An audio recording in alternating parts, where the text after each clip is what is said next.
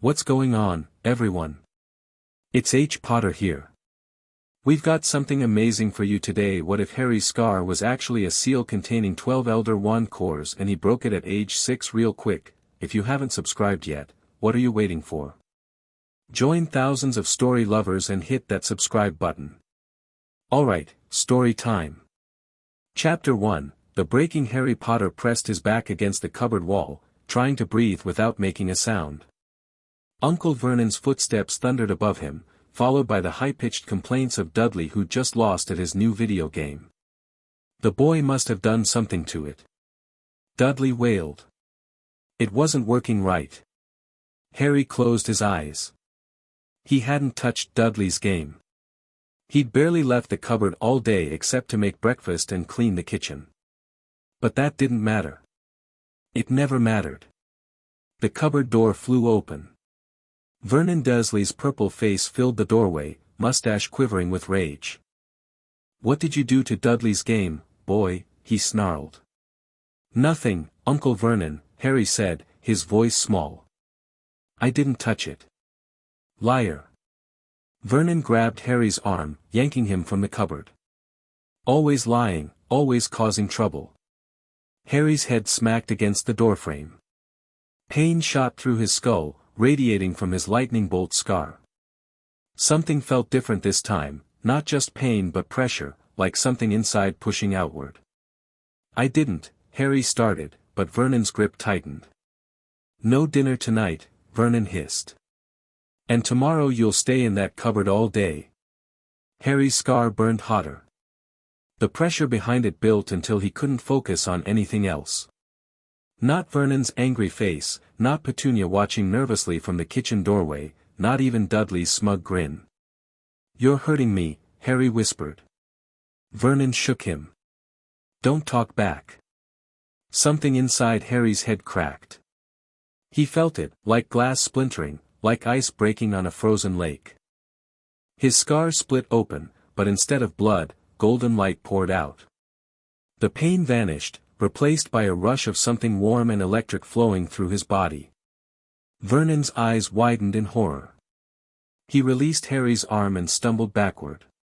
"What are you?" Harry floated off the ground. The golden light spread outward from his scar in 12 distinct streams, wrapping around him like ribbons.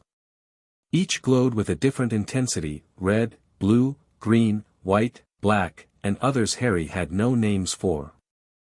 "Stop that freakishness!" Vernon bellowed, but his voice sounded distant, as if Harry were underwater. Harry didn't know what was happening, but for the first time in his life, he felt powerful. The strange energy coursing through him resonated with his anger, his hurt, his loneliness. One of the golden ribbons, the one glowing deep crimson, flared brighter than the others. The living room light bulb exploded. Then the television. Then the windows. "Vernon!"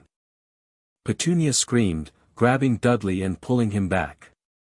The house began to shake. Pictures fell from walls. Dishes shattered in cabinets. The staircase cracked down the middle. Harry hovered in the center of it all, silent, watching as the Dursleys cowered. The red ribbon of light wrapped around his right hand, and when he pointed at the cupboard where they'd kept him locked away, the door blasted off its hinges. "What's happening to me?" Harry whispered, but his voice came out strange, layered with other voices, older voices. The pressure in his head built again. The 12 ribbons of light pulsed faster, brighter. Harry couldn't control it. He didn't want to control it. Years of being belittled, starved, locked away, the power responded to his pain. "Make it stop!" Petunia shrieked, clutching Dudley to her chest. But Harry couldn't make it stop. The energy swirled around him, lifting furniture, cracking foundations. The roof groaned. Plaster rained down from the ceiling. "Get out!" Harry shouted, not knowing if he was talking to the Dursleys or the strange force possessing him. "Get out!" The house exploded. Not with fire or smoke, but with magic. The walls blew outward. The roof lifted off. The 12 ribbons of light expanded in a massive shockwave that disintegrated everything it touched. Harry heard screaming, then nothing. Albus Dumbledore appeared on Privet Drive with a soft pop, his wand already drawn. The magical surge had triggered every alarm he'd placed around Harry Potter's residence. What he saw made his blood run cold. Where number 4 had stood, there was now only a perfect circle of scorched earth. No debris, no wreckage, the house hadn't collapsed or burned. It had simply ceased to exist. In the center of the circle lay a small boy, unconscious, a familiar lightning bolt scar on his forehead leaking golden light.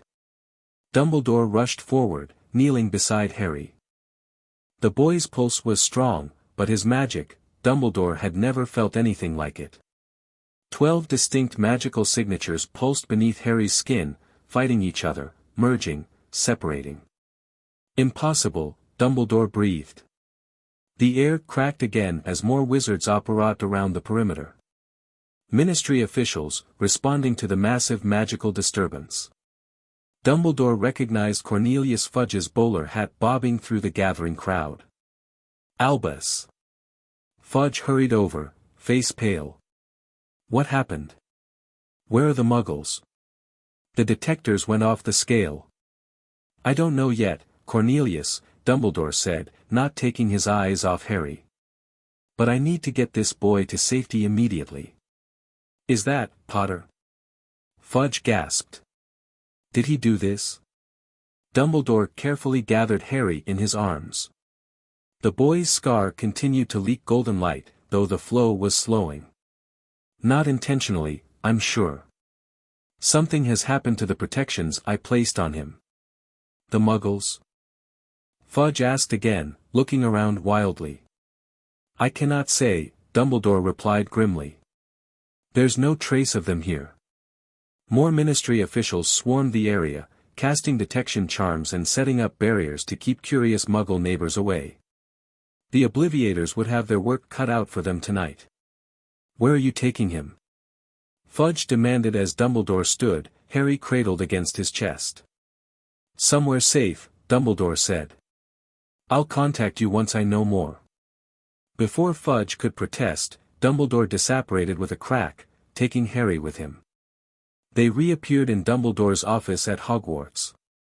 The headmaster gently laid Harry on a conjured bed, then sent his Patronus with urgent messages to Poppy Pomfrey and Severus Snape. Harry's small body twitched, the golden light from his scar now pulsing in rhythm with his heartbeat.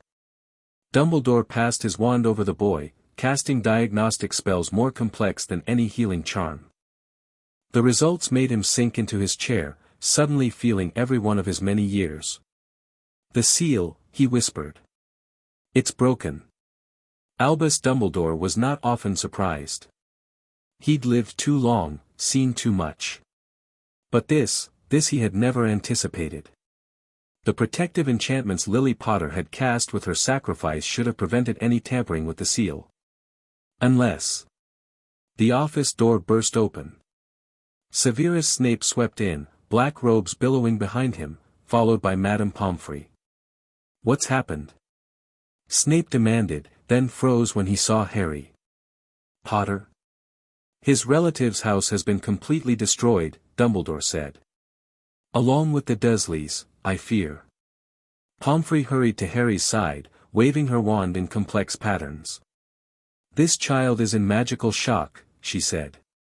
His core is, she stopped, frowning. That can't be right. What is it, Poppy? Dumbledore asked. The diagnostic shows 12 distinct magical signatures, she said, bewildered. No one has multiple cores. It's not possible. Snape stepped closer, his perpetual scowl deepening as he studied Harry.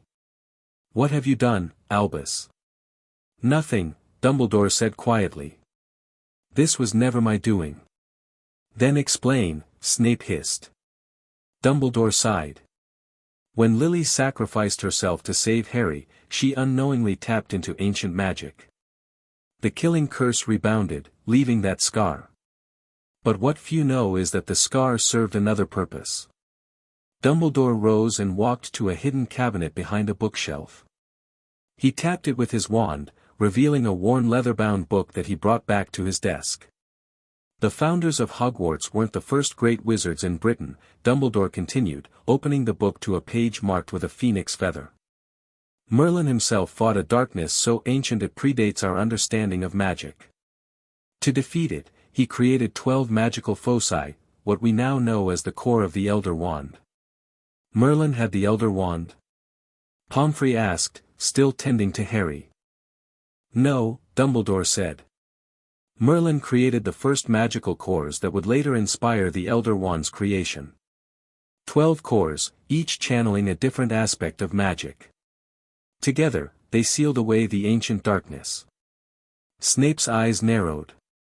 And what does this have to do with Potter? Somehow, when Voldemort's killing curse rebounded, it created a magical resonance that attracted these 12 cores. They embedded themselves in Harry's scar, sealed behind Lily's protection.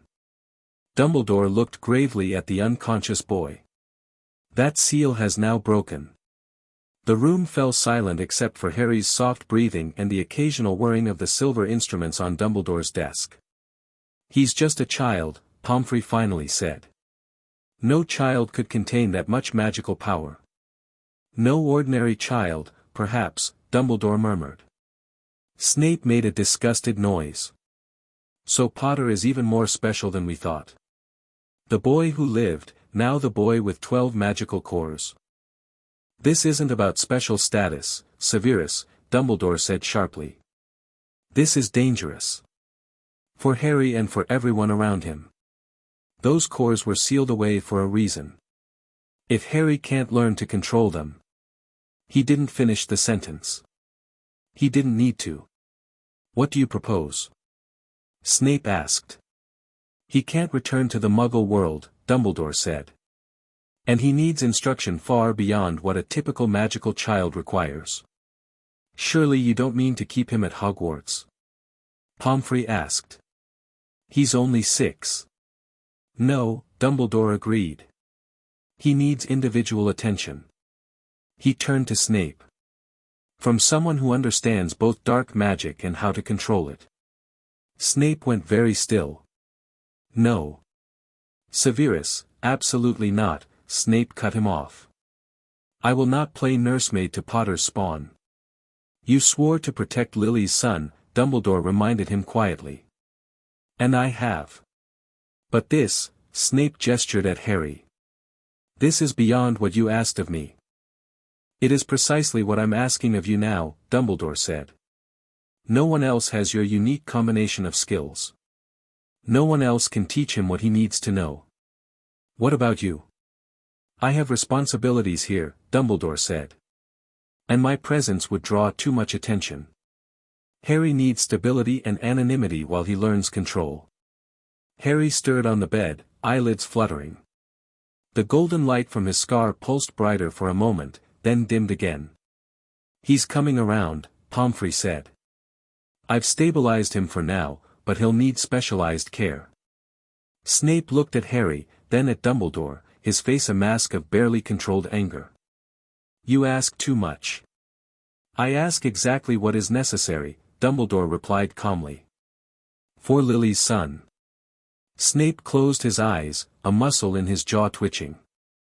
After a long moment, he said, my home is not suitable for a child. I've already arranged for a more appropriate residence, Dumbledore said. Isolated, protected, with room for both of you and whatever training he requires. You presumed I would agree, Snape said bitterly. I hoped you would see reason, Dumbledore corrected. Before Snape could respond, Harry groaned and opened his eyes. Brilliant green, Lily's eyes, blinked in confusion, then widened in fear. Where am I? He asked, voice small and uncertain. Who are you? Dumbledore moved to Harry's side, smiling gently. Hello, Harry. I'm Professor Dumbledore. You're at Hogwarts School of Witchcraft and Wizardry. Harry stared at him. Witchcraft? Wizardry? Uncle Vernon says there's no such thing as magic. Your uncle, Dumbledore said carefully, was incorrect about many things. Harry sat up slowly, wincing. My head hurts. He touched his forehead, fingers brushing his scar. Golden sparks flew from the contact, and Harry yanked his hand back. What's happening to me? Something extraordinary, Dumbledore said.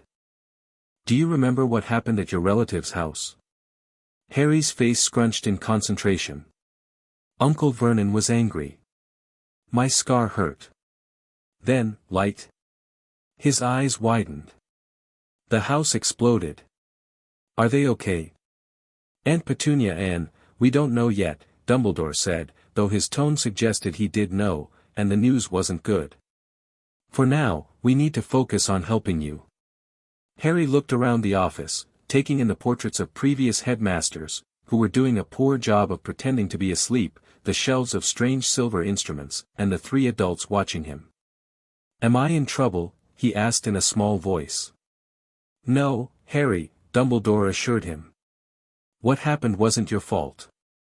But it does mean things will need to change. Change how? You won't be returning to your relatives, Dumbledore said. Instead, you'll be staying with Professor Snape here, who will teach you about magic and help you control the new abilities you've developed. Harry looked at Snape, who stood rigid, expression unreadable. Will he be my new uncle? Snape made a choking sound. Professor Snape will be your guardian, Dumbledore explained, eyes twinkling slightly at Snape's discomfort. He's very knowledgeable about magic. Harry didn't look convinced. He doesn't seem to like me very much. Professor Snape has a serious demeanor, Dumbledore said diplomatically. But he has agreed to look after you, and that's what matters. I didn't agree to anything, Snape muttered, but not loudly enough for Harry to hear. Madame Pomfrey stepped forward. How are you feeling, Mr. Potter? Any dizziness? Nausea? I'm okay, Harry said automatically, the response of a child used to hiding pain. Pomfrey wasn't fooled. Your magical core, cores, are highly unstable. You need rest and careful monitoring. What's a magical core? Harry asked. The three adults exchanged glances. It's the source of a wizard's power, Dumbledore explained. Most wizards have one. You, Harry, appear to have 12. Is that good? It's unprecedented, Dumbledore said. And potentially dangerous if you don't learn to control them. Harry looked down at his hands.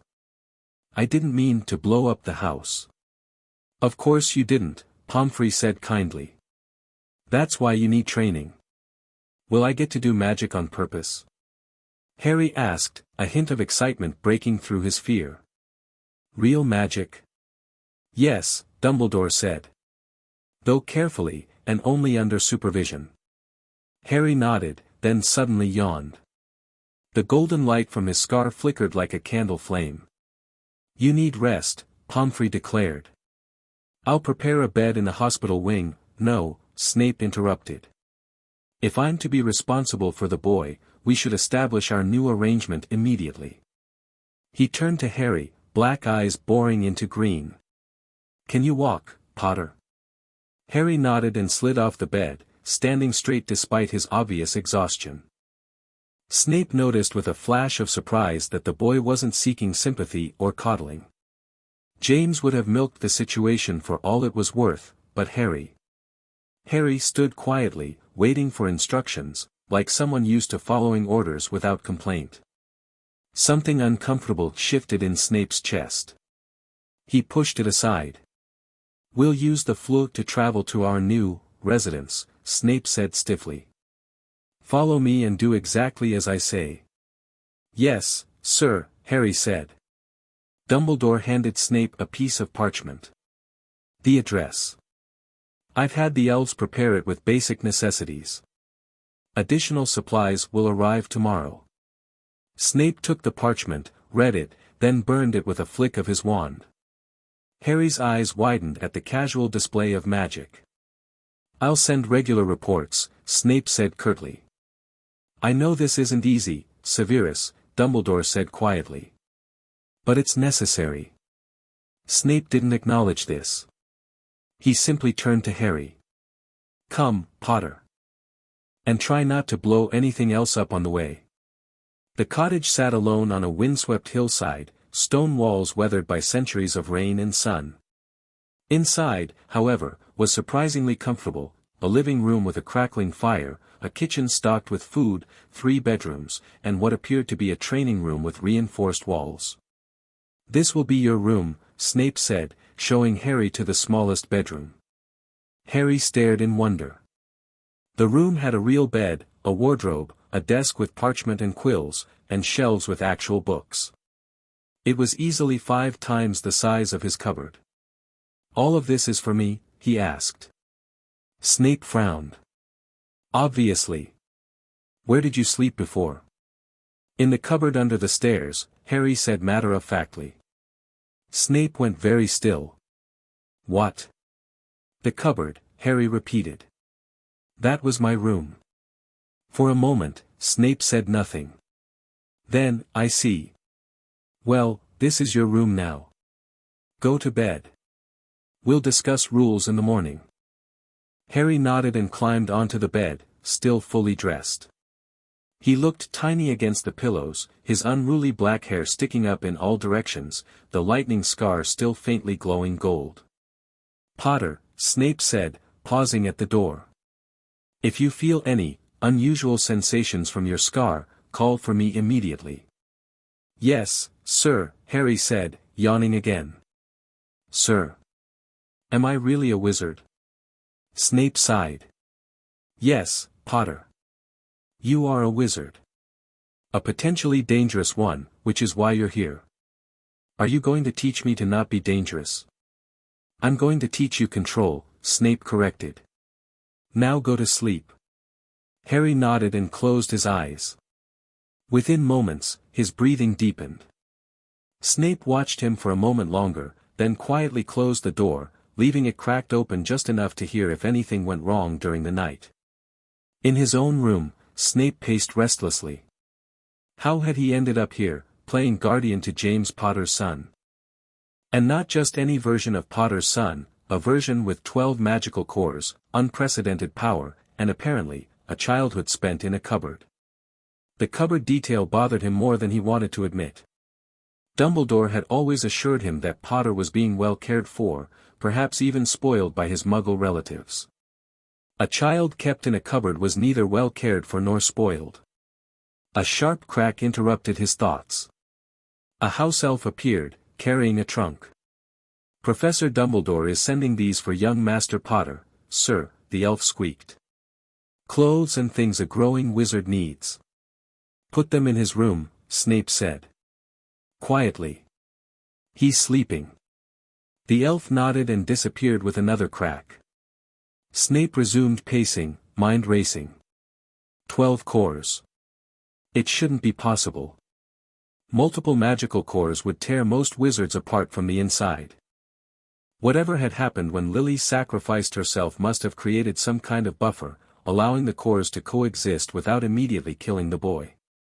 But how long would that buffer last? And what would happen when Potter started actively using his magic? Snape needed more information. He needed to understand what he was dealing with. Dumbledore had been suspiciously vague about the details of these cores and the ancient darkness they supposedly contained. For now, though, his priority had to be establishing a routine and basic control exercises. Potter couldn't afford any more magical outbursts like the one that had obliterated the Dursley home. Snape rubbed his temples, feeling a headache forming. This was not how he'd planned to spend his summer. Not how he'd planned to spend any part of his life. "Lily," he muttered to the empty room. "What have you gotten me into?" Harry woke to sunlight streaming through unfamiliar curtains. For a moment, he thought he was dreaming. The bed was too soft, the room too bright and spacious to be his cupboard. Then memories flooded back, Uncle Vernon's anger, the strange light, the explosion, the bearded man called Dumbledore, and the stern dark-haired man who was now his guardian. Harry sat up, noticing a trunk at the foot of his bed that hadn't been there last night. He climbed out of bed and opened it cautiously.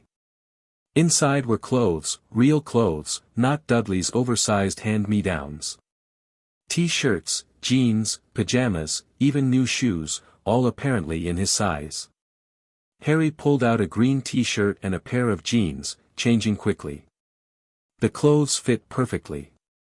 He couldn't remember ever wearing clothes that actually fit. A knock at the door made him jump. "Potter." "Breakfast," came Snape's curt voice. "Coming, sir," Harry called back. He found his way to the kitchen, where Snape sat at a small table, a mug of steaming black coffee in his hand. 2 plates of eggs, toast, and bacon sat on the table, along with a glass of orange juice at Harry's place. "Sit," Snape commanded. Harry slid into the chair, eyeing the full plate with suspicion. At the Dursleys, there was always a catch when he was offered a proper meal. "Eat," Snape said, noticing his hesitation. "You'll need your strength." "Thank you, sir," Harry said, picking up his fork. "We have much to discuss," Snape continued as Harry ate. "But first, there are rules you will follow without question if you are to remain under my care." Harry nodded, mouth full of eggs. "Rule 1, you will not use magic without supervision. Given your unique situation, any uncontrolled magic could be catastrophic."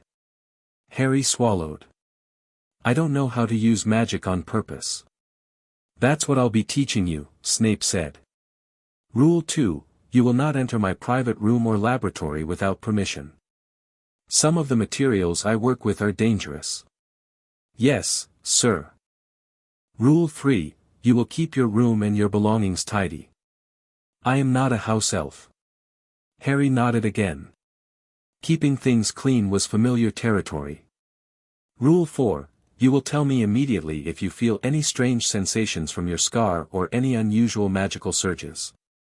"What does a magical surge feel like?" Harry asked. Snape considered this. "Like electricity running through your body. Or extreme heat or cold that doesn't hurt. Any sensation that seems unnatural. Like when the glass at the zoo disappeared and I talked to that snake." Harry asked innocently. Snape's coffee mug froze halfway to his mouth. "What?" Harry immediately regretted saying anything. He ducked his head. "Nothing." "Potter," Snape said slowly, "what glass?" "What snake?" "It was an accident," Harry said quickly. "Dudley pushed me, and I got angry, and the glass on the snake tank just vanished. The snake got out and thanked me." "The snake thanked you," Snape repeated, looking pale. "It talked to me," Harry said, then added hastily, "I know that sounds crazy." "It's not crazy," Snape interrupted. "It's Parseltongue, the ability to speak to snakes. It's very rare. And typically associated with dark wizards," Snape didn't add. "Oh," Harry said, relieved. "So that's normal for wizards?" "Not normal, no. But not unheard of." Snape set down his mug. "Have there been other incidents?" "Before yesterday?" Harry poked at his eggs. "Sometimes things move when I'm upset. Once Aunt Petunia cut all my hair off, but it grew back overnight. And I ended up on the school roof once when Dudley's gang was chasing me." "Accidental magic," Snape said. "All magical children experience it. But your incidents seem more potent than most." Harry shrugged. "I got punished for them anyway." Another uncomfortable silence fell. Snape cleared his throat. "You won't be punished for accidental magic here," he said stiffly. "But you must learn control. Which brings us to today's schedule. After breakfast, we'll begin with meditation exercises." "Meditation?" Harry asked. "The first step in controlling magic is controlling your mind," Snape explained. "Especially in your case. The 12 cores respond to your emotions. If you can't control your emotions, you can't control the cores." "What exactly are these cores?" Harry asked. Snape hesitated. How much should a 6-year-old know? But Potter wasn't a typical 6-year-old, and keeping him in the dark would only make things more dangerous. Magical cores are the source of a wizard's power, Snape explained. Most wizards have one core, which develops as they grow and learn. You have 12 distinct cores, each tied to a different aspect of magic. Fire, water, earth, air, light, shadow, life, death, time, space, order, and chaos. Harry's eyes widened. That sounds wicked. It's not wicked, Snape said sharply. It's dangerous. These cores weren't meant to exist in a single vessel, especially not a child. The only reason you survived the initial sealing was because of your mother's sacrifice. My mother? Harry perked up. She was a witch. Snape's expression tightened. Yes. A very talented one. And my dad? Was he a wizard too? Yes, Snape said curtly. Now finish your breakfast. We have work to do. Harry sensed he shouldn't push further on the topic of his parents. He finished his eggs and toast, then followed Snape to the training room. The room was large and mostly empty, with a wooden floor, reinforced stone walls, and a few cushions in the center. Magical symbols were carved into the walls, ceiling, and floor, containment wards, though Harry didn't know that yet. Sit, Snape instructed, pointing to a cushion. Harry sat cross-legged, watching as Snape took the cushion opposite him. Close your eyes, Snape said. Focus on your breathing. Harry closed his eyes, fidgeting slightly. Be still, Snape said. Breathe in through your nose for 4 counts, hold for 4 counts, then out through your mouth for 4 counts. Harry tried to follow the instructions, but his mind kept wandering. Why did he have 12 cores when other wizards only had 1? What had happened to the Dursleys? Would he ever go back to school?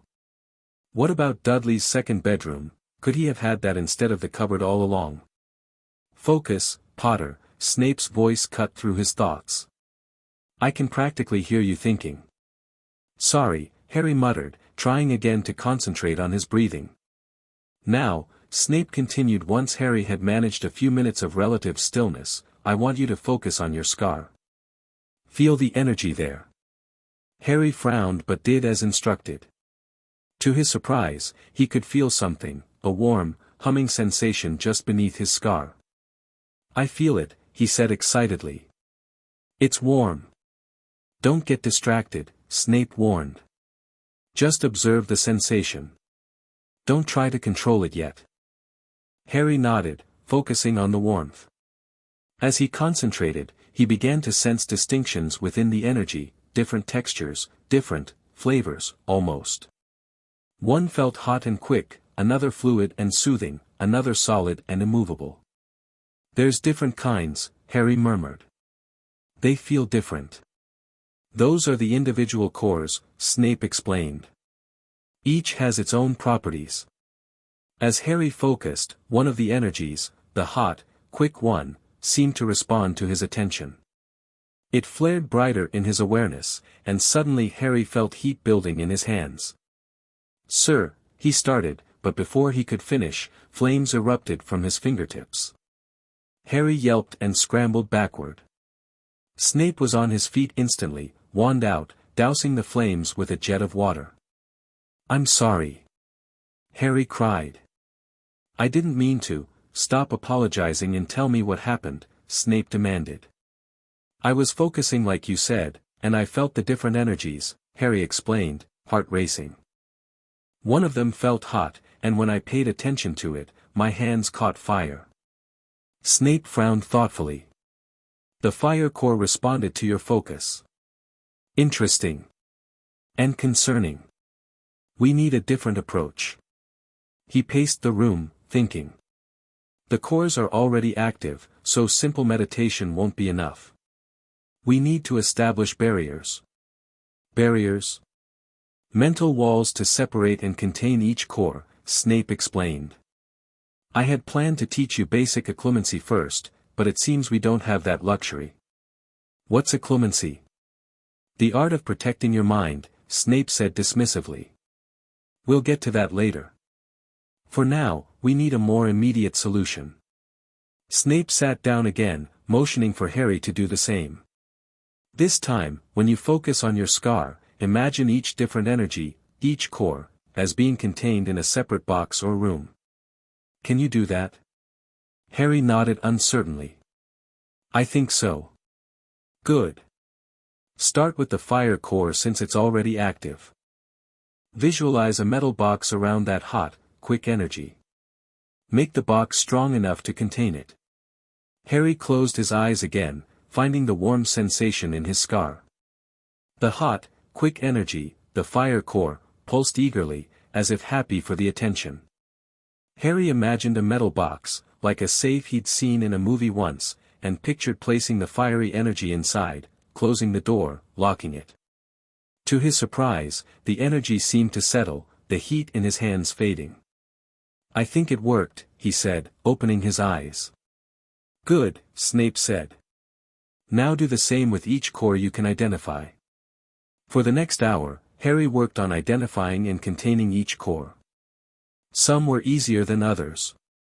The water core felt cool and yielding, easy to visualize in a glass tank. The earth core felt solid and steady, content to be boxed away. The air core was tricky, light and elusive, it kept slipping away from Harry's mental containers until he imagined it in a swirling snow globe. Others proved more challenging. The shadow core felt slippery and secretive, reluctant to be contained. The chaos core actively resisted, sending unpredictable pulses of energy through Harry's body that made his hair stand on end and static electricity crackle around him. Enough, Snape finally said, noticing Harry's exhaustion. We'll continue tomorrow. Harry nodded gratefully, slumping a little. It's hard. Of course it's hard, Snape said.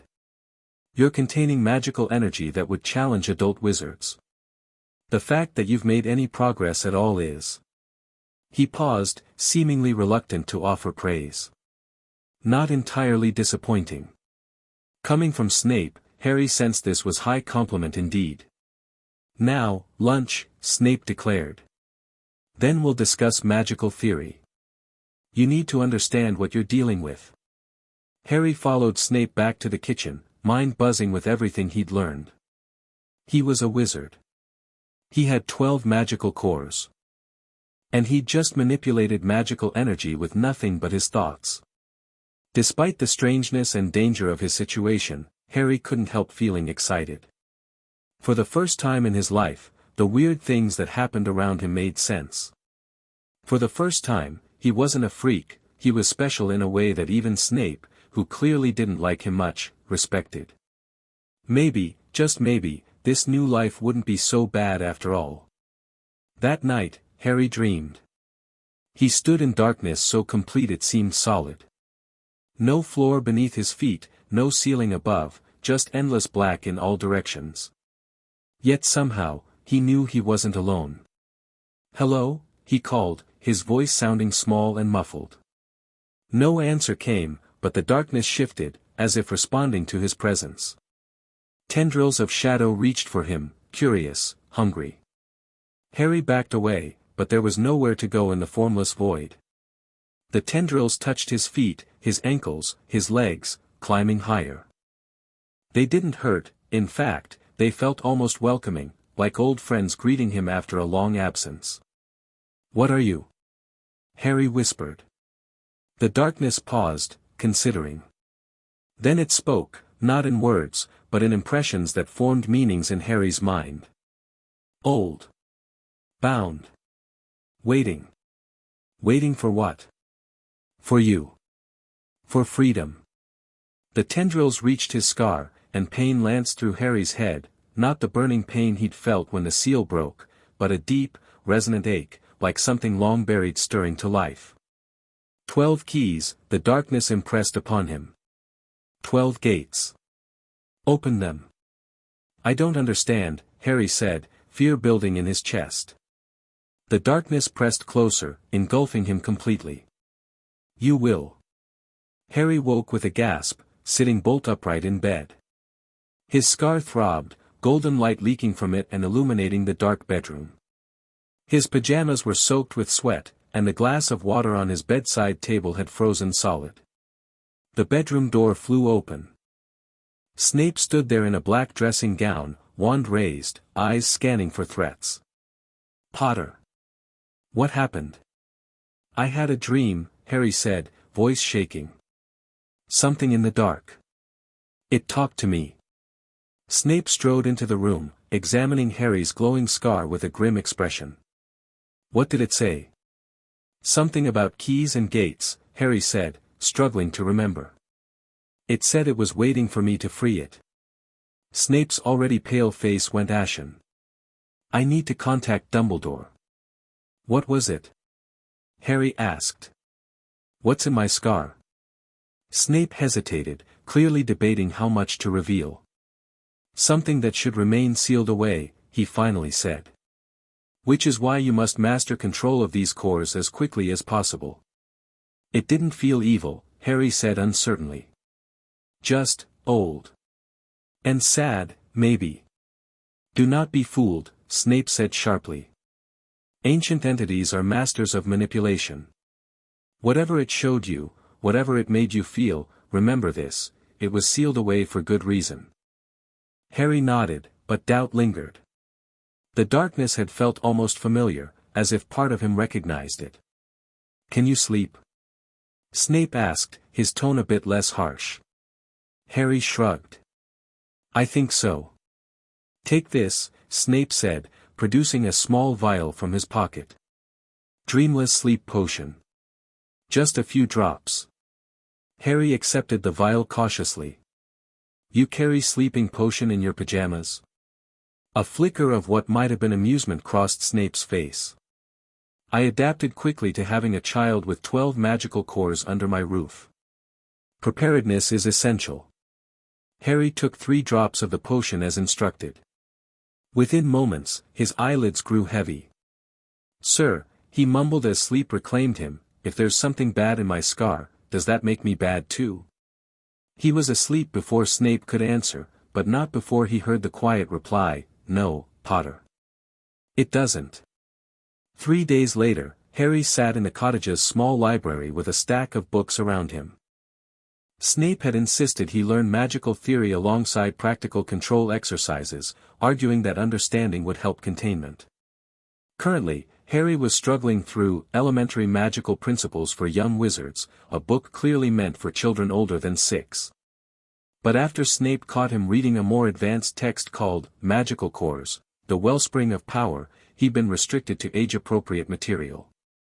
"I don't understand why I can't read the core book," Harry complained when Snape checked on his progress. "That's what I need to know about, isn't it?" "You need foundations before advanced concepts," Snape replied. "And some knowledge is dangerous without proper context."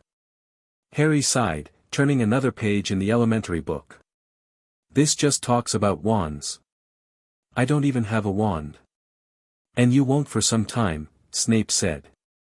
"Channeling your magic through a wand in your current state would be like directing a hurricane through a drinking straw." That, at least, sounded interesting. What would happen? Best case scenario? "The wand explodes," Snape said dryly. "Worst case? You channel too much power through a single core and tear a hole in reality." Harry's eyes widened. "Really?" "Potentially," Snape admitted. "The combination of cores you possess has never been studied because it's never existed before. We're in uncharted territory." He sat across from Harry, examining the boy's progress notes. For 3 days, Harry had been practicing containment exercises, managing to build stable mental barriers around 9 of the 12 cores.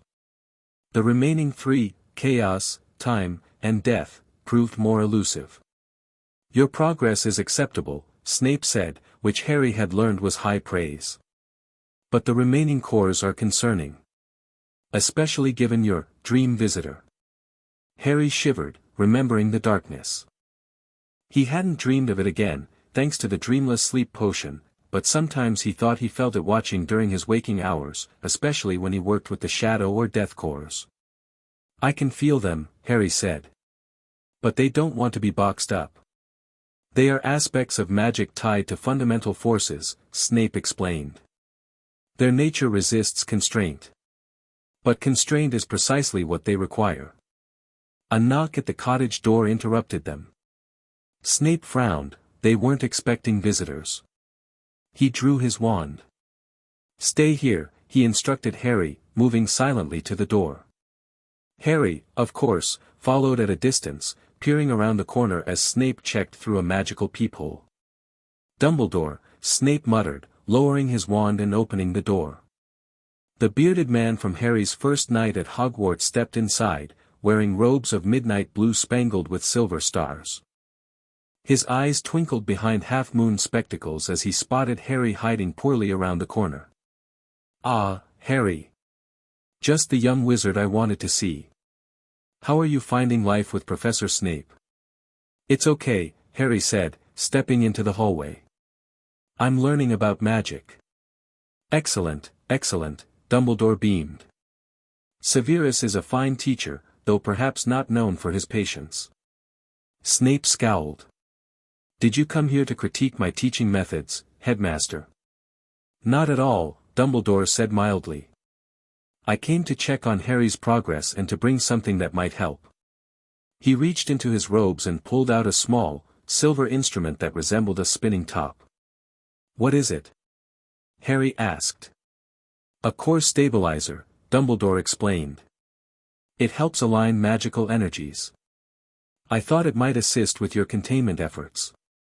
Snape took the device, examining it skeptically. "Ancient magic. Where did you find it?" "In a vault that hasn't been opened in several centuries," Dumbledore said. "It's tied to the same magical tradition that created the cores now residing in Harry's scar." "Will it help with the ones I can't contain?" Harry asked eagerly. "Perhaps," Dumbledore said. "But it must be used carefully. Severus, if you demonstrate." Snape placed the silver top on a nearby table and tapped it with his wand. It began to spin, emitting a soft, silver light that pulsed in a steady rhythm. Almost immediately, Harry felt the cores in his scar respond, the chaotic energies settling into the same rhythm as the light. "Whoa," Harry breathed. "They're listening to it."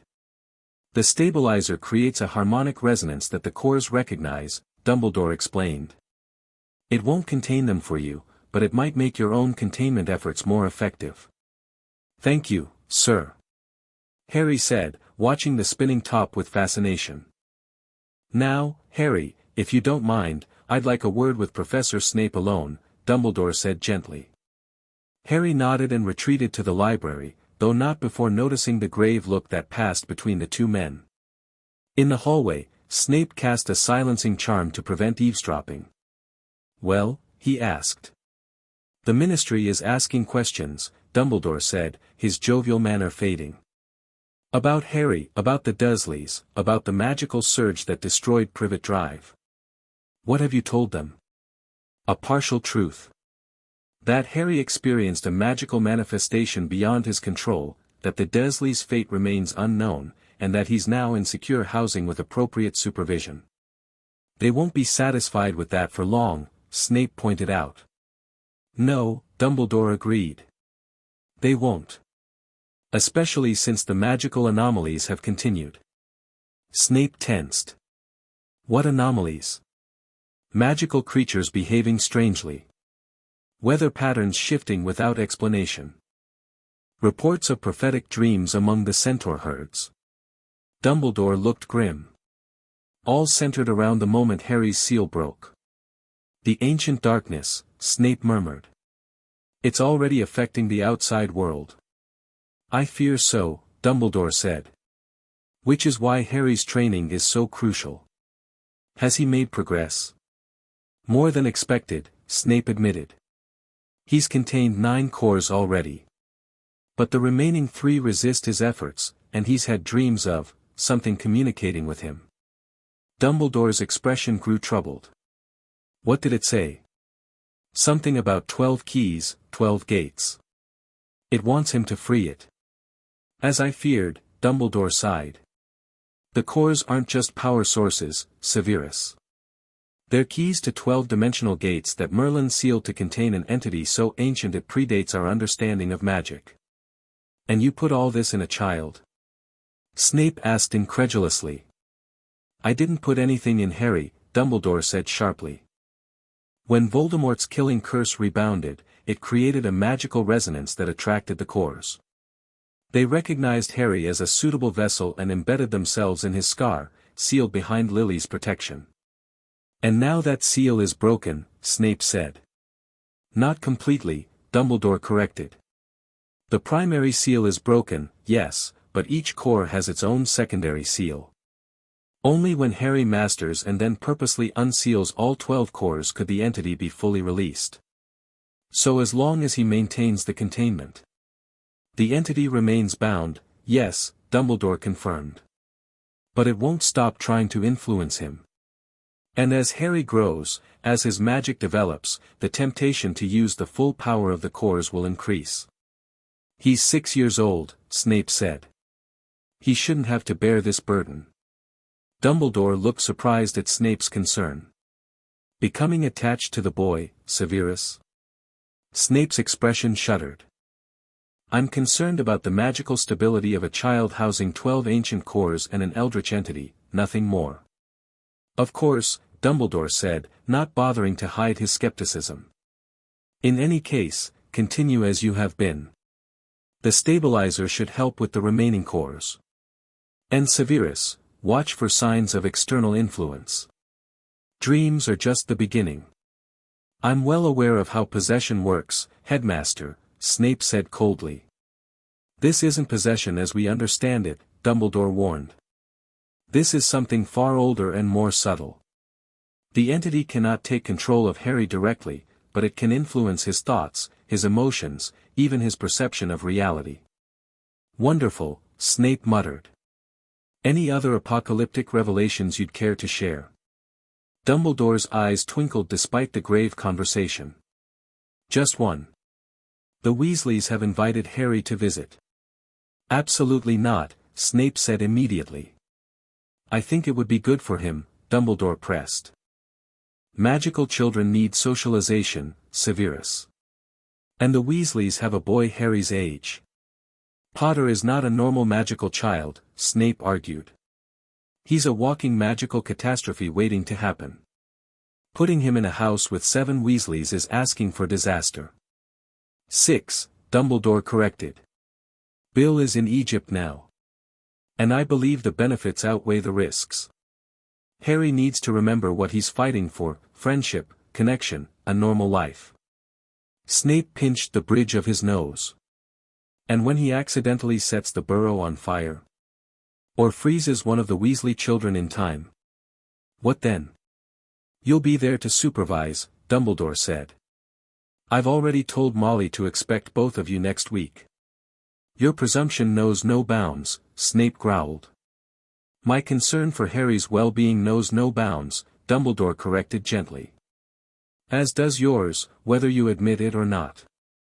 Before Snape could protest further, Dumbledore lifted the silencing charm and called out, Harry. Would you come here for a moment? Harry appeared almost immediately, suggesting he'd been hovering nearby trying to eavesdrop. Yes, Professor Dumbledore. How would you like to visit a wizarding family next week? The Weasleys have children around your age, including a boy named Ron who's just a year older than you.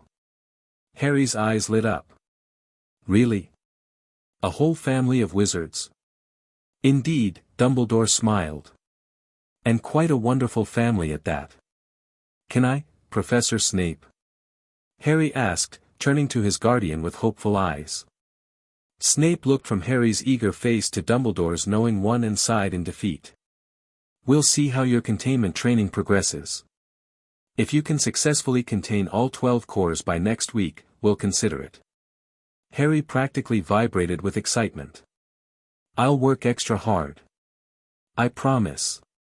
See that you do, Snape said sternly. Now return to your studies while I finish speaking with the headmaster. Harry nodded and dashed back to the library, newfound motivation evident in every step. That was manipulative, even for you, Snape said once Harry was out of earshot. I prefer to think of it as motivational, Dumbledore replied. Harry needs goals beyond mere survival. What he needs is safety and control, Snape countered. Which he is getting, thanks to your excellent tutelage, Dumbledore said. But he also needs joy, Severus. Hope. Things worth fighting for. He placed a hand on Snape's shoulder. As do we all. After Dumbledore left, Snape found Harry in the library, furiously practicing his containment exercises with the silver stabilizer spinning beside him. The boy's face was scrunched in concentration, a bead of sweat rolling down his temple as he wrestled with the chaotic energies of the cores. I've almost got the Chaos one, Harry said without opening his eyes. It's tricky, but the spinner thingy helps. Stabilizer, Snape corrected automatically. And don't push too hard. Exhaustion leads to mistakes. Harry opened one eye. But if I contain all 12 by next week, we can visit the Weasleys, right? That was the agreement, Snape said reluctantly. Then I have to keep trying, Harry said, closing his eye again. I've never had wizard friends before. Something in the simple statement tugged at Snape. He remembered another child, years ago, desperate for magical companionship. A red-haired girl with green eyes, just like Harry's. Half an hour more, Snape said, his tone softer than usual. Then rest. We'll continue tomorrow. Harry nodded, already sinking back into concentration. Snape watched him for a moment, noting the golden glow from his scar pulsing in rhythm with the stabilizer. 9 cores contained, 3 to go. Impressive progress for a 6-year-old who'd only learned about magic 4 days ago. Perhaps Dumbledore was right. Perhaps there was more to Potter than Snape had allowed himself to see. On the 7th day since Harry's arrival, a breakthrough came. They were in the training room, Harry sitting cross-legged on his cushion, the silver stabilizer spinning beside him. Snape watched as the boy worked on containing the time core, an elusive, shifting energy that seemed to speed up or slow down Harry's perception randomly. Focus on its rhythm, Snape instructed. Time isn't linear to magic. It pulses, cycles, returns to itself. Harry nodded, eyes closed in concentration. The golden light from his scar separated into distinct ribbons, 11 contained in Harry's mental boxes, 1 still free and shifting like quicksilver around his head. I can feel it, Harry murmured. It's like, it keeps changing shape. Time responds to perception, Snape explained. Don't try to hold it still. Imagine a container that changes with it. Harry's brow furrowed deeper. Like a clock. Perhaps. Or an hourglass that turns itself. Harry sat silent for several minutes, the quicksilver ribbon of the time core swirling faster, then slower. Suddenly, it coalesced into a tight spiral that sank back into his scar. I've got it. Harry exclaimed, eyes flying open. I put it in a pocket watch that keeps changing size. Good, Snape said, genuinely impressed. That's 11 contained. Only the death core remains. Harry's excitement faded. That one's the hardest. It feels cold. And it doesn't want to be boxed up at all. Death resists constraint by its nature, Snape said. But it's perhaps the most important to contain. Death magic is ancient and unpredictable. Harry hesitated, then asked the question that had clearly been bothering him. Sir, what happens if I can't contain it? Snape considered his answer carefully. The boy deserved honesty, but not at the cost of overwhelming fear. If you cannot contain it, Snape finally said, we'll find another solution. Magic always has multiple paths. Harry seemed relieved by this answer. Can we try again after lunch? I think I have an idea. Very well, Snape agreed. But don't push yourself too hard. Magical exhaustion can be dangerous. As they ate lunch, soup and sandwiches that Snape had prepared with surprisingly domestic skill, Harry kept glancing at the window. Something wrong, Potter? No, sir. Just, If I contain the death core today, that means we can visit the Weasleys, right? You promised. I said we would consider it, Snape corrected. But yes, if you demonstrate complete containment of all 12 cores, a supervised visit would be acceptable. Harry grinned, then quickly suppressed it when Snape frowned at him. I'll contain it today. You'll see. After lunch, they returned to the training room. Harry sat on his cushion, the stabilizer spinning beside him, while Snape observed from a chair nearby, ready to intervene if anything went wrong. Harry closed his eyes, focusing first on the 11 contained cores, checking that each mental box remained secure. Then he turned his attention to the death core, a cold, dark energy that hovered at the edge of his awareness. Unlike the other cores, which had responded to Harry's attention with interest or resistance, the death core seemed almost indifferent. It existed, implacable and inevitable, unconcerned with Harry's attempts to contain it. I can't make it go in a box, Harry said after several minutes of fruitless effort. It just ignores me. Death cannot be trapped or tricked, Snape mused. Perhaps a different approach is needed. Like what? Death must be accepted, not contained, Snape said slowly, thinking out loud. It is the one inevitability that even magic cannot truly change. Harry frowned, considering this. So instead of putting it in a box, try accepting its presence while setting boundaries, Snape suggested. Not containment, but coexistence. Harry nodded and closed his eyes again. This time, instead of trying to force the death core into a mental container, he simply acknowledged it, felt its cold, quiet power, its ancient patience. And then, gently, he suggested a boundary. Not a box or cage, but a garden with a gate that could open and close. To his surprise, the death core seemed to consider this arrangement, the cold energy swirling thoughtfully. Then, slowly, it settled, accepting the boundary without being truly contained. Harry opened his eyes, blinking in surprise. I think it worked. Not like the others, but it's staying in its garden. Snape leaned forward, studying the boy's scar. The golden light had stabilized, no longer leaking erratically. All 12 ribbons of energy had withdrawn into the scar, contained or at least bounded by Harry's mental efforts. Impressive, Snape admitted. You found a solution I wouldn't have considered. Harry beamed at the rare praise. So can we visit the Weasleys now? I contained them all, just like you said. Snape sighed, knowing he was trapped by his own agreement. I will contact them tomorrow. But Potter, his voice grew stern, if I see any sign of instability in the cores, we leave immediately. Understood? Yes, sir. Harry agreed eagerly. I'll be super careful, I promise. Snape nodded, already dreading the chaos of introducing Potter to the Weasley brood. But watching the boy's excited face, he couldn't quite bring himself to retract the promise. In just 1 week, Potter had shown determination, intelligence, and adaptability far beyond his years. Perhaps he'd survive a few hours with the Weasleys after all. That night, for the first time since arriving at the cottage, Harry didn't need dreamless sleep potion. With all 12 cores stable, he fell into natural sleep without fear of the darkness reaching for him. And if Snape checked on him multiple times during the night, watching the steady rise and fall of his chest, the peaceful expression on his young face, well, that was merely responsible guardianship, nothing more. Certainly not concern.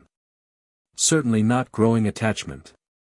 Certainly not the beginning of something neither of them had expected, an unlikely partnership between Severus Snape and the boy who lived, united against an ancient darkness that waited beyond 12 gates, watching through a lightning bolt scar.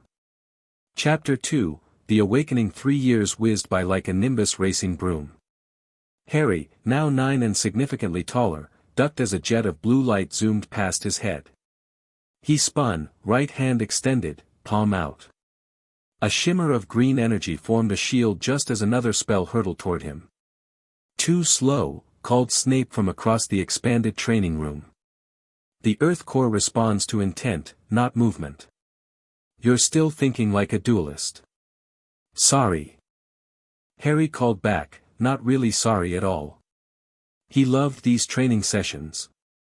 With a quick mental adjustment, Harry shifted his focus to the Earth core, feeling its solid, dependable energy. The shield expanded instantly, growing thicker and more opaque. Better, Snape admitted, lowering his wand. But you're still favoring defensive magic. The offensive cores need equal attention. Harry wiped sweat from his forehead. Can I try the fire core again? I've been practicing the control exercises. Snape considered, black eyes studying Harry with the intensity that had once frightened him but now just felt normal. Very well. But containment first, check your boundaries. Harry closed his eyes, mentally reviewing the 12 cores. In the 3 years since he'd first contained them, he'd refined his mental structures. No longer simple boxes, each core now resided in a specialized mental space that complemented its nature: fire in a forge, water in a reservoir, earth in a cavern, air in a windmill, and so on. The death core remained in its garden, not truly contained but existing in respectful coexistence. All stable, Harry reported after his mental check. Then proceed. Target only, Snape reminded him, gesturing to the reinforced stone dummy at the far end of the room. Harry nodded, focusing on the fire core. He'd learned that each core responded best to different emotions and intentions. Fire answered to determination and will. He extended both hands this time, channeling the heat that built in his chest outward through his palms. Flames erupted, not the wild, uncontrolled fire of years ago, but a concentrated beam that struck the stone dummy dead center.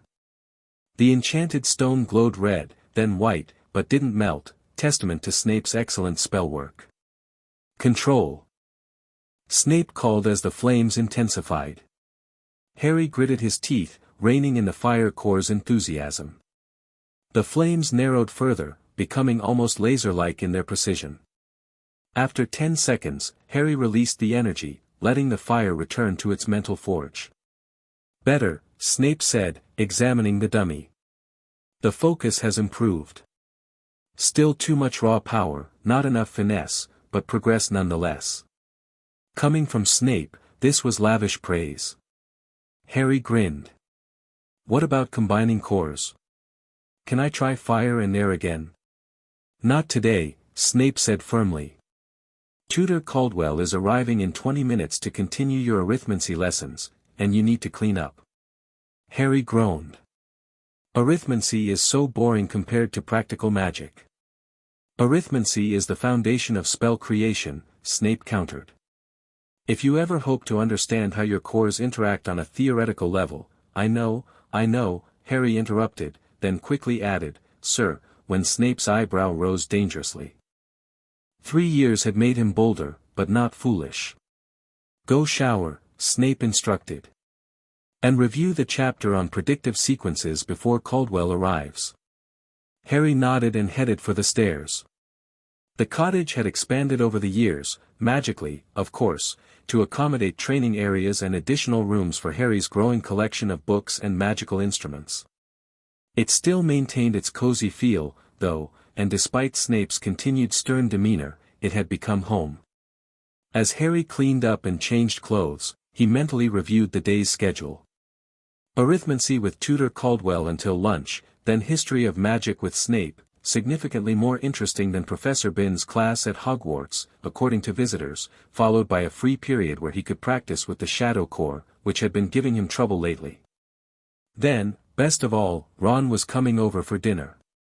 The friendship with Ron Weasley had blossomed after that first visit 3 years ago. Despite Snape's obvious distaste for all things Weasley, he couldn't deny that Ron's friendship helped Harry maintain the emotional stability crucial for core containment. So regular visits had been arranged, with Snape's grudging consent. Harry bounded down the stairs, freshly showered and changed, just as a knock came at the door. Snape emerged from his study, giving Harry a once-over. Acceptable, he pronounced. Answer the door while I prepare the classroom. Harry opened the front door to reveal Tutor Caldwell, a middle-aged witch with spectacles and robes that always smelled faintly of chalk.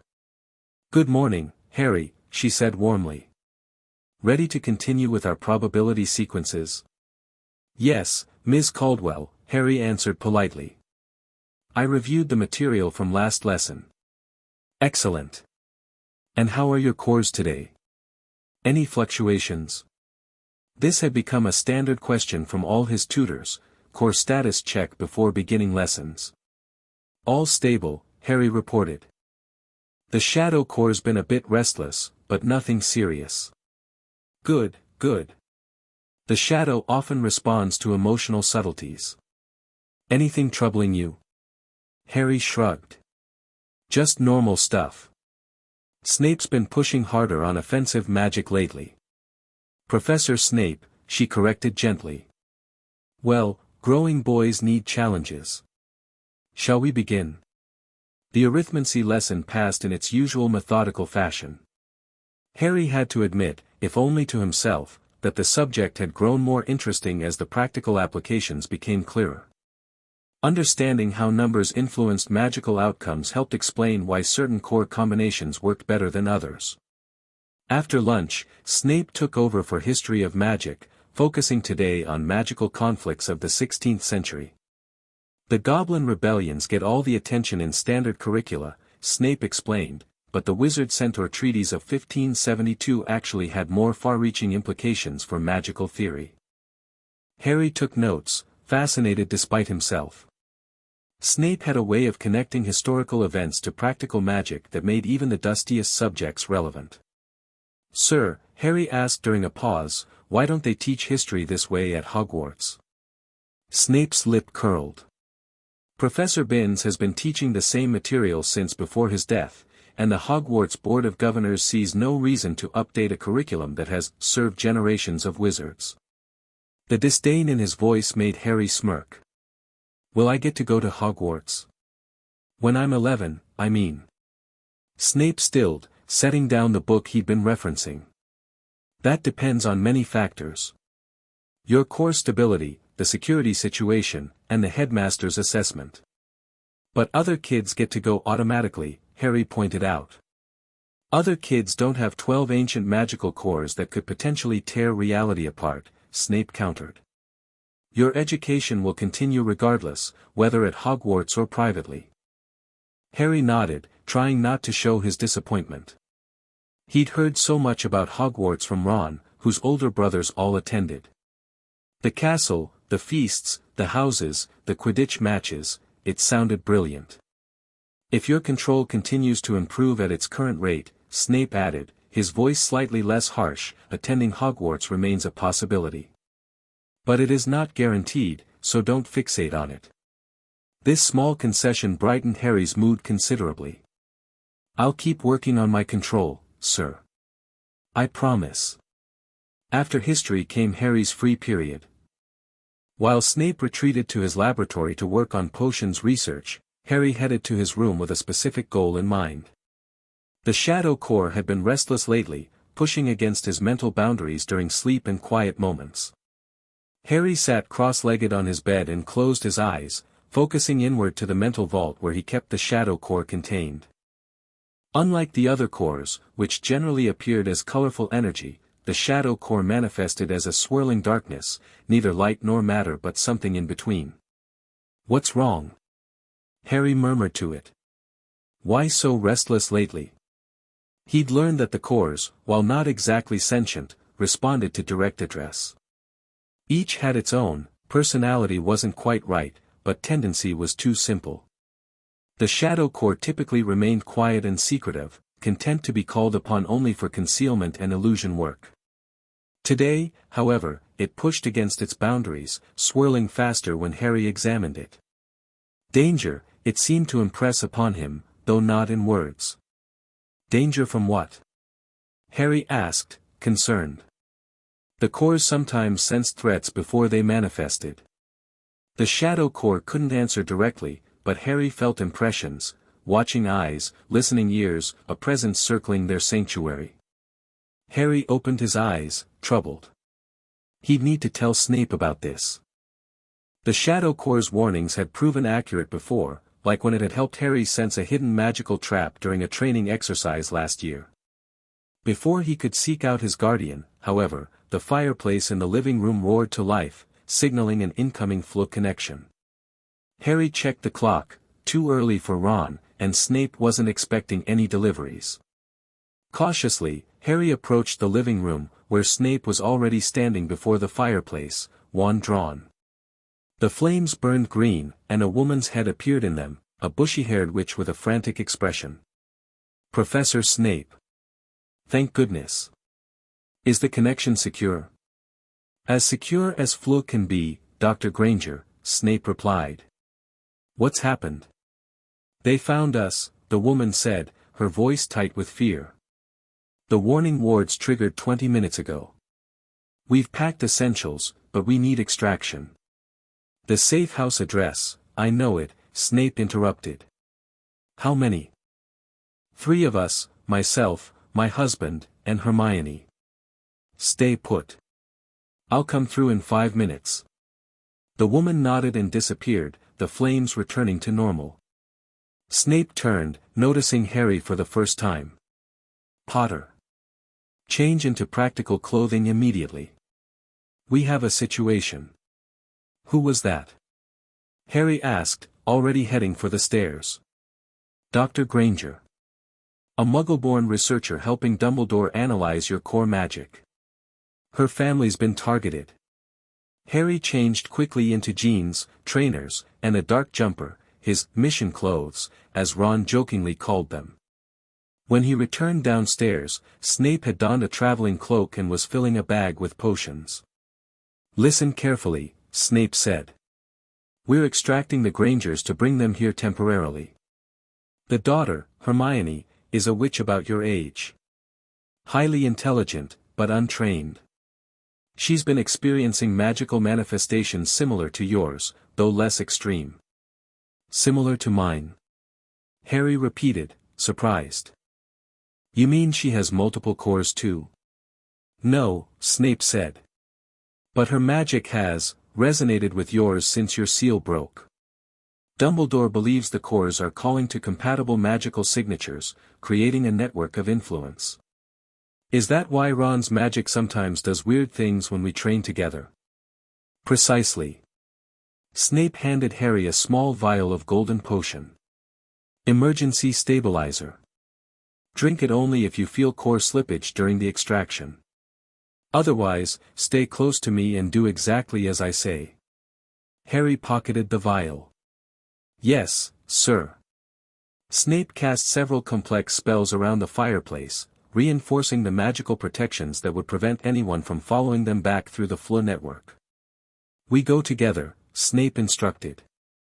Stay in physical contact with me at all times.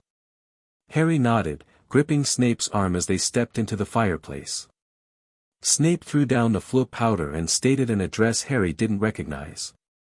Green flames engulfed them, and the whirling sensation of Floo travel took hold. They emerged in a modest living room, or what remained of one. Furniture had been hastily pushed aside, books piled into trunks, and 3 people stood ready with bags packed. The woman Harry had seen in the Floo stood protectively beside a young girl with bushy brown hair and intelligent eyes. A man, presumably Mr. Granger, held a cricket bat awkwardly, as if unsure how effective it would be against magical threats. Professor, Dr. Granger said with relief. Thank you for coming. We need to move quickly, Snape replied. The wards won't hold much longer. As if summoned by his words, a loud crack sounded outside, followed by another.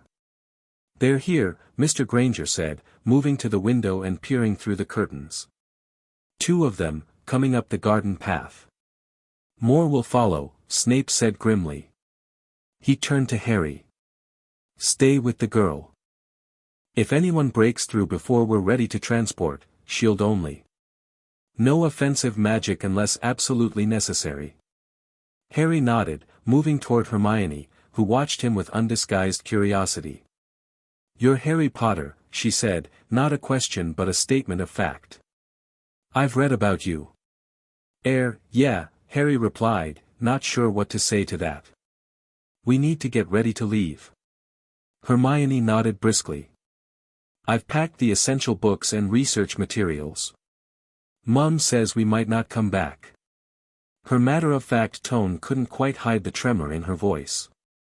Harry felt a surge of protectiveness. It'll be okay, he assured her. Snape knows what he's doing. The front door exploded inward in a shower of splinters.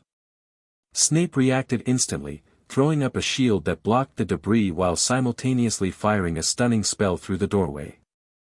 Back door, he shouted to the Grangers. Potter, shield formation 3. Harry stepped in front of Hermione and her parents, drawing on the earth core for a solid shield and the light core to make it reflective to spells. The combined energies formed a golden-green barrier between the Grangers and the attackers. Two wizards in dark robes burst in through the ruined door, wands raised.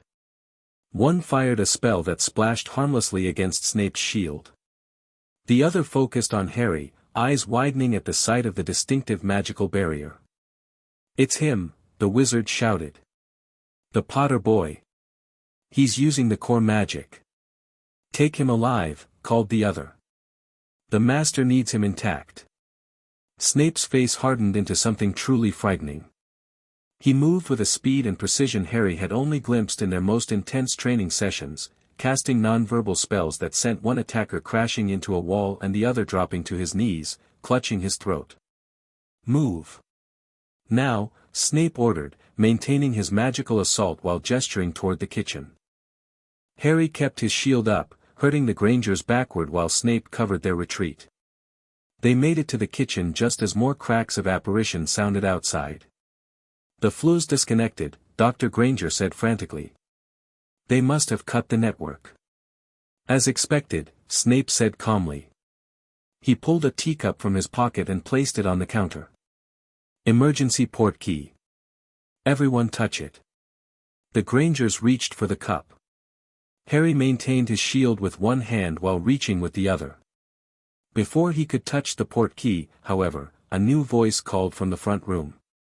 Come out, little Potter. We only want to talk about those lovely cores you're carrying around. The voice sent chills down Harry's spine. There was something wrong with it, too high, too sweet, yet utterly cold. Snape's face went even paler than usual. Rookwood, he muttered. Unspeakable turned Death Eater. Change of plans. He flicked his wand at the teacup, which shimmered briefly. Grangers, take the port key. It will now transport you directly to the cottage. Potter and I will follow another way. We can't leave you, Dr. Granger protested.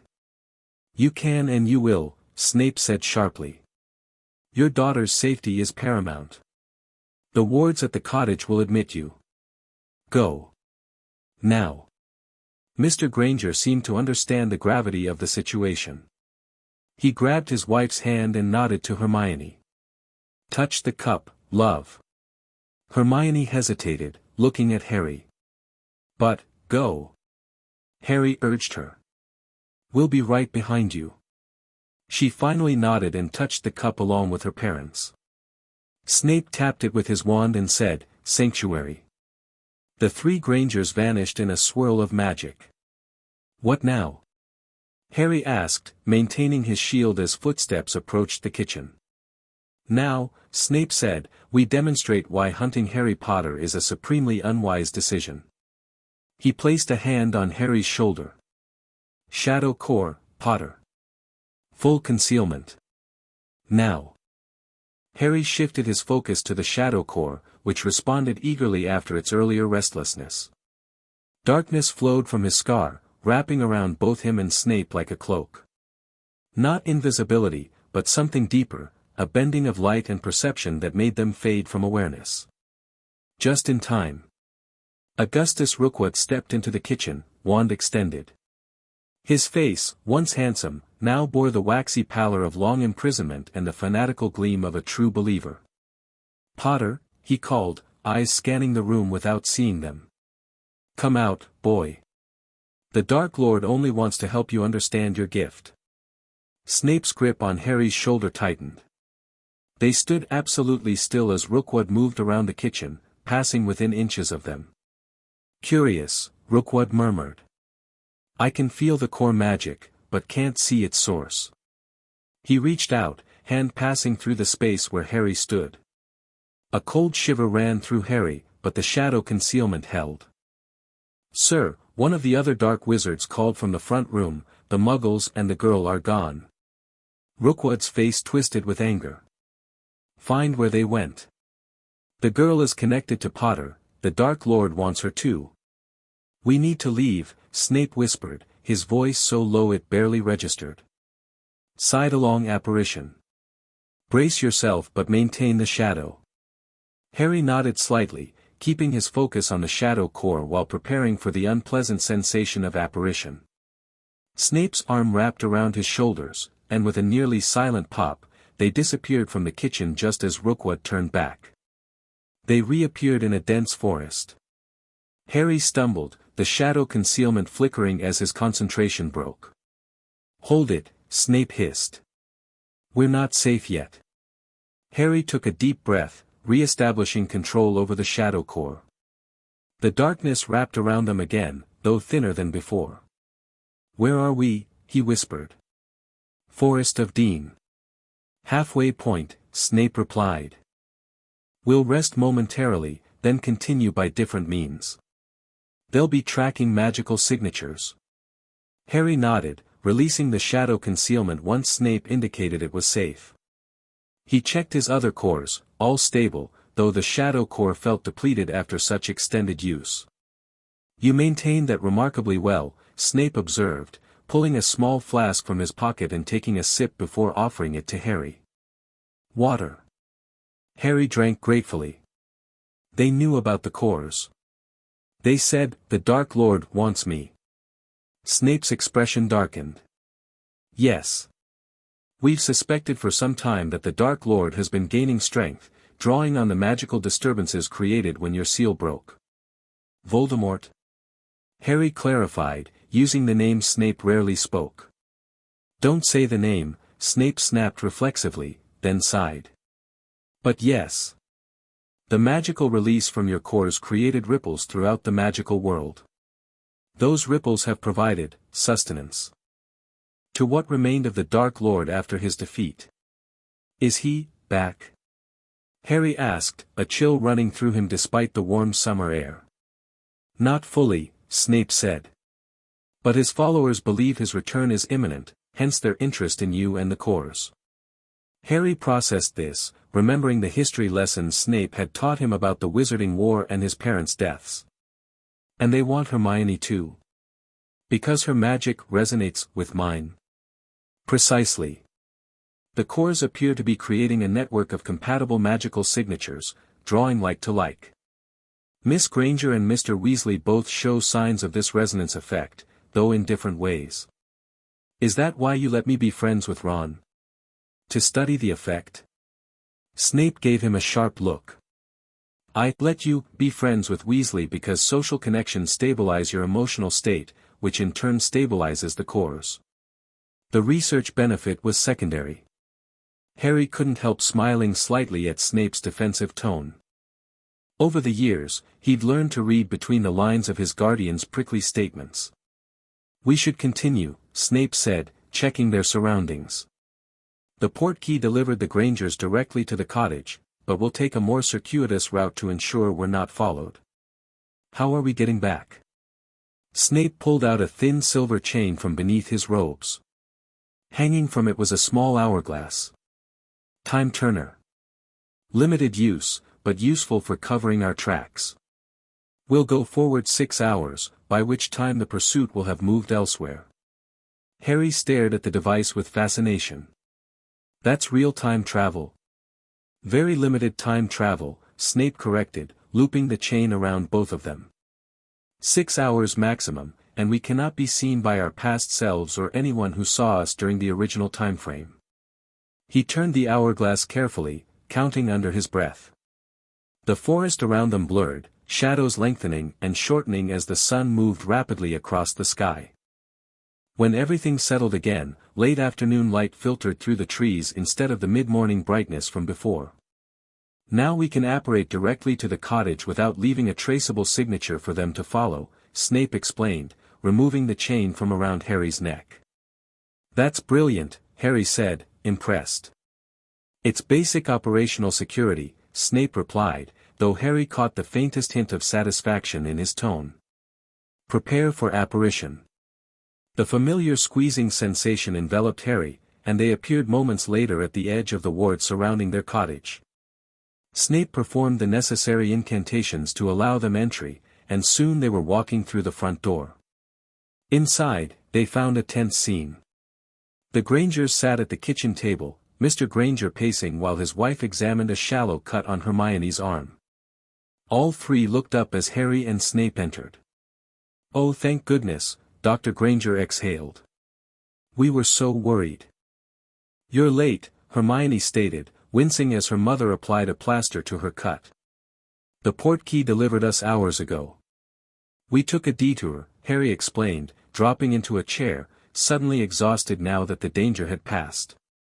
"Time travel, actually." Hermione's eyes widened. "Real-time travel? That's scientifically impossible." "Many things deemed impossible by Muggle science are routine in the wizarding world," Snape said, hanging his traveling cloak by the door. "Dr. Granger, report. Any issues with the portkey arrival?" "None," she replied. "The wards admitted us as you said they would. Hermione cut her arm on a branch while we explored the garden, but otherwise, we're unharmed." "The wards permit limited exploration of the grounds," Snape explained. "But do not venture beyond the stone markers. The outer boundaries have more aggressive protections." Mr. Granger finally stopped pacing. "How long will we need to stay here?" "Our practice, our home, are currently being watched by Death Eaters," Snape interrupted bluntly. "Your safety takes priority. The headmaster has been informed of the situation and will arrange suitable cover stories and eventual relocation." "Death Eaters?" Hermione asked, voice small but determined. "The followers of Voldemort?" Snape flinched at the name but nodded curtly. "Yes. Now, if you'll excuse me, I need to secure the additional rooms." He turned to Harry. "Core check. All stable," Harry reported automatically. "Shadows depleted but contained. Rest, then. No practice until tomorrow." Snape swept from the room, presumably to prepare accommodations for their unexpected guests. Left alone with the Grangers, Harry suddenly felt awkward. Sorry about all this." "It's hardly your fault, dear," Dr. Granger said kindly. "Actually, it kind of is," Harry admitted. "They're after you because of your connection to me. To my cores." Hermione leaned forward, curiosity overtaking her fear. "The magical cores everyone keeps mentioning? What exactly are they?" Harry hesitated, unsure how much he should explain without Snape's approval. But Hermione and her parents had just lost their home because of him, they deserved some answers. "I have 12 magical cores where most wizards only have one," he explained. "They're ancient, powerful sources of magic that got sealed in my scar when I was a baby. 3 years ago, I accidentally broke the main seal, which released a massive magical surge." "Fascinating," Hermione breathed. "And these cores, they're affecting other magic users? Like me?" "Apparently," Harry said. "Snape says your magic is resonating with mine. My friend Ron's does too, though differently." "That would explain the unusual magical incidents," Dr. Granger mused. "Hermione's accidental magic has been particularly distinct. I made all the books in the library reorganize themselves by subject and author," Hermione explained, a hint of pride creeping into her voice. "And I once turned a bully's hair blue when he made fun of my teeth." Harry grinned. "That's brilliant. I once ended up on the school roof when my cousin was chasing me." "Spontaneous apparition?" Hermione asked eagerly. "I've read about that. It's supposed to be quite rare in children. You've read about magical theory? Harry asked, impressed and a little surprised. Of course, Hermione said, as if it were the most natural thing in the world. Once we discovered I was a witch, Professor Dumbledore arranged for appropriate reading materials. I've been studying magical theory for over a year now. Harry felt an immediate kinship with this bookish, matter-of-fact girl. Unlike Ron, who viewed studying as a necessary evil, Hermione clearly shared Harry's thirst for magical knowledge, a thirst that had grown as he'd learned more about the cores and their potential. I've got loads of books here, Harry offered. Some really rare ones about core magic and ancient seals. Snape's been teaching me for 3 years now. Could I see them? Hermione asked eagerly, then caught herself. I mean, if Professor Snape allows it, of course. I'm sure he will, Harry said, though not entirely convinced. Snape was protective of the more advanced magical texts. He's strict but fair. Mostly. The sound of footsteps announced Snape's return. The East Wing has been prepared for you, he informed the Grangers. 3 bedrooms and a shared bathroom. The kitchen is available for your use, and the library, he glanced at Hermione's eager expression, is accessible between 9 and 5, with supervision for the restricted sections. Thank you, Professor Dr. Granger said, rising. We appreciate your hospitality under these difficult circumstances.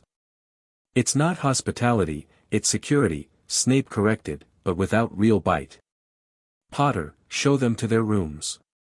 Dinner will be at 7. Dinner that evening was a surprisingly pleasant affair. After the Grangers had settled into their rooms and freshened up, everyone gathered around the expanded dining table. Snape, never particularly sociable, nevertheless maintained civil conversation with Dr. Granger about her research into magical resonance effects. The patterns we've observed suggest a sympathetic vibration between compatible magical signatures, she explained, helping herself to more roast potatoes. Almost like quantum entanglement, but with magical rather than subatomic particles. An apt comparison, Snape agreed. Though magical energy behaves according to its own laws, distinct from physical ones. That's what's so fascinating, Dr. Granger continued. The overlap between scientific principles and magical ones. They're not separate magisteria at all, but different expressions of the same fundamental reality. Mr. Granger, catching Harry's bemused expression, leaned over. My wife gets rather excited about theoretical magic. She was a physicist before switching to magical research.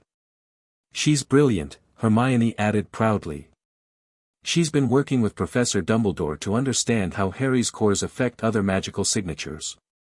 And now she's experiencing it firsthand through you, Harry noted. Hermione nodded. My accidental magic increased dramatically about 3 years ago. That's when Professor Dumbledore first visited us. Around the time my seal broke, Harry said thoughtfully. Precisely, Dr. Granger confirmed, overhearing them.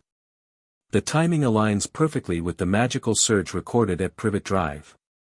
The mention of Privet Drive brought a momentary shadow to Harry's expression. Despite everything he'd learned and experienced in the years since, the fate of the Dursleys remained a sore point. Not because he missed them, they'd been horrible to him, but because their complete disintegration had been his first experience with the devastating power of uncontrolled core magic. Snape, observing Harry's reaction, smoothly changed the subject. Miss Granger, I understand you've been studying ahead for Hogwarts. Which subjects interest you most? All of them, really, Hermione replied eagerly. But transfiguration and charms seem particularly fascinating. I've been practicing the wand movements with a pencil. A methodical approach, Snape approved. Theory before practice is wise, particularly for complex disciplines. That's what I always say. Hermione beamed, then asked hesitantly, Professor, would it be possible for me to observe some of Harry's training while we're here?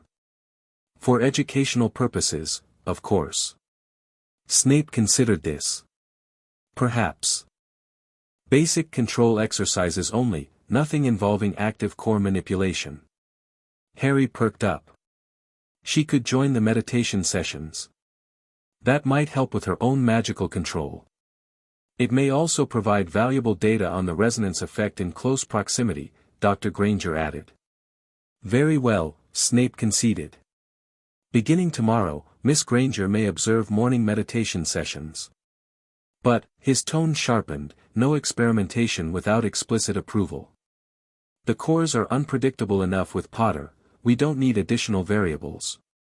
After dinner, while the adults discussed logistics in Snape's study, Harry showed Hermione the library. Her eyes widened at the extensive collection, fingers trailing reverently over leather-bound spines.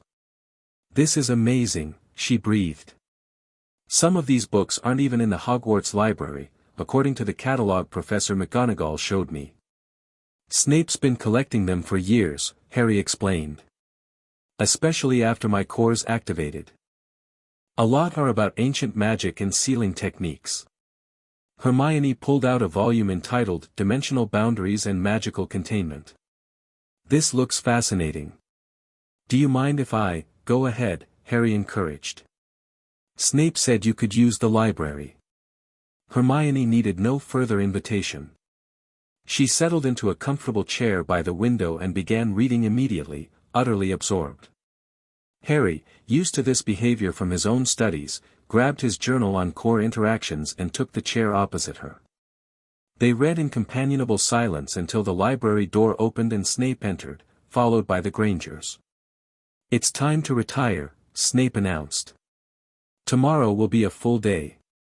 The headmaster will be visiting to assess the situation and determine next steps. Dumbledore's coming here? Harry asked, surprised. The headmaster's visits were rare, usually coinciding with significant developments in Harry's training or security concerns. Given the direct attack on researchers under his protection, yes, Snape confirmed. He's also bringing Weasley. Ron's coming? Harry brightened. Unfortunately, Snape said dryly. The headmaster believes Mr. Weasley should be briefed on the situation, given his own connection to your core magic. That's brilliant. Harry exclaimed. Wait till Ron meets Hermione. She's even more into books than I am. Hermione looked up from her tome. Is Ron another magical resonance case? Yeah, though his manifests differently.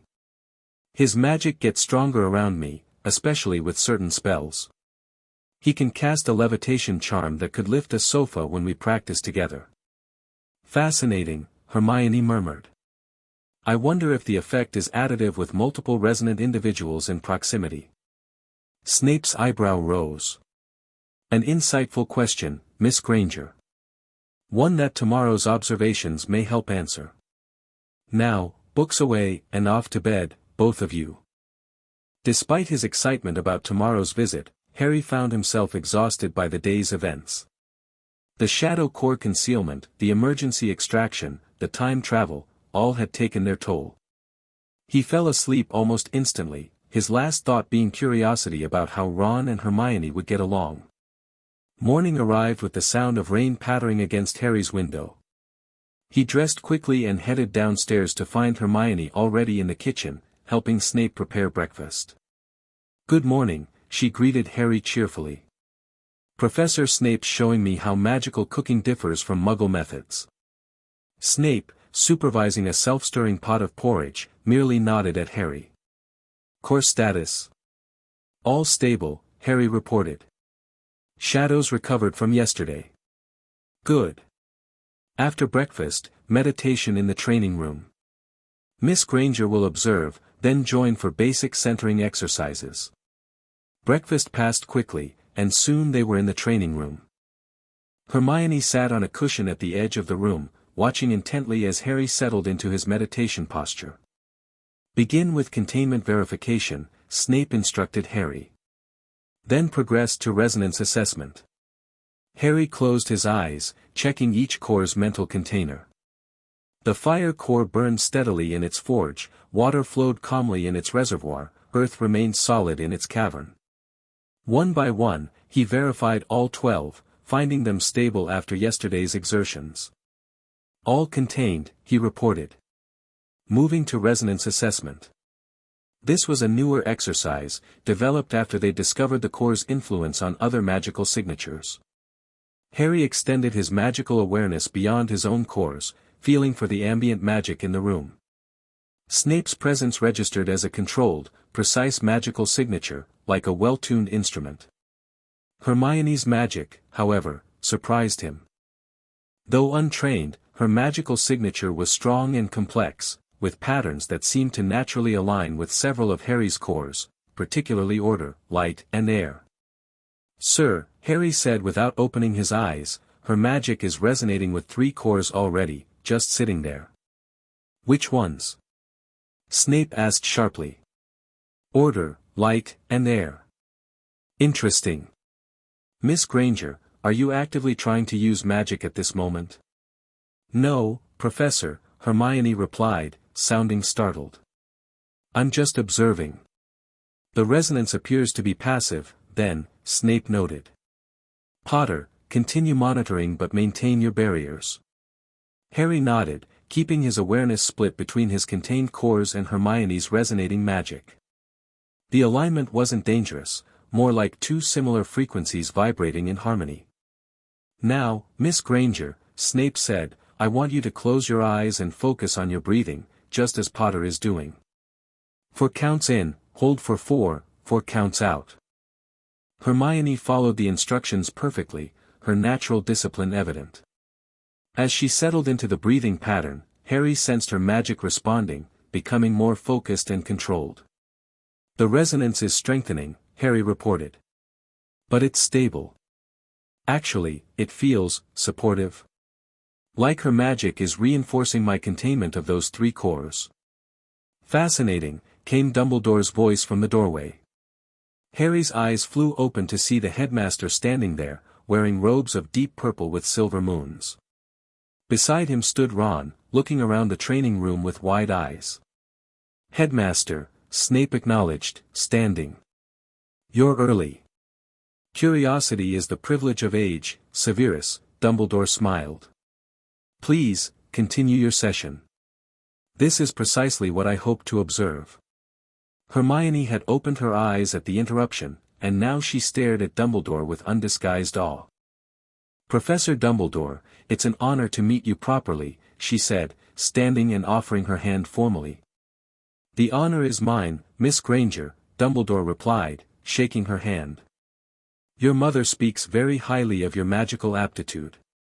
Ron, meanwhile, had made his way to Harry's side. "Hey, mate," he greeted. "Nice meditation thing you've got going. Better than chess." Harry grinned. "Different, not better." "Good to see you, Ron." Introductions were quickly made, and Dumbledore suggested an experiment. "Since we have 3 magically resonant young people in one room, perhaps we should observe the combined effect." Snape looked skeptical but nodded. "Controlled conditions only. Basic meditation and magical awareness, nothing active." "Of course, Severus," Dumbledore agreed. "Mr. Weasley, if you would join Harry and Miss Granger." Ron shrugged and dropped onto a cushion next to Harry. "What do I do?" "Just breathe like we practiced last time," Harry instructed. "In for 4, hold for 4, out for 4. Somewhat to everyone's surprise, Ron settled into the meditation posture without complaint. Though he often grumbled about the theoretical aspects of magic, the practical exercises always engaged his interest, especially when they produced tangible results.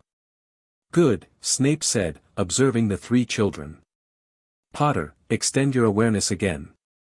Report what you sense." Harry closed his eyes, focusing first on his contained cores before extending his perception outward. Hermione's magic continued its harmonious resonance with his order, light, and air cores. Ron's magic, by contrast, aligned strongly with fire, earth, and surprisingly, time. "Ron's resonating with fire, earth, and time," Harry reported. "Hermione's still connected to order, light, and air. The patterns are interlacing." "Elaborate," Dumbledore prompted gently. It's like their magic is forming a web with mine, Harry tried to explain. Each connection reinforces the others. It feels balanced. A warm, steady sensation was building in Harry's chest, not the volatile heat of the fire core or the fluid motion of water, but something new. A stability he'd never experienced before, as if the resonance between the three of them created a foundation that supported all their magic. The cores are settling deeper into their containment, Harry continued, surprised. Even the tricky ones, chaos, death, and time. They're responding to the resonance network. As I suspected, Dumbledore murmured. The cores seek balance through connection. Snape circled the three children, observing with both physical and magical senses. The resonance appears beneficial for Potter's containment, he acknowledged. But what effect does it have on Weasley and Granger? I feel stronger, Ron said without opening his eyes. Like I could cast bigger spells. More focused, Hermione added. My magic feels organized. Like it knows what to do now. The cores are acting as anchors for their developing magical signatures, Dumbledore explained. Providing structure and direction that typically emerges much later in magical education. Is that safe? Snape asked pointedly. Safer than isolation, Dumbledore replied. The cores were never meant to exist alone, Severus. They were created as a network, a system of checks and balances. Harry opened his eyes, looking at Dumbledore curiously. You know more about the cores than you've told us, don't you, sir? Dumbledore's blue eyes twinkled. I've been researching extensively since your seal broke, Harry. The answers have been illuminating, though incomplete.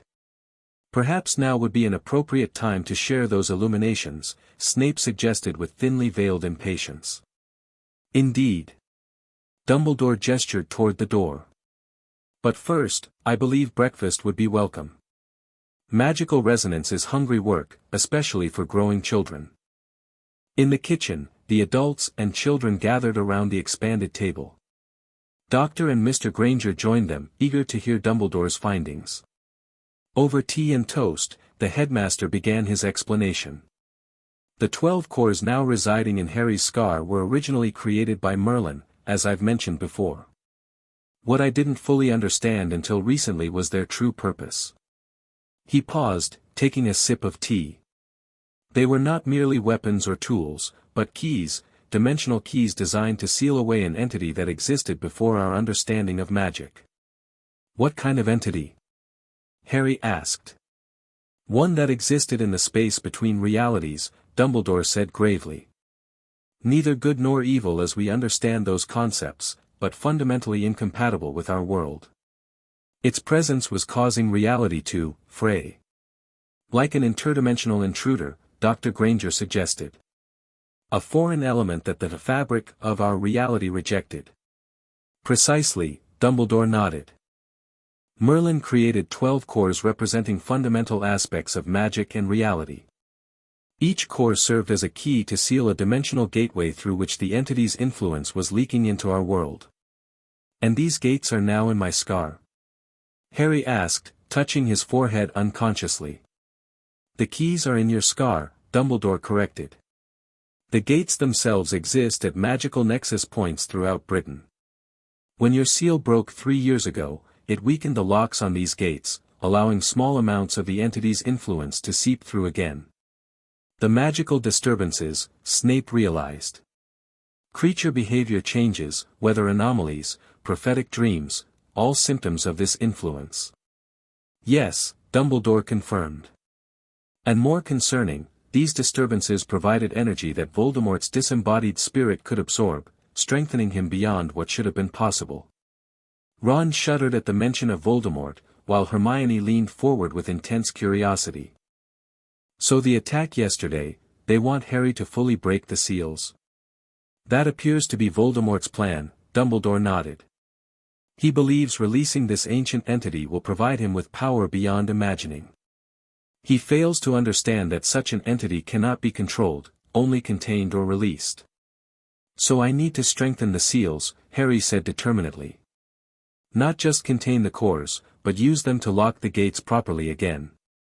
Eventually, yes, Dumbledore agreed.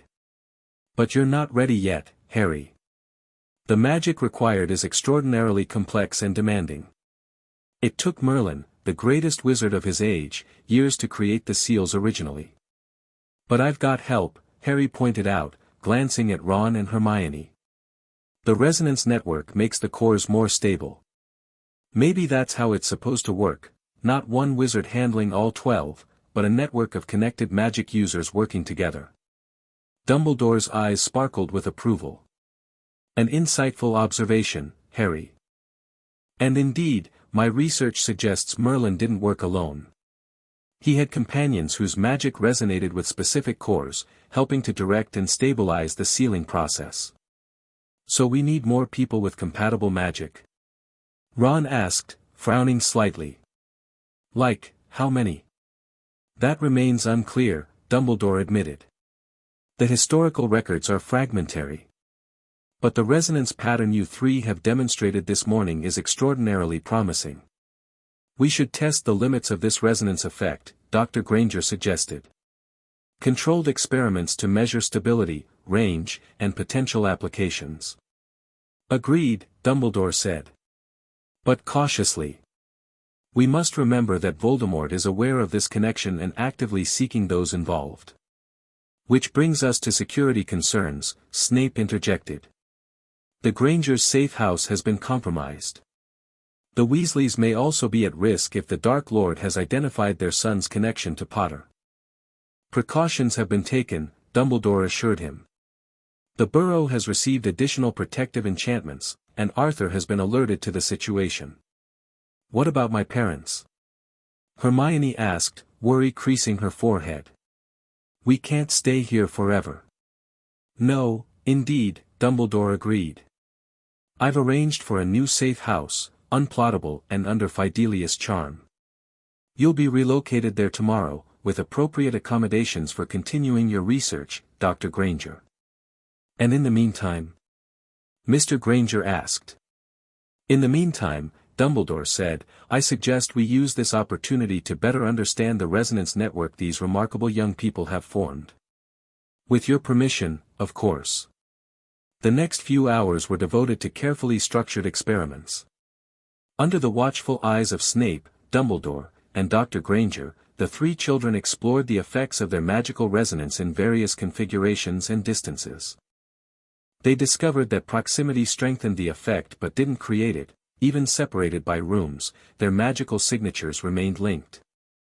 They found that emotions affected the resonance pattern, concentration deepened it, excitement amplified it, fear distorted it. Most significantly, they learned that when all three focused together, Harry could access individual cores with unprecedented control and stability. A demonstration of the air core produced a gentle, precisely directed breeze instead of the small whirlwind it usually created.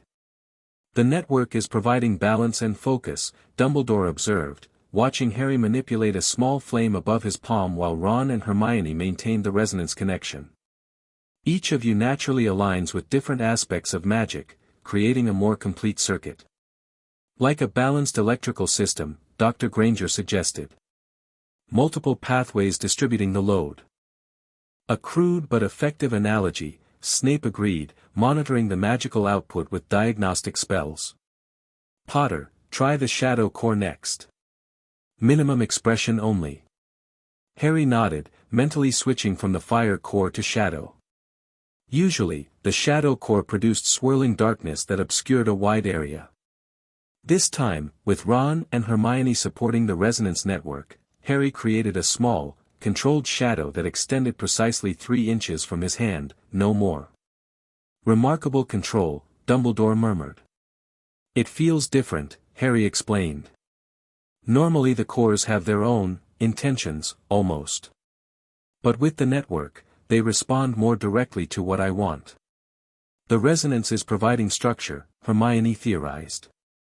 Like having additional processors handling background tasks while you focus on the main operation.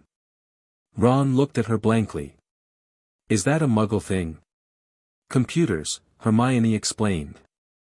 Never mind. The point is, we're helping manage the magical complexity so Harry can focus on precision. Exactly. Harry agreed. It's like you two are helping hold the reins while I steer. By lunchtime, everyone was exhausted but excited by the discoveries.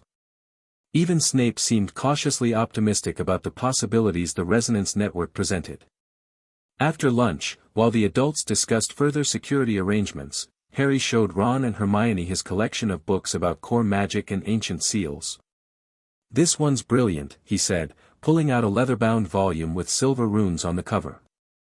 "It's got diagrams of how the 12 cores were originally created." Hermione practically snatched it from his hands, eagerly flipping through the pages. "This is incredible. The arithmetic calculations alone would take months to analyze." "Yeah, that's why I skipped to the pictures," Harry admitted with a grin. "The ritual circles are the interesting part anyway." "Mental, all of this," Ron said, shaking his head as he examined another book. 12 cores in your head, ancient seals, resonance networks, and I thought having 5 older brothers was complicated." Harry laughed. "At least you don't have to worry about accidentally tearing reality apart." "No, just about Mum tearing me apart if I get my shirt dirty again," Ron joked. "Seriously though, mate, this is heavy stuff. Are you okay with all of it?" The question caught Harry by surprise. Since the seal broke 3 years ago, everyone had focused on containing the cores, understanding their power, managing the risks. No one, not even Snape, had really asked how Harry felt about carrying this burden. "I don't know," Harry admitted honestly. "Sometimes it feels too big, you know.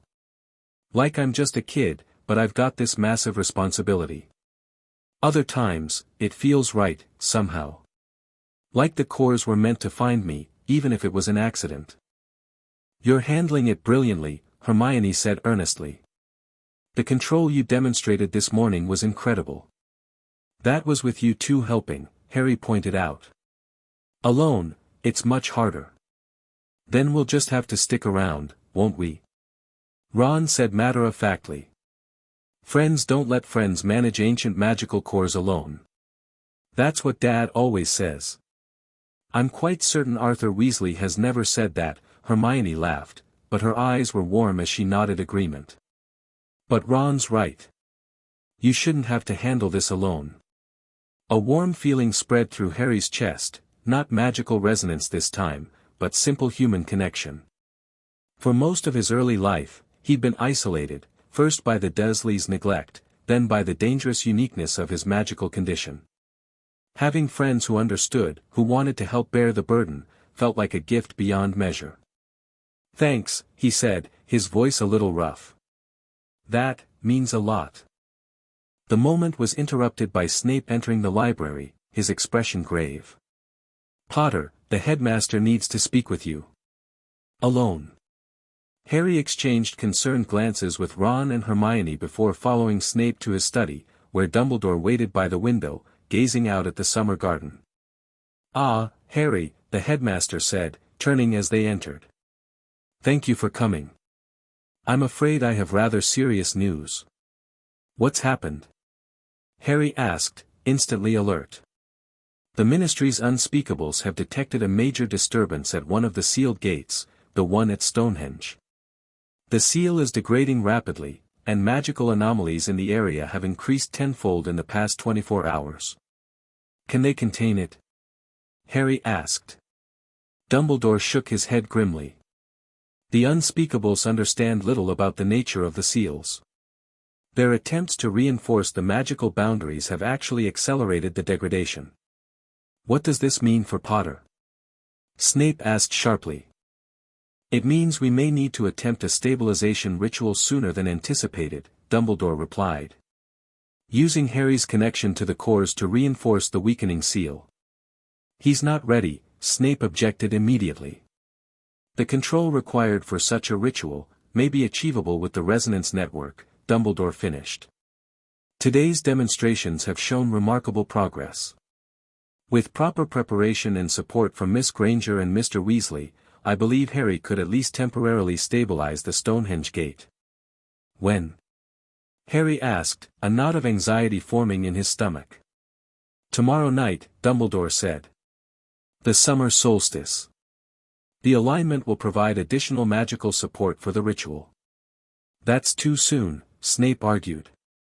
They've only just discovered the resonance effect. They need time to practice, to understand the dynamics. Time is the one luxury we don't have, Severus, Dumbledore said quietly. If the Stonehenge seal fails completely, the consequences would be catastrophic. Not just for the magical world, but for reality itself in that region. Harry took a deep breath. I'll do it, he said firmly. With Ron and Hermione's help, I know I can stabilize the seal. At least long enough for you to find a more permanent solution. Dumbledore smiled kindly at him. Your courage does you credit, Harry. But Professor Snape is right to be cautious. This will be dangerous, even with preparation. More dangerous than letting the seal fail completely. Harry challenged. No, Dumbledore admitted. Which is why I'm asking this of you, much as I wish I didn't have to. Snape's face had gone through several expressions during the exchange, finally settling into resigned determination. If this is to be attempted, we begin preparations immediately. Intensive training for all three, focused specifically on the ritual requirements. I've brought the necessary texts and materials, Dumbledore nodded, gesturing to a trunk beside the desk that Harry hadn't noticed before. Including a model of the stone circle that can be used for practice. Harry squared his shoulders. I should tell Ron and Hermione. They need to know what they're getting into. Indeed, Dumbledore agreed. Their participation must be fully informed and voluntary. They'll help, Harry said with certainty. I know they will. The preparations began immediately. The training room was transformed into a replica of Stonehenge's inner circle, with the model Dumbledore had brought expanded to full size through complex charms. The adults worked together to establish the magical framework for the ritual, while Harry, Ron, and Hermione practiced the specific resonance patterns needed for each phase. The stabilization ritual has 3 stages, Dumbledore explained, showing them a diagram inlaid with glowing runes. First, alignment. Harry will connect to the existing seal through his cores, while Ron and Hermione establish the resonance network to support him. That's the easy part, Harry noted, having already demonstrated strong resonance connections with his friends. Indeed, Dumbledore nodded. The second stage is reinforcement, channeling magical energy through specific cores to strengthen the weakened sections of the seal. This will require precise control and timing. Which cores? Hermione asked, taking notes on a parchment. Earth, order, and space primarily, Dumbledore replied. The physical structure of reality needs reinforcement first. Those align with Harry and me, Hermione noted.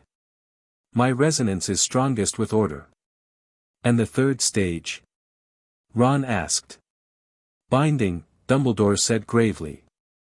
Creating new connections to replace the degraded ones.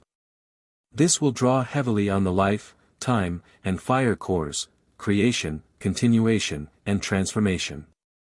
Fire and time resonate with me, Ron realized. So will each support different parts of the ritual. Precisely, Dumbledore beamed. You three have an intuitive understanding of the resonance dynamics that took Merlin and his companions years to develop. The practice sessions were intense and exhausting.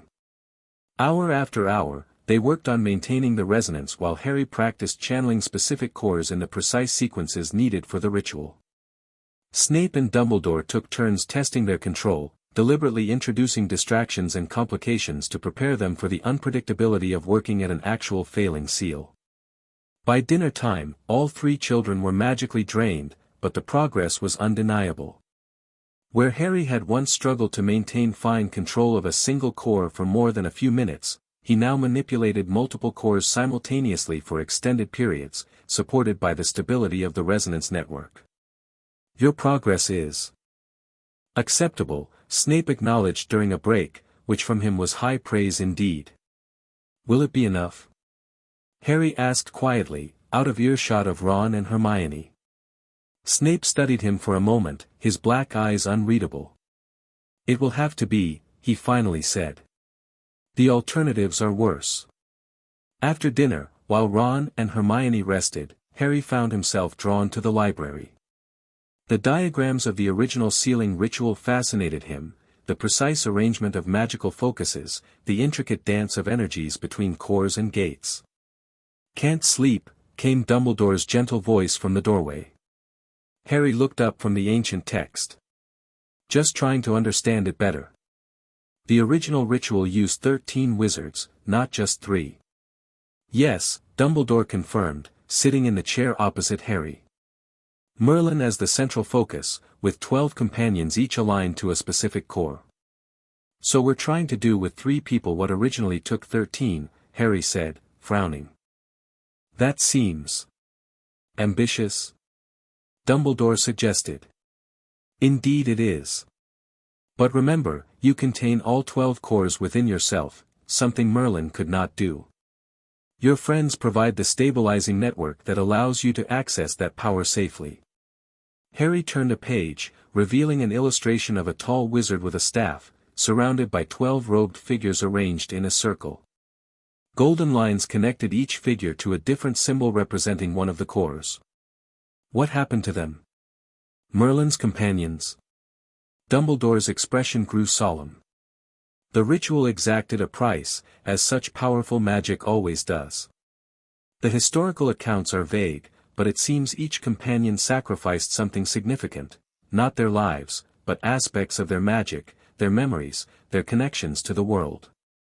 And we're going to do something similar tomorrow," Harry said, not a question but a statement. "No," Dumbledore said firmly. "The stabilization ritual is fundamentally different from the original sealing. We're repairing existing structures, not creating new ones. The magical cost will be high but temporary, exhaustion rather than permanent sacrifice." Harry wasn't entirely convinced, but he nodded anyway.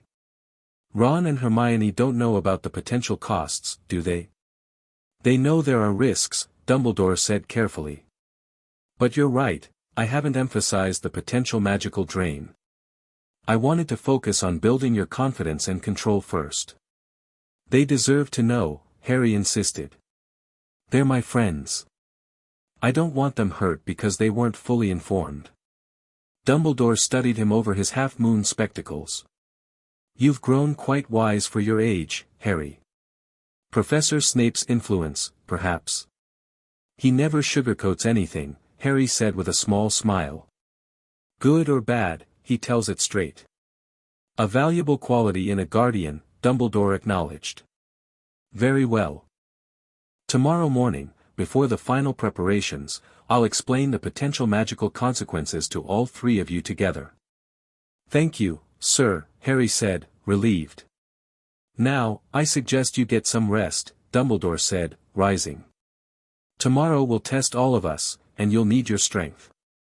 Harry nodded, closing the ancient book carefully before heading upstairs.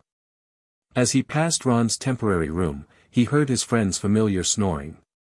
From Hermione's room came the soft rustling of pages. Evidently, she'd taken some reading material to bed. The normalcy of these sounds comforted Harry as he entered his own room and prepared for bed. Whatever dangers tomorrow held, he wouldn't face them alone.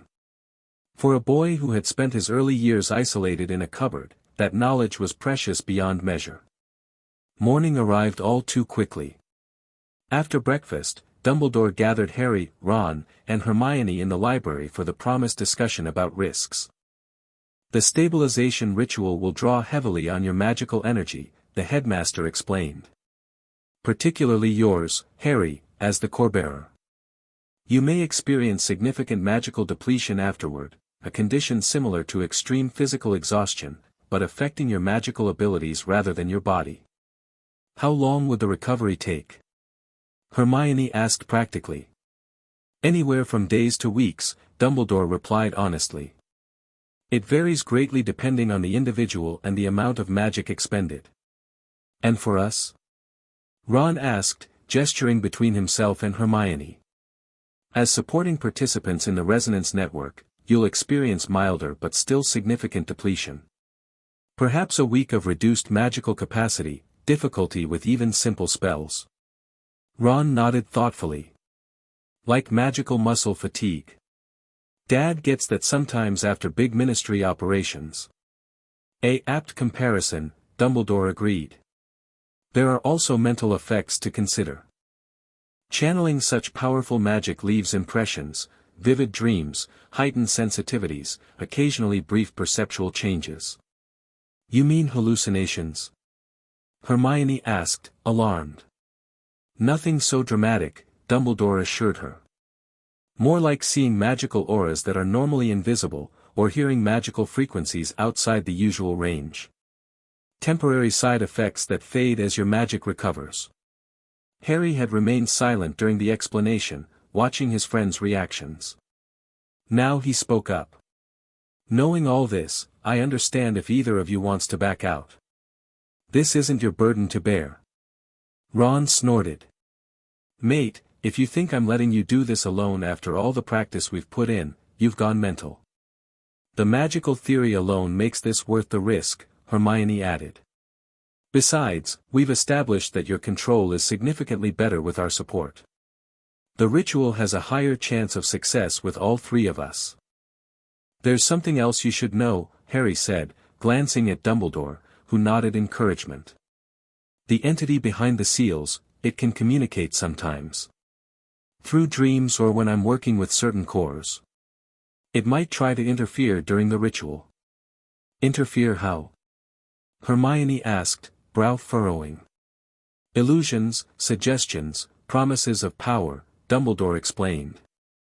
It seeks freedom and will attempt to manipulate those connected to the cores. So we ignore any weird voices or visions during the ritual, Ron said practically. Easy enough.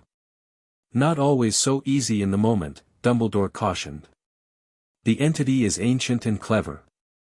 Its influence can be persuasive. That's why the resonance network is so important, Harry emphasized. When we're connected, I can feel the difference between my thoughts and its influence more clearly. You two help anchor me. Then we'll just have to maintain a strong connection, Hermione said firmly. And remind each other of what's real if necessary.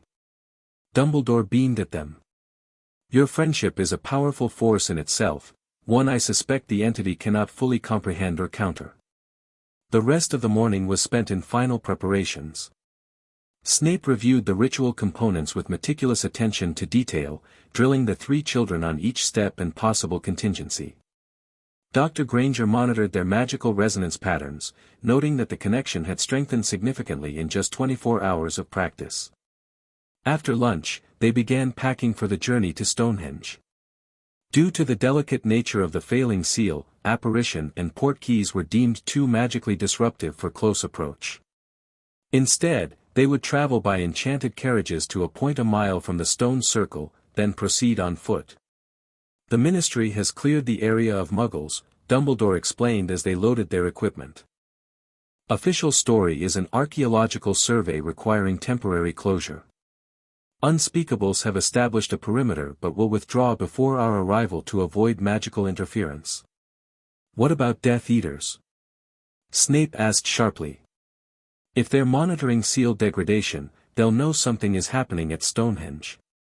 Bill Weasley and a team of Cursebreakers are providing security, Dumbledore assured him.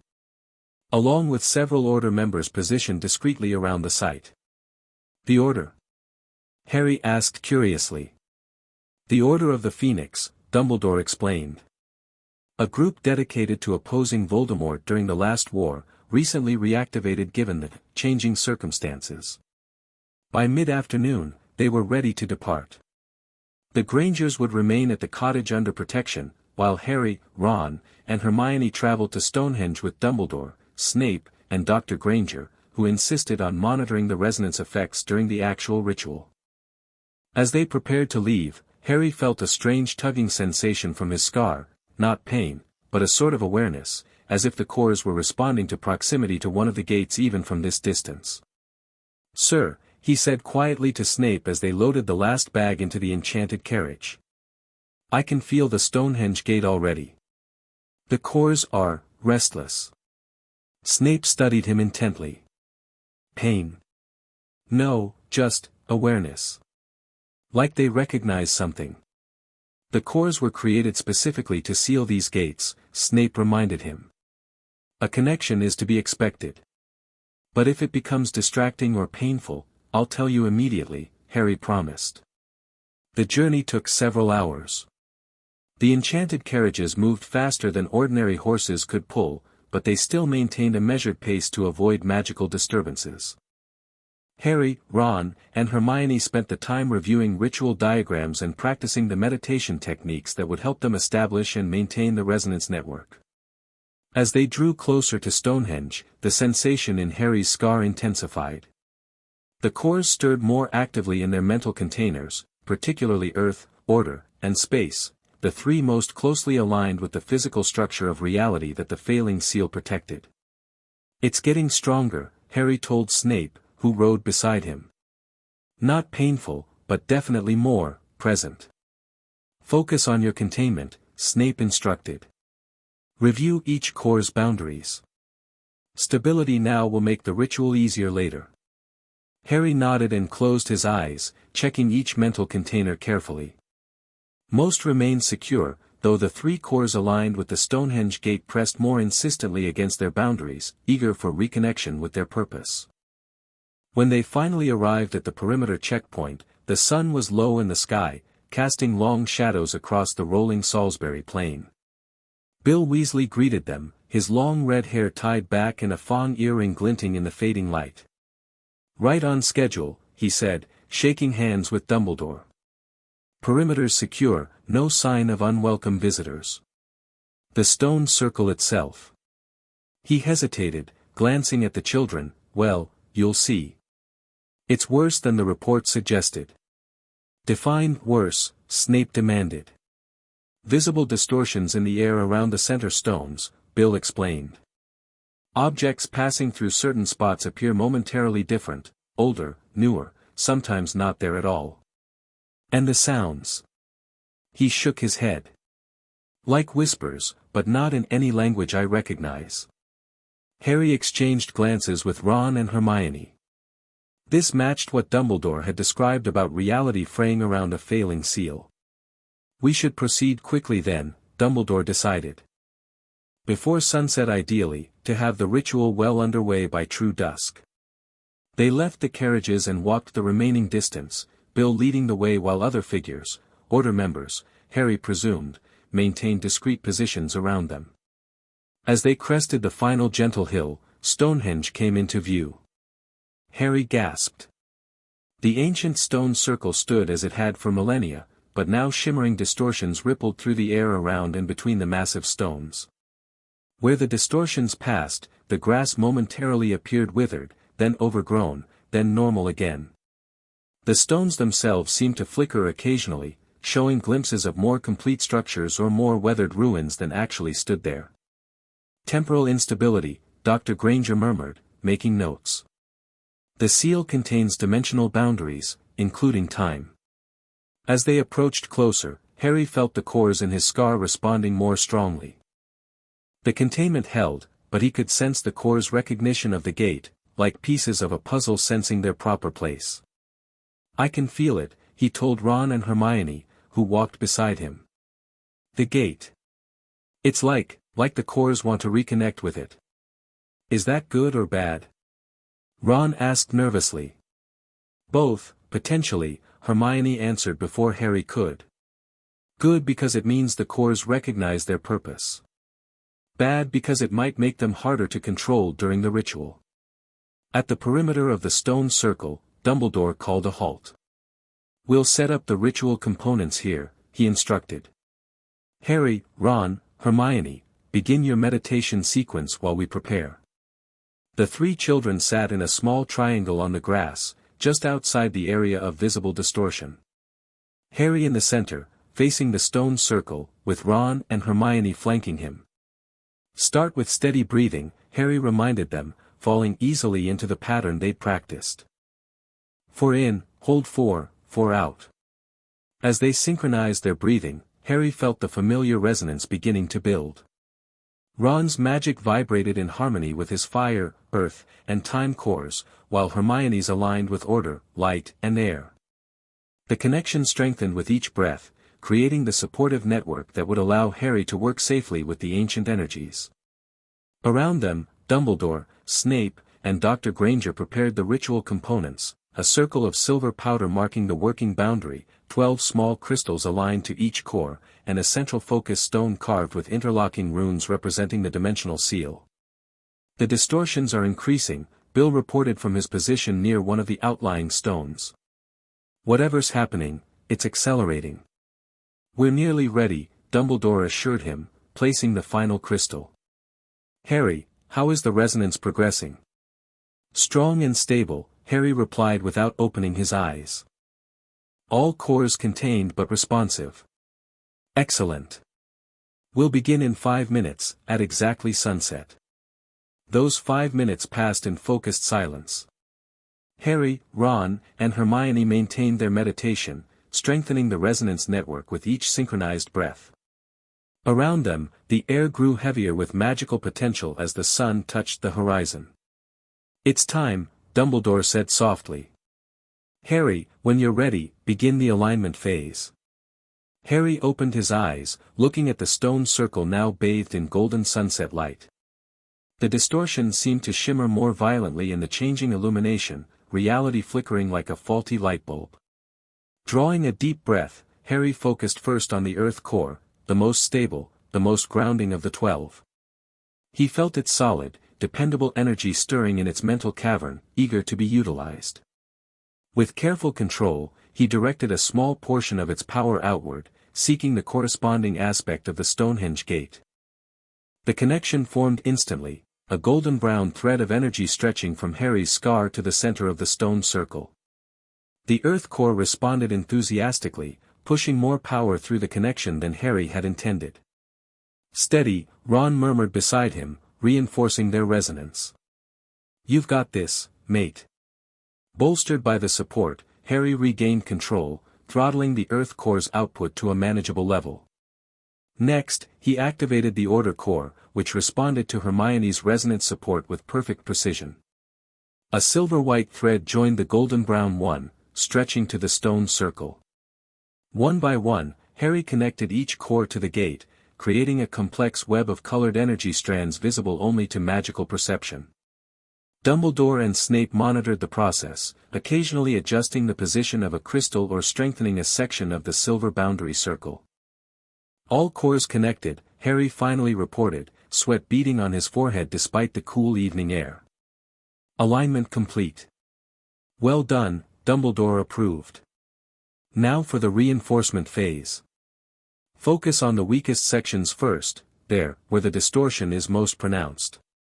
Harry nodded, directing his attention to a particularly violent shimmer between two of the central stones. Through the connected cores, he could now sense the structure of the seal itself, an intricate magical construct of interlocking dimensional barriers, created with extraordinary skill but now fraying like old fabric. I can see the damage, he said. It's like tears in the weave. Precisely, Dumbledore confirmed. Use the earth, order, and space cores to reinforce the structure. Visualize mending those tears. Harry concentrated, drawing more heavily on the 3 specified cores. Ron and Hermione intensified their supportive resonance, allowing him to channel greater power with finer control than he could have managed alone. Golden-brown earth energy flowed through the connection, providing substance and stability. Silver-white order energy followed, organizing and structuring. Purple-black space energy completed the combination, defining boundaries and limits. Where the 3 energies met at the damaged section of the seal, the violent distortions began to calm. Reality steadied, the flickering between past, present, and possible futures slowing and then stopping completely. It's working! Dr. Granger exclaimed, monitoring the magical readings from a safe distance. The dimensional instability is decreasing by 37% already. Encouraged, Harry continued the process, moving methodically around the stone circle to reinforce each weakened section of the seal. The work was precise and draining, requiring intense concentration to maintain the proper balance between the cores while directing their energy exactly where needed. As the reinforcement phase progressed, Harry began to feel the strain. His connection to the cores remained strong, but channeling so much power for an extended period taxed his endurance. Sweat now ran freely down his face, and his hands trembled slightly with effort. "Harry?" Hermione said worriedly, noticing his fatigue. "I'm okay," he assured her, though his voice sounded strained even to his own ears. "Just, more difficult than practice. Your magical output is approaching critical limits," Snape warned, casting a diagnostic charm nearby. "The binding phase will require even more energy." "I can do it," Harry insisted. "The reinforcement is almost complete." Indeed, the visible distortions had largely subsided throughout the stone circle. Only the very center still showed signs of instability, a subtle wavering in the air like heat rising from hot pavement. "Final section," Harry announced, directing the combined Earth-Order space energy to the center. This proved more challenging than the others, the damage more extensive, requiring greater power and precision. For a moment, the cores resisted Harry's control, pushing for more power than was safe. The Shadow Core in particular strained against its mental boundaries, seeking greater expression than the ritual called for. "Something's interfering," Harry grunted, fighting to maintain control. "The Shadow Core, it's trying to break containment." "The entity," Dumbledore said grimly. "It senses the repair and resists." "Ron, Hermione, strengthen the resonance network. Help Harry maintain containment." Ron and Hermione pressed closer, each placing a hand on one of Harry's shoulders. Their magic surged through the resonance connection, reinforcing Harry's mental barriers around the rebellious Shadow Core. "Thanks," Harry breathed as he regained control. With renewed determination, he completed the reinforcement of the central section. Reinforcement phase complete. "Excellent work, Harry," Dumbledore said, though concern lined his face. "The most critical repairs are done, but without the binding phase, they'll begin to degrade again within days." "I can do it," Harry insisted, wiping sweat from his brow. "Ron, Hermione, ready for the final phase?" His friends nodded, though both looked tired themselves from maintaining the intense resonance connection for so long. "The binding phase requires life, time, and fire cores," Dumbledore reminded them. "Creation, continuation, and transformation, the three principles that will secure the reinforced structure permanently." Harry took a deep breath and shifted his focus to the three specified cores. Life responded with vibrant green energy, time with shimmering blue, and fire with deep crimson. Unlike the controlled, precise application of the reinforcement phase, binding required a more complex interaction. The three energies needed to weave together, creating new connections throughout the repaired seal. As Harry began directing the combined energies, something unexpected happened. The threads connecting his cores to the gate suddenly flared brighter, and a presence brushed against his mind, ancient, vast, and alien. Builder, it impressed upon him, not in words but in concepts that formed meaning in his mind. "Why repair the cage?" Harry faltered momentarily, startled by the direct contact. "Harry?" Ron said sharply. "What's wrong?" "It's speaking to me," Harry managed, struggling to maintain focus on the binding process while the alien presence pressed against his consciousness. "I offer knowledge. Power. Freedom from constraints. Why serve as my jailer?" "Ignore it, Potter," Snape commanded, moving closer to the ritual circle. "It cannot affect you without your consent." Harry gritted his teeth and pushed forward with the binding, weaving life, time, and fire energies through the reinforced structure. The presence grew more insistent. "These repairs are temporary. The seals will fail eventually. Join me instead. Together we can remake reality."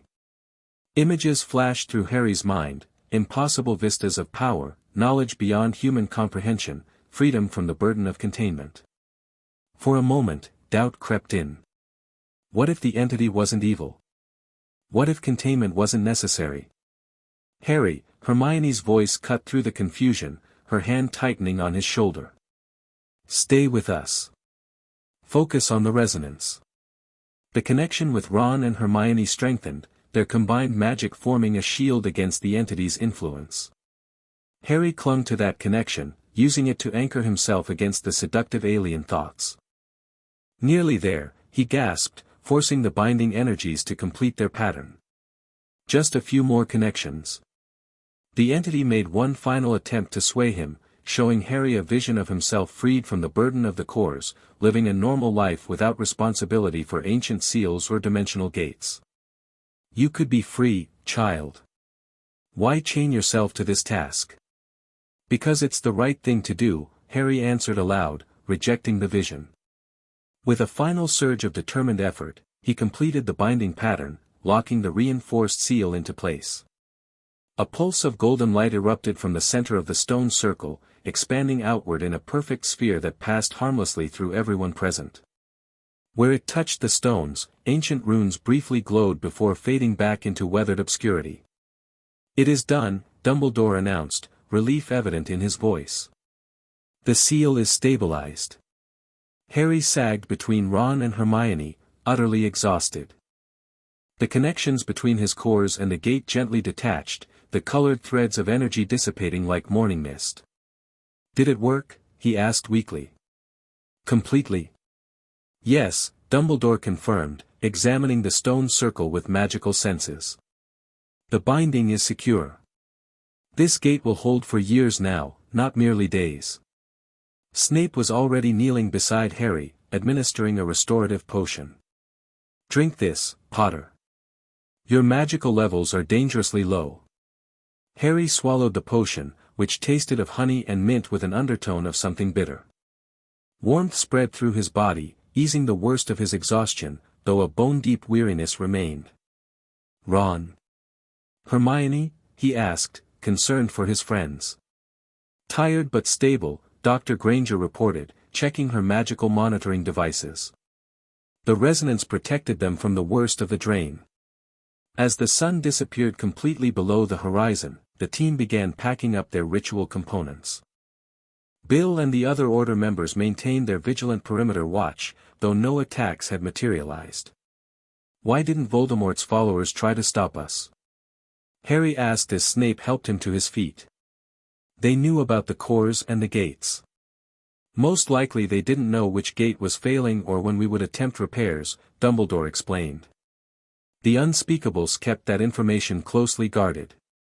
Or they wanted the ritual to succeed, Snape suggested darkly. Perhaps they're not yet ready for a complete seal failure. A concerning possibility, Dumbledore acknowledged. But for now, we have achieved our goal. One gate is secure, giving us time to better understand and prepare for the others. As they began the walk back to the waiting carriages, Harry found himself between Ron and Hermione, all three leaning on each other for support. That was mental, Ron said, shaking his head. That thing talked to you? Yeah, Harry confirmed. It showed me visions, tried to convince me to stop the repairs. What did it feel like? Hermione asked, her scholarly curiosity apparently undiminished by exhaustion. Ancient. Alien. Not evil exactly, but incompatible with our reality, Harry tried to explain. Like trying to fit the wrong puzzle piece, it damages the picture. You resisted it, Hermione noted. That's impressive, Harry. Many wizards would have been tempted by what it offered. I had help, Harry said simply, looking at his friends. The resonance connection, it kept me grounded, reminded me what was real. They reached the carriages just as true darkness fell across the plain. As they climbed aboard, Harry looked back at the stone circle, now just a shadowy outline against the deepening blue of the night sky. The stones stood as they had for thousands of years, silent sentinels guarding a gate between realities. For now, at least, that gate was secure. The journey back to the cottage was quiet, all three children dozing intermittently, magically exhausted from the ritual. When they finally arrived, Mr. Granger helped carry a sleeping Hermione to her room, while Snape supported a barely conscious Harry up the stairs. You performed, adequately, Snape said as he helped Harry into bed, which from him was extraordinary praise. The control you demonstrated was beyond what I expected. Thanks, Harry mumbled, eyelids heavy. Couldn't have done it without Ron and Hermione. Indeed, Snape acknowledged, his usual disdain for the Weasleys notably absent. The resonance network proved more effective than anticipated. As Snape turned to leave, Harry fought off sleep for one more question. Sir. There are 11 more gates, aren't there? Will we have to do this for all of them? Snape paused in the doorway, his tall figure silhouetted against the hallway light. Not immediately. The Stonehenge gate was uniquely compromised. The others are weakened but stable for now. But eventually. Snape sighed, a rare display of uncertainty. Eventually, yes. Each gate will need attention. But not tonight, Potter. Tonight, you rest. Harry nodded, already drifting towards sleep. Just before consciousness faded completely, he heard Snape add quietly, "You did well today, Harry. Your mother would have been proud." The unexpected use of his first name, along with the mention of his mother, followed Harry into dreams, not of ancient entities or failing seals, but of a red-haired woman with his own green eyes, smiling at him with pride and love. For the first time since the cores had awakened within him, Harry slept deeply and peacefully, secure in the knowledge that he wasn't facing this burden alone. He had Ron and Hermione, whose magic resonated with his own. He had Snape, stern but steadfast in his protection. He had Dumbledore, guiding and supporting from afar. And somewhere, somehow, he had his mother's pride. The 12 cores slumbered within him, temporarily quiescent after their exertion. The Shadow Core, which had resisted most strongly during the ritual, settled into its mental garden, no longer pushing against its boundaries. Tomorrow would bring new challenges, new threats, new discoveries about the ancient seals and the cores he carried. But tonight, Harry Potter, the boy who lived, the bearer of 12 Elder Wand cores, the reluctant guardian of reality's boundaries, was simply a tired 9-year-old boy sleeping soundly after a job well done. Chapter 3, The Confrontation. Again, Snape ordered, circling Harry as 12 shimmering orbs of colored light hovered in the air between them. Harry, now 11 and considerably taller, grinned and flicked his fingers. The orbs began to dance, weaving complex patterns that left trails of magical energy hanging in the air like an aurora. Each orb represented one of his cores, fire blazing red, water flowing blue, earth solid brown, air swirling white, and so on through all 12. Faster, Snape challenged. And maintain the separation between chaos and order. Harry's eyes narrowed in concentration. The purple chaos orb and the golden order orb had a tendency to either repel each other violently or merge into a swirling vortex if not carefully controlled. He adjusted his mental focus, keeping the two in perfect balance as all 12 orbs accelerated their dance. Now combat application, Snape said, suddenly flinging 3 stinging hexes at Harry from different angles. Without breaking concentration on the orbiting cores, Harry pulled power from the Earth Core, raising a shield that absorbed the first hex, then channeled the Shadow Core to bend light around the second, making it miss entirely. For the third, he used the Fire Core to create a small flame that intercepted and consumed the hex mid-air. Satisfactory, Snape declared, which was high praise coming from him. Your multicore manipulation has improved significantly. Thanks, Harry said, carefully dissolving the 12 orbs one by one, returning each core's energy to its mental container. The new visualization technique really helps, treating them like instruments in an orchestra instead of wild animals that need caging. An apt metaphor, Snape acknowledged. Though some remain more willful than others. Harry nodded, knowing he meant the chaos and death cores, which still occasionally resisted his control during intense emotional moments. 2 years had passed since the Stonehenge ritual, and Harry had made enormous progress in his core manipulation abilities. What had once required intense concentration and support from the resonance network, he could now accomplish alone with relative ease. When do Ron and Hermione arrive? He asked, grabbing a towel to wipe sweat from his face. Weasley is coming with his father at noon. Granger and her parents will join us for dinner, Snape replied, checking his pocket watch. Which gives you precisely 43 minutes to shower, change, and complete your arithmancy calculations. Harry groaned. Can't we skip the calculations today? It's my birthday. The Cours don't care about birthdays, Potter, Snape said dryly. Neither do Death Eaters or ancient extra-dimensional entities. Fine, Harry sighed, heading for the stairs. But I'm not doing extra credit. Snape's lip twitched in what might have been a suppressed smile. The headmaster is bringing your Hogwarts letter personally this evening. Harry froze mid-step and turned back. Really? It's definite then. I can go. The Board of Governors has approved your attendance under special conditions, Snape confirmed. Your core control has been deemed adequate for supervised integration. Harry broke into a wide grin. Despite his specialized education and advanced magical training, attending Hogwarts had remained his deepest wish. To experience the castle, the classes, the communal meals in the great hall that Ron had described so vividly, it represented normalcy, something Harry craved despite his extraordinary circumstances. That's brilliant, he exclaimed.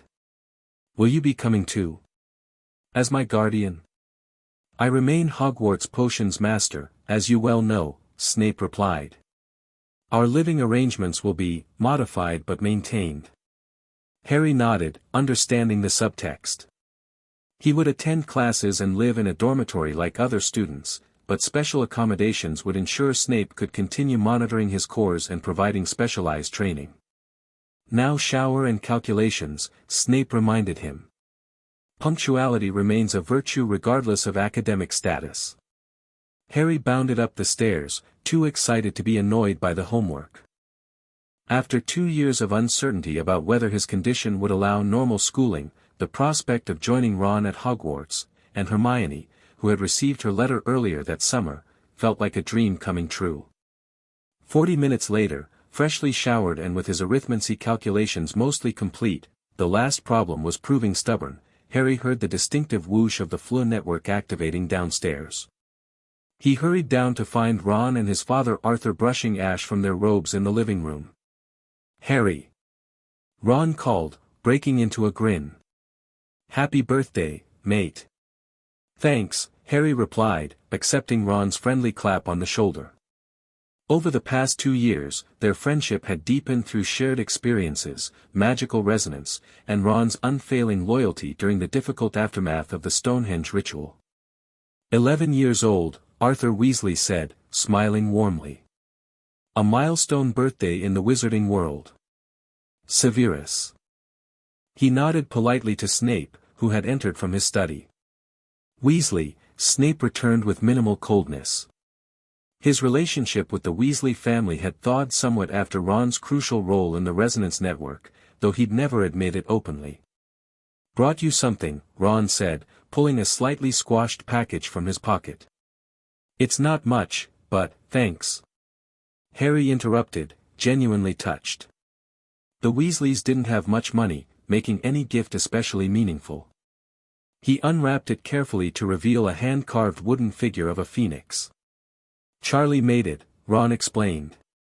He's good with magical creatures and woodworking. It's got a core of phoenix feather inside, not a wand core, he added hastily, seeing Snape's sudden sharp look. Just a regular feather he found in Romania. Supposed to bring protection. It's brilliant, Harry said, admiring the detailed carving. Thanks, Ron. There's a bit more from us at home, Arthur added. Molly's baking your cake for this evening. Now, I believe Severus and I have some order business to discuss. Indeed, Snape confirmed. Potter, you and Weasley may use the training room for approved practices only. No experimentation without supervision. Yes, sir, Harry agreed readily, eager to show Ron his latest core manipulation techniques. As the adults retreated to Snape's study, Ron lowered his voice. So. Did you get it? Your letter. Dumbledore's bringing it tonight, Harry confirmed, keeping his voice down too. Snape says the board approved with special conditions. Wicked. Ron exclaimed. Mum was worried they might keep you isolated for another year. Fred and George have been taking bets on whether you'd be allowed to attend. What were the odds? Harry asked, amused. 3-1 in favor after Hermione argued your case, Ron grinned. She sent about 50 statistical analyses to Dumbledore proving how your control has improved. I think she just wants someone who'll actually study with her. Harry laughed as they headed to the training room. Speaking of studying, have you started reading any of the first-year books? Are you channeling Hermione now? Ron groaned. It's summer. Just curious, Harry shrugged. I've been working through them to see how they compare to what Snape's taught me. Some of it's really basic, but other parts fill gaps in my training. Like what? Ron asked, flopping onto one of the cushions in the training room. Wand movements, for one, Harry explained. I don't use a wand for core magic, so Snape didn't focus much on that. And the history's different, more dates and goblin rebellions, less theory of magical development. Boring either way, Ron declared. Show me something cool instead. What's new with the cores? Harry grinned and moved to the center of the room. Watch this. He closed his eyes briefly, connecting with the fire core, then opened them and extended his hand.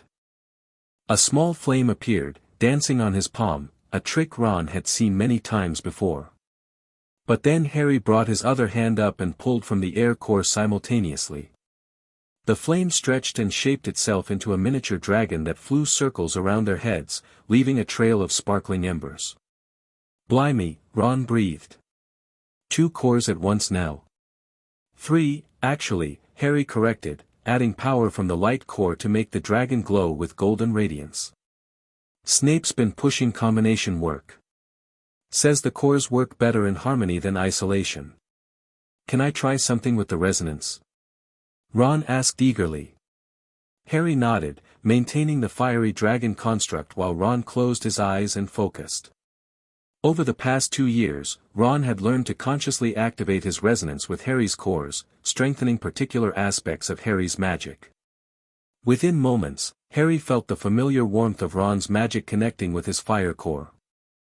The dragon grew more detailed, scales and wings becoming distinct, its movements more lifelike. Nice, Harry approved. Your precision's improved. Been practicing with the chess pieces, Ron admitted. Making them move how I want, not just coming alive. Dad says my focus is better. They spent the next hour experimenting with different core combinations, Ron's resonance strengthening certain aspects while Harry worked on fine control. The fire-air-light dragon was joined by a water-earth construct that resembled a small flowing river cutting through stone, then a space-time bubble that showed distorted glimpses of the room from moments before or after. Okay, this one's new, Harry said finally, sitting cross-legged on a cushion. Snape just approved it last week, but it's brilliant for communication. He focused inward, drawing primarily on the shadow core but with subtle elements of air and light as well. A moment later, a shadowy duplicate of himself formed beside him, not solid, but clearly recognizable. Shadow Messenger, Harry explained. It can travel to anyone I've established a magical connection with and deliver information. To demonstrate, he whispered to the shadow duplicate, which then floated across the room to Ron and repeated in Harry's voice, "Your shoes untied." Ron looked down automatically, then snorted when he saw his shoes were fine. Could be useful for passing notes in class without getting caught. That's not what it's for, Harry said, though he grinned at the idea. It's for emergencies. The connection works over long distances, even through some magical barriers. Have you tried it with Hermione yet? Planning to tonight, Harry confirmed, dissolving the shadow duplicate. If it works with both of you, we'll have a secure communication method at Hogwarts. A knock at the door interrupted them. Snape stood there, observing with his typical inscrutable expression. Acceptable practice choices, he commented, having clearly been monitoring their activities. Lunch is prepared. Afterwards, Potter, the headmaster requests a core stability check before this evening's gathering. During lunch, Arthur regaled them with ministry stories, carefully avoiding direct mention of order business while still conveying information through coded references Harry had learned to interpret. The situation outside their protected bubble had been deteriorating steadily for months: more disappearances, strange magical disturbances, signs of Death Eater recruitment. The Department of Magical Accidents has been working overtime, Arthur mentioned. Particularly around certain archaeological sites. That meant another dimensional gate was showing signs of instability. Any unusual personnel changes? Snape asked casually, though Harry caught the underlying tension. Arthur nodded slightly. Yaxley has been promoted to head the Department of International Magical Cooperation. And Rookwood's parole hearing has been moved up. Harry and Ron exchanged glances. Rookwood, the former unspeakable-turned-Death Eater who had led the attack on the Granger's safe house 2 years ago. His early release from Azkaban would be very bad news. After lunch, Ron went to help Snape prepare the garden for the evening's small birthday gathering, while Harry met with Dumbledore in the study. "Harry, my boy," Dumbledore greeted him warmly, rising from an armchair. "Happy birthday. 11 years old, a most significant milestone." "Thank you, sir," Harry replied, taking the seat Dumbledore indicated. "Snape mentioned you wanted to check my core stability." "Indeed," Dumbledore confirmed, eyes twinkling behind his half-moon spectacles. "A formality before presenting your Hogwarts letter, but an important one. The Board of Governors required assurance that all 12 cores remain properly contained." Harry nodded and closed his eyes, falling easily into the mental exercise he performed daily. He checked each core's containment, finding them all secure in their specialized mental structures: fire in its forge, water in its reservoir, and so forth. "All stable," he reported. "Though space and chaos have been more active lately. Like they're anticipating something." Dumbledore's expression grew thoughtful. "Interesting. When did this heightened activity begin?" Harry considered. "About 3 weeks ago.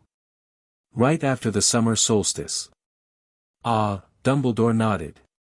"That aligns with our observations of the Avebury Gate. Minor fluctuations began at the solstice, though nothing approaching the deterioration we saw at Stonehenge 2 years ago." "Should we be preparing another stabilization ritual?" Harry asked. "Not yet," Dumbledore assured him. "The Avebury fluctuations appear to be temporary. However, they may explain your core's restlessness. The space and chaos aspects would be most sensitive to dimensional boundary shifts." Dumbledore performed his own magical assessment, casting complex diagnostic spells that revealed the cores as 12 distinct magical signatures nested within Harry's natural magical aura. "Remarkable integration," the headmaster murmured. 2 years ago, the cores appeared as separate entities within your magic. Now they're harmonized, moving in concert rather than competing. "Snape says it's like an orchestra now, not a cage full of wild animals," Harry explained. Dumbledore chuckled. "A colorful but accurate metaphor. Professor Snape has done exemplary work with your training." He completed his assessment with a final complex wand movement. "Everything appears secure and well-balanced. Which brings me to this." From his robes, Dumbledore produced an envelope of heavy yellowish parchment addressed in emerald green ink, "Mr. H. Potter, the upper bedroom, Willow Haven Cottage, unplottable location." Harry accepted the envelope with barely contained excitement, breaking the purple wax seal bearing the Hogwarts crest. The letter inside was exactly as Ron had described from his own: the formal acceptance to Hogwarts School of Witchcraft and Wizardry, list of required equipment, and reminder that the term began on September 1st. "There is an additional page," Dumbledore noted, "outlining the special arrangements for your unique educational needs." Harry found the extra sheet, which detailed modified accommodations, private quarters connected to both the student dormitory and Professor Snape's rooms, scheduled core training sessions 3 evenings per week, monthly assessment with the headmaster, and emergency protocols should core instability occur. These arrangements will allow you to experience Hogwarts as a regular student while maintaining the specialized training your condition requires, Dumbledore explained. You'll attend all standard classes, meals, and activities with your yearmates. Thank you, sir, Harry said sincerely. I know it took a lot of convincing to get the board to agree. Less than you might think, Dumbledore smiled. Your control has improved remarkably, and the stabilization of the Stonehenge gate demonstrated the positive potential of your abilities. Even Lucius Malfoy voted in favor, though I suspect his motives involve keeping you where certain influences can reach you. Harry frowned. You mean he wants me at Hogwarts so Voldemort's supporters can get to me? Perhaps, Dumbledore acknowledged. But Hogwarts remains the safest place in Britain, and now you'll have the protection of the entire staff, not just Professor Snape. Plus Ron and Hermione, Harry added. The resonance network is strongest when we're together. Indeed, Dumbledore agreed. Which reminds me, I've arranged for Miss Granger to receive private tutoring in magical theory alongside her regular classes. Her analytical mind and resonance connection make her uniquely suited to understanding the complexities of core magic. She'll be thrilled, Harry grinned, imagining Hermione's excitement at extra academic opportunities. Sir, there's something I've been wondering about the cores and Hogwarts. Will being there affect the castle's magic somehow? Snape mentioned that ancient magical sites sometimes respond to the cores. An insightful question, Dumbledore nodded approvingly. Hogwarts, as one of Britain's most magically significant locations, will indeed respond to the core's presence. However, the founders built extraordinary adaptability into the castle's magic. I expect harmonious interaction rather than disruption. That's good, Harry said, relieved. He'd worried that his presence might damage the ancient school somehow. Now, Dumbledore continued, I believe we have a small celebration to prepare for. 11 is a special birthday indeed, the traditional entry to formal magical education. The birthday gathering that evening was small but perfect in Harry's estimation. The Weasleys arrived en masse, not just Ron and his parents, but the twins Fred and George, Percy, and Ginny as well. The Grangers came shortly after, Hermione immediately pulling Harry into a fierce hug. Happy birthday, she exclaimed. Did you get your letter? I've already read all the course books twice and practiced some simple spells. The theory is fascinating, though much less advanced than what you've been studying. Let him breathe, Hermione, Ron laughed. He only just got his letter today. Mrs. Weasley's cake was magnificent, 3 tiers decorated with miniature magical creatures that actually moved around the icing. Even Snape seemed to relax slightly as the evening progressed, engaging Dr. Granger in a discussion about the theoretical applications of Muggle quantum physics to dimensional magic. As darkness fell, the adults moved inside while Harry, Ron, and Hermione remained in the garden, sitting in a small circle on the grass. The perfect moment, Harry decided, to test his new shadow messenger with both friends simultaneously. Watch this, he said, focusing inward and drawing on the shadow core with touches of air and light. This time, he created 2 shadow duplicates, each whispering a different message before floating to Ron and Hermione. Brilliant spell work, Harry! Hermione exclaimed after her shadow messenger delivered its greeting. The integration of multiple cores creates much more stable constructs than single-core magic. Can you teach us? Ron asked eagerly. Not the core manipulation part, Harry explained, but you can both learn to receive and reply. It's based on our resonance connection. He showed them the mental technique for accepting a shadow message and forming a response. Hermione mastered it almost immediately, while Ron took several attempts but eventually succeeded in sending a simple reply. This will be invaluable at Hogwarts, Hermione declared. Instant, secure communication without physical proximity. Much more efficient than passing notes or whispering. And good for mischief, Ron added with a grin. Or emergencies, Harry said more seriously. If anything happens with the cores, or if, he broke off abruptly as a sharp pain lanced through his scar. The space and chaos cores flared simultaneously, pushing against their mental containers with sudden urgency. "Harry?" Hermione asked, immediately noticing his pained expression. "Something's wrong," he managed, pressing a hand to his forehead. "The cores, they're reacting to something." Ron and Hermione moved closer, automatically establishing the resonance connection that had become second nature over the past 2 years. Harry felt their magic sync with his, helping stabilize the agitated cores. "Better?" Ron asked as Harry's expression eased slightly. "Yeah, but something's definitely happening," Harry said, scanning the darkened garden. The wards around the property remained visibly intact, shimmering faintly in the twilight. "It's not here, but it's..." A silver lynx Patronus burst through the garden wards, stopping before them and speaking in Kingsley Shacklebolt's deep voice, "Avebury Gate breach in progress. All Order members respond. Protect the boy." The message delivered, the lynx dissolved into silver mist just as Snape and Dumbledore rushed from the house, wands drawn. "Inside, all of you," Snape ordered sharply. "Now." The 3 children hurried toward the house, but before they reached the door, a massive magical shockwave rippled through the air. Harry felt it first through the cores, which vibrated like tuning forks struck simultaneously. Then the physical wave hit, not visible but palpable, like sudden pressure changes before a storm. "What was that?" Ron gasped as they stumbled into the kitchen. "Dimensional breach," Dumbledore answered grimly, already casting additional protection spells around the cottage. "The Avebury Gate has failed completely." Arthur Weasley rushed in from the living room. "Emergency flu call from Kingsley. Death Eaters attacked during the solstice ceremony at Avebury. They disrupted the stone circle's natural magical flow, which accelerated the gate deterioration." "Intentionally?" Snape asked sharply. "Appears so," Arthur confirmed.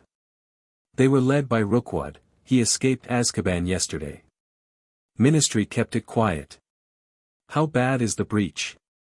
Molly asked, gathering Ginny protectively against her side. "Catastrophic," Dumbledore replied. "Unlike Stonehenge, which was a controlled deterioration we could repair, this is a complete collapse of the dimensional boundary. The entity is partially manifesting in our reality." Harry's scar throbbed again, the cores responding to the distant breach. "I can feel it," he said quietly. "It's awake now. Aware." Another shockwave hit, stronger than the first. The cottage trembled, magical protections flaring as they absorbed the energy. "We need to reinforce the wards," Snape decided. Dumbledore, the anchor stones, yes, the headmaster agreed. "Arthur, get your family to safety." "The emergency port key, no." Harry interrupted. "If the gate's fully breached, we need to reseal it, not run away. Like Stonehenge, but bigger." "That ritual took weeks to prepare," Snape reminded him.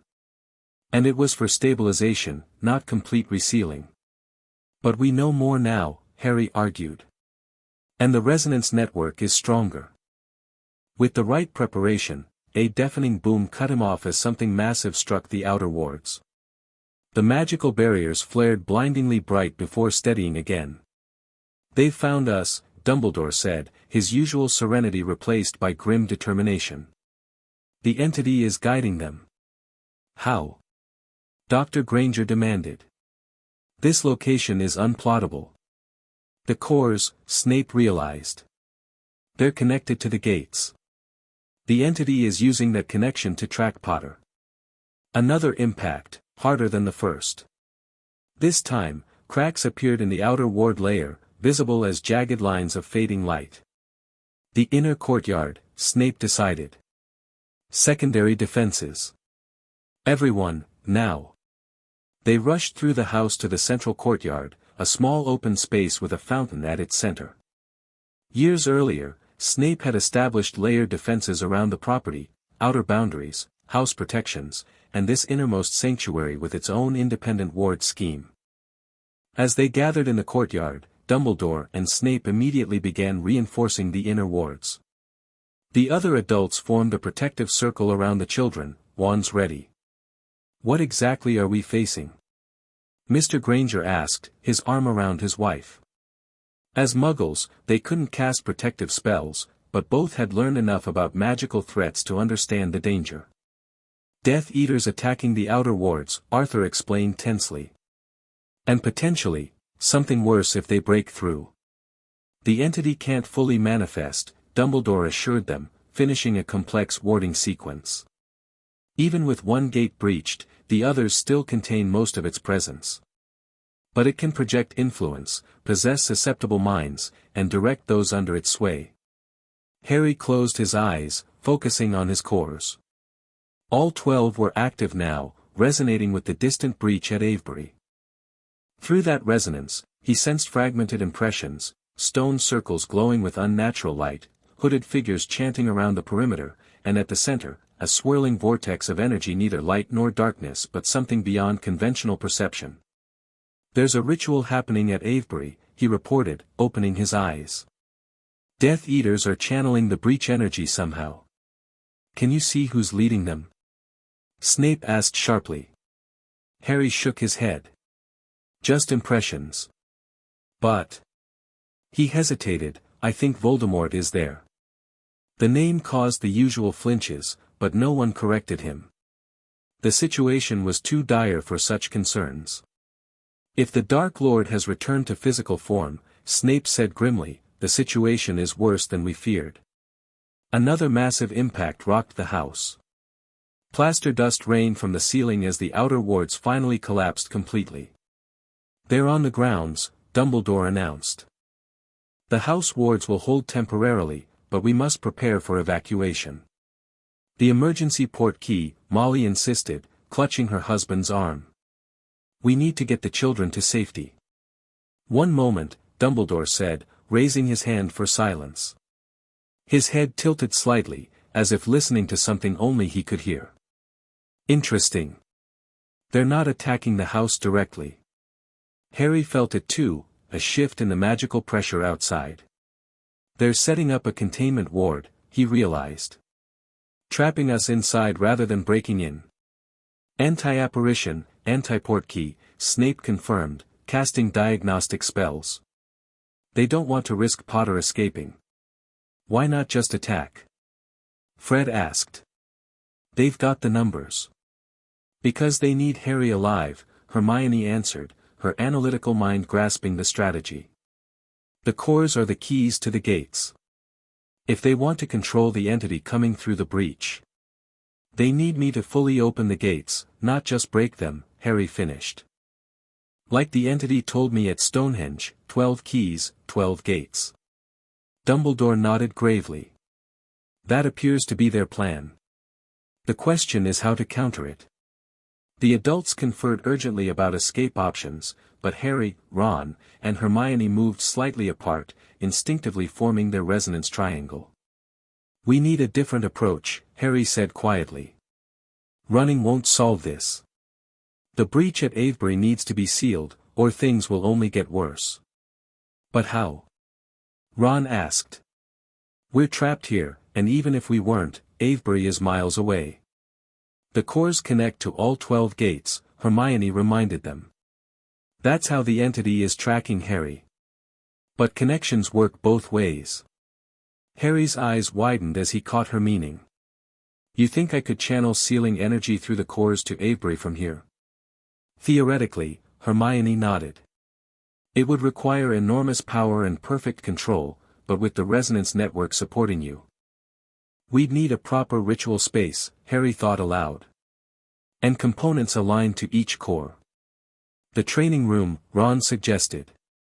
It's already set up for core work. Before they could develop the plan further, a new sound cut through the night, a high, cold laugh that seemed to come from everywhere and nowhere at once. Harry Potter, called a voice that raised goosebumps on Harry's arms. The boy who lived, to carry my keys. Everyone in the courtyard froze. The voice wasn't coming from outside, it seemed to emanate from the very air around them. Voldemort, Harry whispered, recognizing the voice from his nightmares. I offer you a choice, Harry Potter, the voice continued. Join me willingly, and your friends will be spared.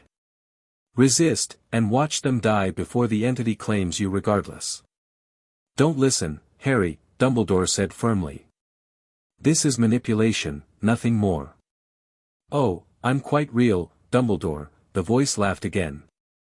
More real than I've been in many years, thanks to the power flowing through the Avebury breach. The entity has been generous with its gifts.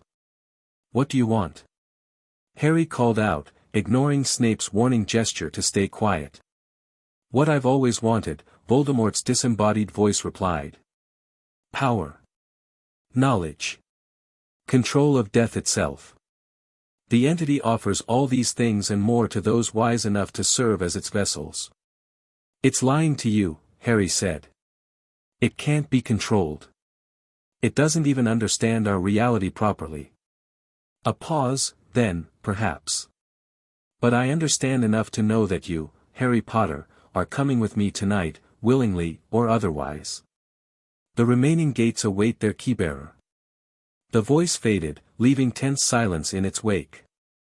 They'll attack soon, Snape said, breaking the silence. Direct assault now that their demands are clear.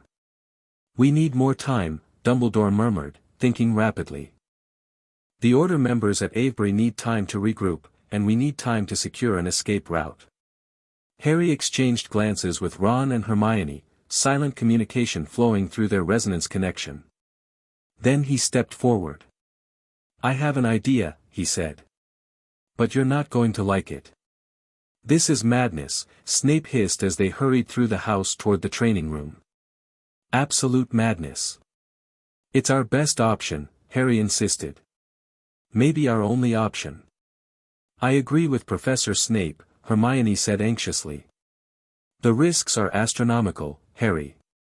Which is why we need to hurry before he changes his mind, Ron countered, already gathering the ritual components they'd need. Dumbledore had reluctantly approved Harry's plan, using the cores to establish a direct connection to the Avebury gate, not to seal it completely, which would be impossible from a distance, but to create a temporary buffer zone, a magical barrier that would slow the entity's manifestation and give the Order members time to implement containment measures. The resonance network is key, Harry explained as they set up the ritual circle. Ron, Hermione, and I will establish the primary connection. Everyone else channels supporting energy through these focus crystals.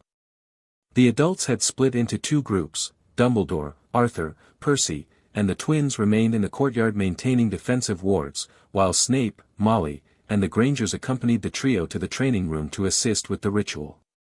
Ginny had been sent through a secret passage to a concealed shelter beneath the garden, the one evacuation route the Death Eaters hadn't yet discovered.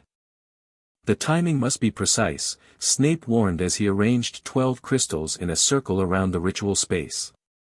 If Potter establishes connection with the breached gate before the supporting framework is ready, the entity could potentially flow back through that connection.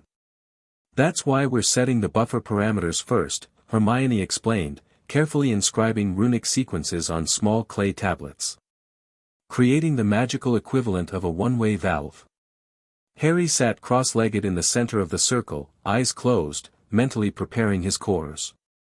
The challenge would be unprecedented, not just channeling one or two cores at a time, but establishing 12 simultaneous connections to a distant gate while maintaining perfect control of the energy flow. I'll need both of you, he said to Ron and Hermione. Full resonance, stronger than we've ever tried. His friends nodded, taking positions at 2 points of a triangle around him. Over the years, their resonance network had grown from a simple magical harmony to a complex, interwoven support system.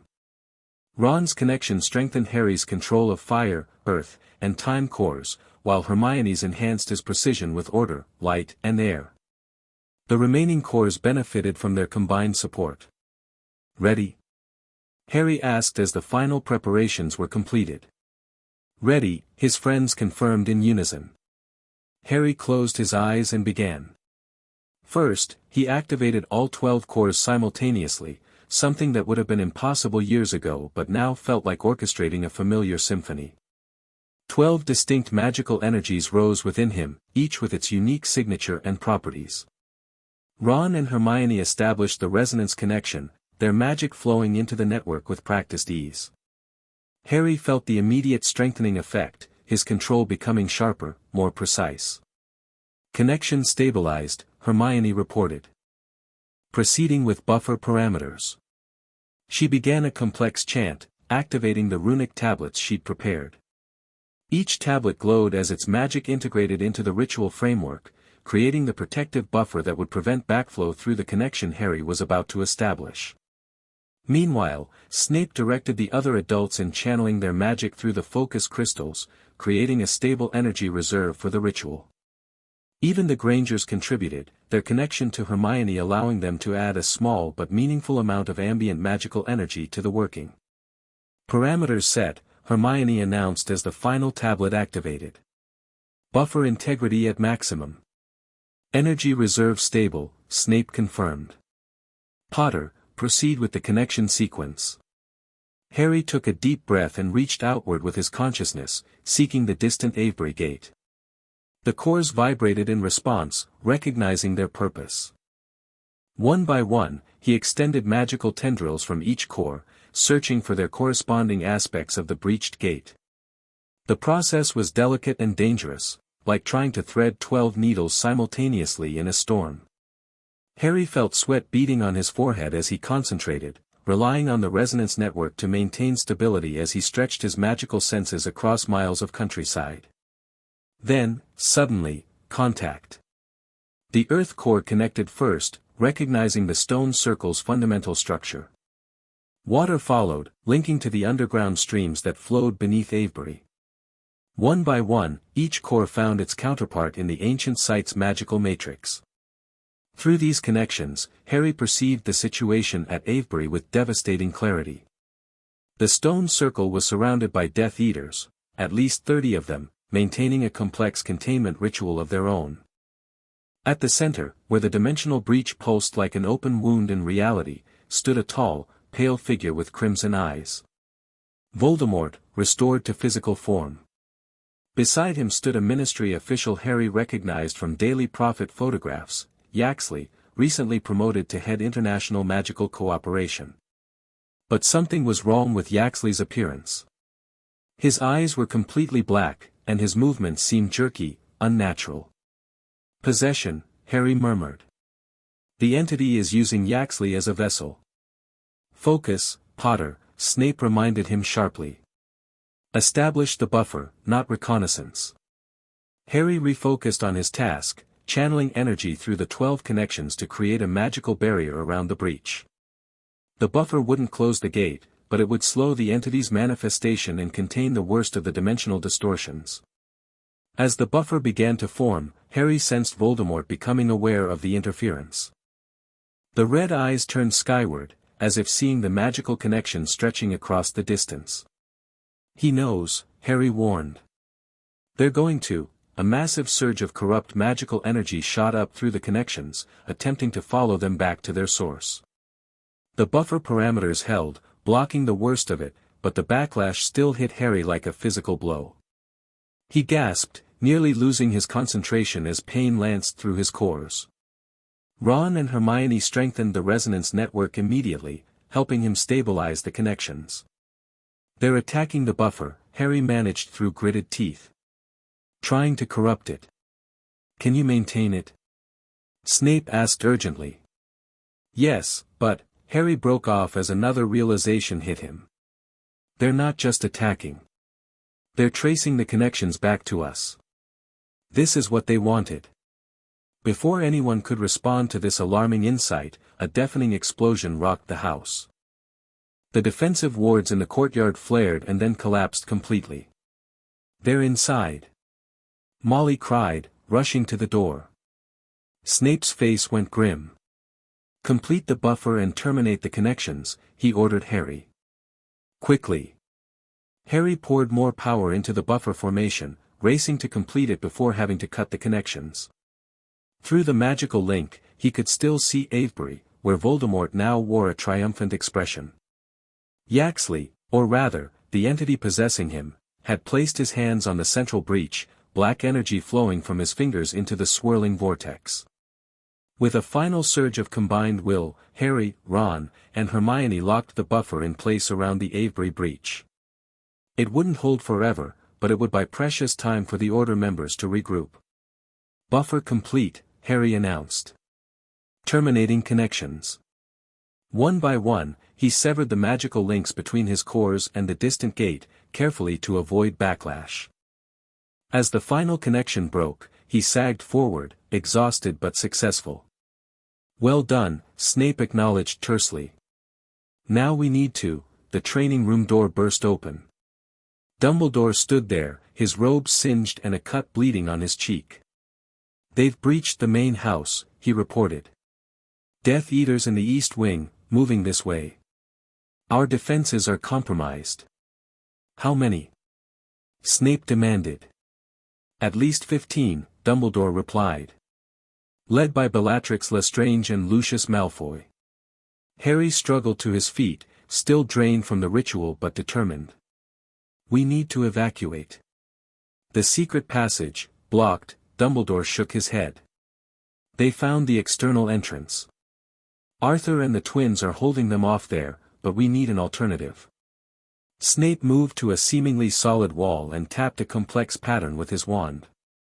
A section slid aside, revealing a hidden alcove containing emergency supplies and what appeared to be a small mirror. "Two-way transportation mirror," he explained. "Connected to a secure location. It will take only 2 at a time, and there's a 5-minute recharge between uses." "The children first," Molly insisted. Harry shook his head firmly. "No. You all go. I'm what they want. If I surrender, they might let everyone else leave." "Absolutely not," Hermione said fiercely. "Not happening, mate," Ron agreed. "This is not open for discussion," Snape snapped. "Weasley, Granger, you first. Now." Before the argument could continue, another explosion shook the house, much closer this time. Plaster rained from the ceiling, and the sound of combat echoed down the hallway. "They're here," Dumbledore said grimly. "Severus, get Harry to safety. I'll hold them off." "Not alone," Molly declared, taking up position beside the headmaster, wand ready. "We're staying too," Dr. Granger decided, her husband nodding firmly beside her. "Our daughter isn't leaving without us." The situation was deteriorating rapidly, with no clear evacuation plan that everyone would accept. In the moment of indecision, Harry felt a strange tugging from the shadow core, an unusual sensation, almost like an invitation. Following instinct, he drew on the shadow core's power, extending his perceptions beyond normal sight. The shadows in the corners of the room deepened, then seemed to pull back like curtains, revealing hidden paths through darkness. "There's another way," Harry said suddenly. "The shadow paths. I can see them now." "Shadow walking is incredibly dangerous," Snape warned. "Even experienced practitioners get lost in the in-between." "Not with the shadow core," Harry insisted. "It's showing me the paths. I can navigate them, take us all at once." Dumbledore looked intrigued despite the dire circumstances. "The shadow core is offering guidance." "Interesting. That's not its usual behavior." "We don't have time to analyze core psychology," Snape said tersely as the sounds of battle grew closer. "Potter, how certain are you that you can control this?" "With Ron and Hermione's help, very certain," Harry replied. "The resonance network stabilizes all the cores, including Shadow." Another explosion, this one blasting a hole in the wall of the adjacent room. Time had run out. "Do it," Dumbledore decided. "Everyone, stay in physical contact with Harry or with someone touching him. Form a chain." They quickly arranged themselves in a tight group, each person gripping another's arm or shoulder, with Harry at the center. Ron and Hermione stood directly beside him, already re-establishing the resonance connection. "I need to fully release the shadow core," Harry warned. "It's going to feel strange. Don't let go, no matter what you see or feel." With that, he closed his eyes and reached for the shadow core's garden in his mind. Unlike the other cores, which he carefully controlled and channeled, this time he fully opened the gate, inviting the shadow core to express its complete nature. Darkness erupted from Harry's scar, spreading outward in waves that engulfed the entire group. The training room vanished, replaced by a realm of shifting shadows, not simply darkness, but an ever-changing landscape of deeper and lighter shades that formed tunnels, pathways, doorways. "I can see the way," Harry murmured, his voice echoing strangely in the shadow realm. "Hold tight." He began moving forward, guiding the group along a path that only he could fully perceive. Ron and Hermione's resonance provided stability, preventing the shadow core from slipping beyond Harry's influence into wilder expressions that might have lost them in the in-between forever. The others followed in stunned silence, witnessing a form of magic few had ever seen, let alone experienced. They moved through shadow itself, neither operating nor using physical travel, but traversing the thin spaces between realities' defined locations. After what felt like both seconds and hours, Harry sensed their destination approaching, a place of safety, far from the cottage, connected to this shadow path by ancient magical links. "We're almost there," he called back to the group. "When we emerge, it will be disorienting. Stay calm and keep holding on until I fully contain the shadow core again." The darkness ahead lightened, shapes becoming visible through the thinning shadow. With a final step, Harry led them through what felt like a velvet curtain, and suddenly they stood in a large, circular stone chamber lit by floating orbs of soft blue light. The Department of Mysteries, Dumbledore identified their location, looking around with mild surprise. Specifically, the Awakening Chamber. "Fascinating choice, Harry." "I didn't choose it," Harry admitted as he carefully guided the shadow core back to its mental garden. "The path led here naturally. Like the core knew where we needed to go." As the last of the shadow energy receded, everyone finally relaxed their death grips on each other, looking around with varying expressions of wonder and concern.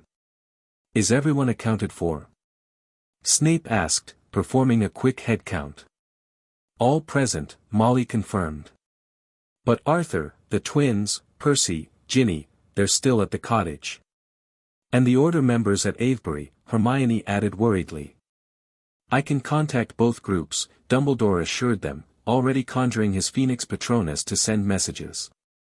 "The Ministry is secure, despite concerns about infiltration.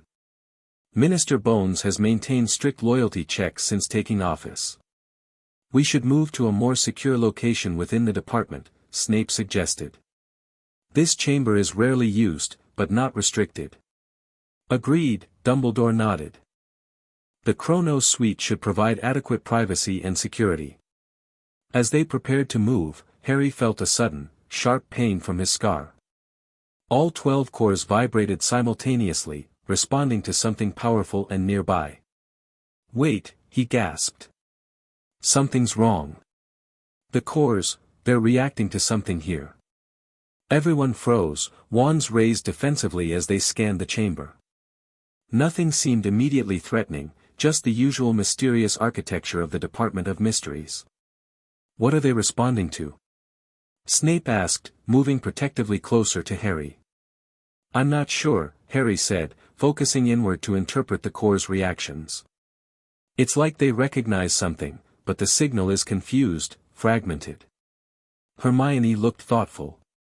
"The Department of Mysteries studies fundamental forces of magic and reality. Perhaps there's research here related to the dimensional gates or the cores themselves." "More than research," Dumbledore said quietly. "This department was built around an anchor point, one of the 12 gates, though few know its true nature. The unspeakables believe it to be simply a source of magical energy." Harry's eyes widened. "There's a gate here. In the Ministry itself?" "The Time Gate," Dumbledore confirmed. "The most stable of the 12, and the most thoroughly protected. Its presence explains why the shadow path led you here. The cores sought proximity to one of their original purposes." "Could Voldemort's forces follow us?" Molly asked anxiously. "Shadow walking leaves no trace to follow," Snape assured her. "And the Ministry remains under full security protocols since the Avebury breach was detected." A silvery phoenix flew into the chamber, circling once before speaking in Dumbledore's voice, the Patronus he'd sent returning with news. Arthur and children safe. Regrouped at Shell Cottage with other Order members. Avebury contained temporarily. Buffer holding. Relief washed through the group, though Harry noticed Dumbledore's expression remained troubled. "What aren't you telling us?" he asked the headmaster directly. Dumbledore sighed. "The containment at Avebury is tenuous at best. Your buffer was well constructed, but Voldemort's forces continue their efforts to dismantle it. And now they know you can connect to the gates remotely, a capability they will certainly attempt to exploit." "And the cottage?" Snape asked. "My research, the texts, compromised," Dumbledore admitted. "We must assume Voldemort now has access to everything left behind." Harry felt a chill at the implication. Years of notes on his training, detailed information about the cores and their properties, ritual components and magical theory, all now in enemy hands. "So what's our next move?" Ron asked practically. "We can't just hide in the Ministry forever." "Indeed not," Dumbledore agreed. "We need to develop a more comprehensive response to both immediate threats, Voldemort's forces and the partially manifested entity." "Could we seal the Avebury breach from here?" Hermione suggested. With the time gate as an anchor point, Harry might establish stronger connections. "Perhaps," Dumbledore said thoughtfully. "But such an operation would require extensive preparation and considerable power. The Unspeakables would need to be consulted, as they maintain the chamber containing the time gate." Before they could discuss further, the chamber door opened. A witch in the distinctive robes of an unspeakable entered, wand cautiously raised. "Headmaster Dumbledore," she said, surprise evident in her voice. "How did you enter this chamber without triggering the wards?" "Ah, Madam Croaker," Dumbledore greeted her amicably. "A rather unconventional arrival method, I'm afraid. May I present Harry Potter, whose unique magical situation necessitated our unexpected visit." The Unspeakable's eyes widened as they fixed on Harry, then narrowed with sudden intensity. "The Corbearer. We've been monitoring the magical disturbances from your location for hours. The Avebury situation is temporarily contained," Dumbledore finished for her. "Though a more permanent solution is urgently needed." Madam Croaker nodded briskly. "Follow me. The department head will want to speak with you immediately." She paused, looking at the entire group. "All of you. What we're facing concerns everyone now." They followed the Unspeakable through the mysterious corridors of the department, passing rooms containing swirling vortices of stars, tanks of disembodied brains, and other wonders and horrors Harry couldn't begin to identify. Finally, they reached a simple black door marked only with a symbol that resembled an hourglass. "The director's office," Madam Croaker explained, touching her wand to the door in a complex pattern. "She's been expecting something like this since the first gate showed signs of instability 3 years ago." The door swung open to reveal not an office but a vast circular chamber. In its center stood a pedestal holding what appeared to be a miniature galaxy, swirling stars and cosmic dust rotating slowly in perfect silence. Around this central feature, a conference table had been arranged where several Unspeakables were already seated.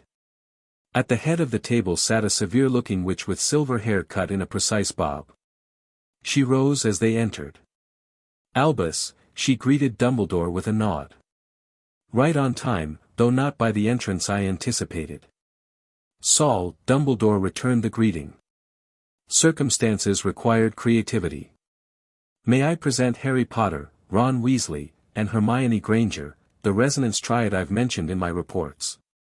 The department head studied the 3 children with piercing blue eyes that seemed to see more than physical appearance. "Yes," she said finally. "The magical signatures match our readings exactly. Remarkable stability in the resonance pattern, considering the extraordinary circumstances." She gestured to the empty seats. "Please, sit. We have much to discuss and limited time. The Avebury situation has accelerated all our timelines." As everyone settled around the table, Sol Croaker waved her wand, and the miniature galaxy expanded, filling the air above them with a three-dimensional map of Britain. 12 points glowed on the map, 11 blue, 1 angry red. The 12 gates, she explained. Avebury, as you can see, is in critical breach status. The entity is partially manifested, though your buffer, Mr. Potter, has prevented full emergence. What exactly is this entity? Dr. Granger asked. We've heard vague descriptions, but nothing concrete. Croaker exchanged glances with Dumbledore, who nodded slightly. We call it the discordance, she said. A being or force that exists in the spaces between realities. Not malevolent in the human sense of the word, but fundamentally incompatible with our dimensional physics. Its presence warps reality, breaks down the rules that govern existence. Like an invasive species that disrupts an ecosystem, Hermione suggested. An apt analogy, Croaker approved. Merlin discovered its influence when reality began, glitching, around certain magical nexus points. Time flowing at different rates, matter behaving inconsistently, magical effects becoming unpredictable. And he created the cores to seal it away, Harry said, touching his scar unconsciously. Yes and no, Croaker corrected. He created the 12 gates, dimensional barriers at magical nexus points. The cores were the keys that locked those gates. They were never meant to be combined in a single vessel. Then how did they end up in my scar? Harry asked, asking the question that had bothered him for years. Croaker turned to Dumbledore. Perhaps you should explain this part, Albus. You've studied the event more thoroughly than anyone. Dumbledore nodded gravely. When Voldemort attempted to kill you as a baby, Harry, the interaction between his killing curse, your mother's protective sacrifice, and the ancient prophecy created a magical resonance of unprecedented power. This resonance acted like a summoning, drawing the 12 keys, the cores, which had been scattered for safekeeping after Merlin's time. They recognized you as a suitable vessel, Croaker continued. A magical nexus in human form, created by the confluence of powerful forces. They embedded themselves in the curse scar, sealed by your mother's protection until you accidentally broke that seal at age 6. The explanation made sense, filling gaps in Harry's understanding of his condition. But it raised new questions too. So what's happening now? He asked. Why are the gates failing after all this time? 2 factors, Croaker said, manipulating the floating map to zoom in on Avebury. First, when your seal broke, it weakened all 12 gates. They're connected through magical resonance, just as you 3 are connected through your personal resonance network. Second, Voldemort has been systematically attacking the gates, using knowledge gained from Rookwood's time as an unspeakable. To what end? Snape asked sharply.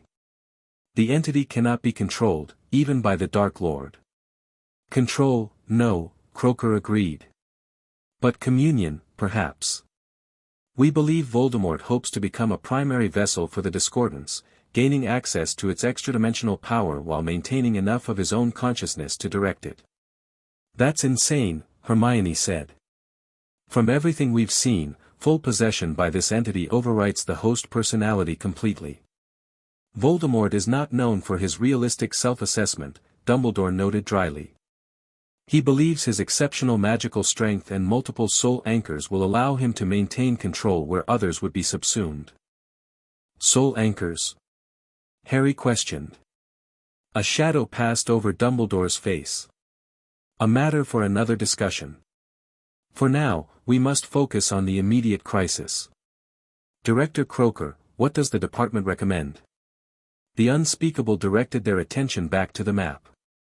The Avebury breach cannot be sealed remotely, despite Miss Granger's excellent suggestion. The damage is too extensive. A direct intervention is required, a complete resealing ritual performed at the site itself. That's suicide, Snape objected. Avebury is currently occupied by Death Eaters and a partially manifested interdimensional entity. Hence our dilemma, Croaker acknowledged. However, we've identified an alternative approach.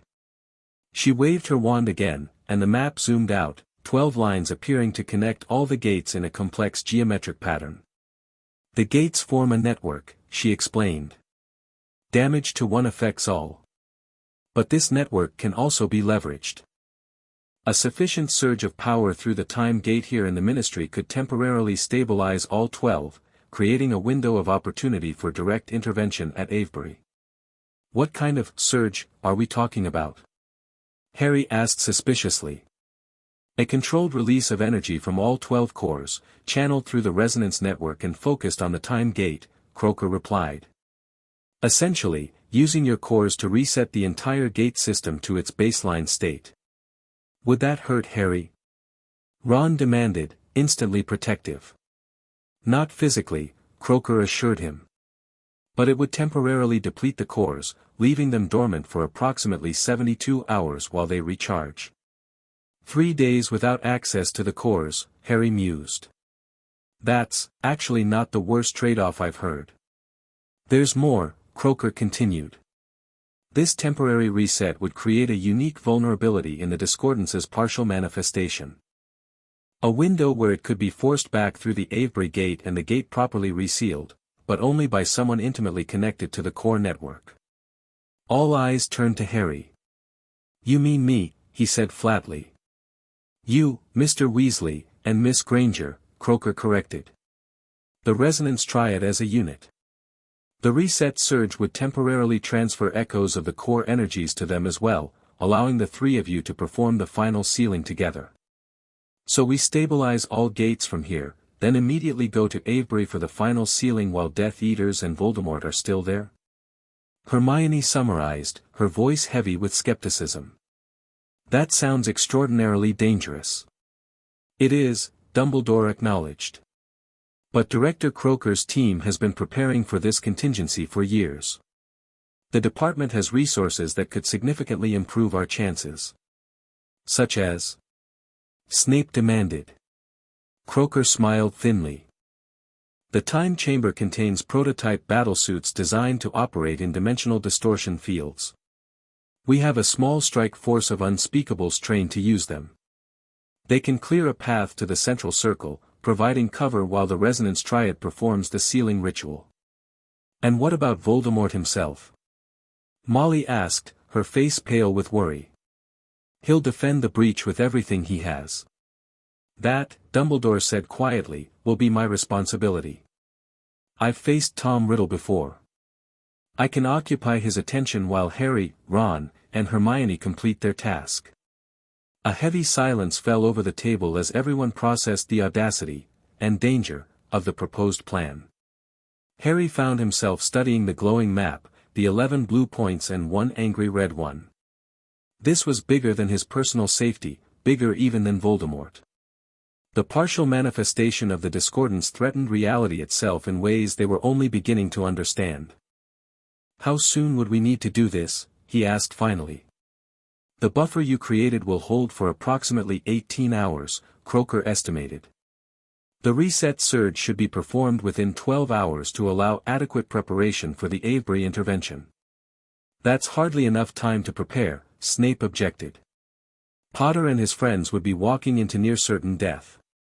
The alternative is watching reality unravel around Avebury, spreading outward until it consumes all of Britain, Croaker replied bluntly. We're already seeing temporal anomalies 5 miles from the site. Plants aging to dust in seconds, then rejuvenating. Animals born, living entire lifespans, and dying in minutes. The fabric of existence is fraying, Professor Snape. Another silence, heavier than before. I'll do it, Harry said, breaking the silence. The surge and the sealing both. He turned to Ron and Hermione. But you two don't have to. This isn't your burden. Ron snorted. 3 years of resonance work, and you still think we'd let you do this alone? Seriously, mate, get a clue. We're coming with you, Hermione stated firmly. The triad works together or not at all. That's been established mathematical fact since our first unified casting. Harry felt a surge of gratitude and fear simultaneously, grateful for their unwavering friendship, terrified of leading them into such danger. Then it's settled, Dumbledore said, though his eyes revealed his own concern. Director Croaker, how soon can the time chamber be prepared for the reset surge? 3 hours minimum, she replied. We'll need to adjust the containment fields, calibrate the focus array, and brief our strike team for the Avebury intervention. And we need rest, Hermione pointed out practically. None of us has slept, and we've all undergone significant magical exertion already today. We need at least a few hours of recovery before attempting something this complex. Agreed, Dumbledore nodded. Severus, would you and Molly accompany our young friends to the department's recovery quarters? 4 hours of rest, then preparation for the reset surge. As they left the conference chamber, Harry felt the weight of decision settling over him. His 11th birthday had brought not just his Hogwarts letter but perhaps his greatest challenge yet. The irony wasn't lost on him. This morning, his biggest concern had been which house he might be sorted into at Hogwarts. Now he was preparing to reset the fundamental magical barriers of reality and confront both Voldemort and an interdimensional entity. Just another day as the boy who lived. The department's recovery quarters proved surprisingly comfortable, clean, quiet rooms with beds that adjusted to the occupants' preferred firmness and ambient lighting that promoted rapid magical regeneration. Despite his racing thoughts, Harry fell asleep almost immediately, his exhausted body and depleted magic demanding rest. He dreamed of gates, 12 massive doorways arranged in a circle, each carved with symbols representing the cores. As he walked among them in the dream, he noticed that 11 remained firmly sealed, while one stood partially open, darkness seeping through the gap. A voice called to him from that darkness, not the entity's alien consciousness, but a human voice, cold and calculating. We both serve greater powers, Harry Potter, said Voldemort, stepping partially through the gap, his form shifting between solid and shadow. The difference is that I choose to master mine, while you remain a slave to yours. You're not mastering anything, Harry replied in the dream. It's using you, just like it tried to use me. Voldemort laughed, the sound echoing unnaturally. Perhaps. But I've divided myself in ways you cannot imagine. Parts of me remain untouched by its influence, ensuring I retain control. Soul anchors, Harry said, remembering Dumbledore's cryptic comment. That's what they are, aren't they? Pieces of your soul, hidden away. Something like surprise flickered across Voldemort's inhuman features. Dumbledore has been sharing secrets, I see. Yes, my Horcruxes preserve my essence, allowing me to direct the discordance rather than be consumed by it. It won't work, Harry insisted. The entity doesn't understand our reality properly. It can't be reasoned with or controlled, only contained. Then help me contain it, Voldemort proposed, his voice suddenly reasonable. Together, with your cores and my knowledge, we could create a new kind of seal, one that allows us to draw on its power without risking full manifestation. You want to use me to make a dimensional tap? Harry asked incredulously. To siphon power from between realities? Precisely, Voldemort smiled, the expression ghastly on his snake-like face. Unlimited power, Harry. Enough to reshape the wizarding world as we see fit. No more hiding from muggles, no more limiting our potential to avoid detection. True freedom for magical kind. Freedom under your rule, you mean? Voldemort shrugged. I would guide our transition, naturally. But the benefits would be universal. Even your friends would be elevated in the new order. Especially the Granger girl, such intellect deserves cultivation, muggle-born or not. The manipulative offer turned Harry's stomach. You murdered my parents. Tried to kill me. Now you expect me to help you tap an interdimensional power source. I expected resistance, Voldemort acknowledged. But consider the alternative. If the gates fail completely, reality itself unravels. Is my leadership truly worse than non-existence? Before Harry could respond, the dream shifted. The gates faded, replaced by a familiar mental landscape, the garden where the Death Core resided. Standing there, impossibly, was his mother. Don't listen to him, Harry," Lily Potter said, her green eyes, his eyes, filled with love and determination. "The sealing can work, but there's something you need to know first." "Mum?" Harry whispered, knowing this wasn't really her but unable to help himself. "Is that really you?" In a way, she smiled sadly. "The Death Corps preserves echoes of those who've passed. I left this message within it, hoping you'd find it when you needed guidance most." "What do I need to know?" Harry asked, his heart aching at this phantom presence of the mother he'd never known. "The original sealing required sacrifice," Lily explained. "Merlin and his companions each gave something precious, not their lives, but magical potential, future possibilities, pieces of themselves they could never regain." The department director mentioned that. Harry nodded. "But what does it mean for me?" "It means the ritual you're planning cannot succeed without similar sacrifice," Lily said gently. "Not death, never that. I didn't die to have you throw your life away.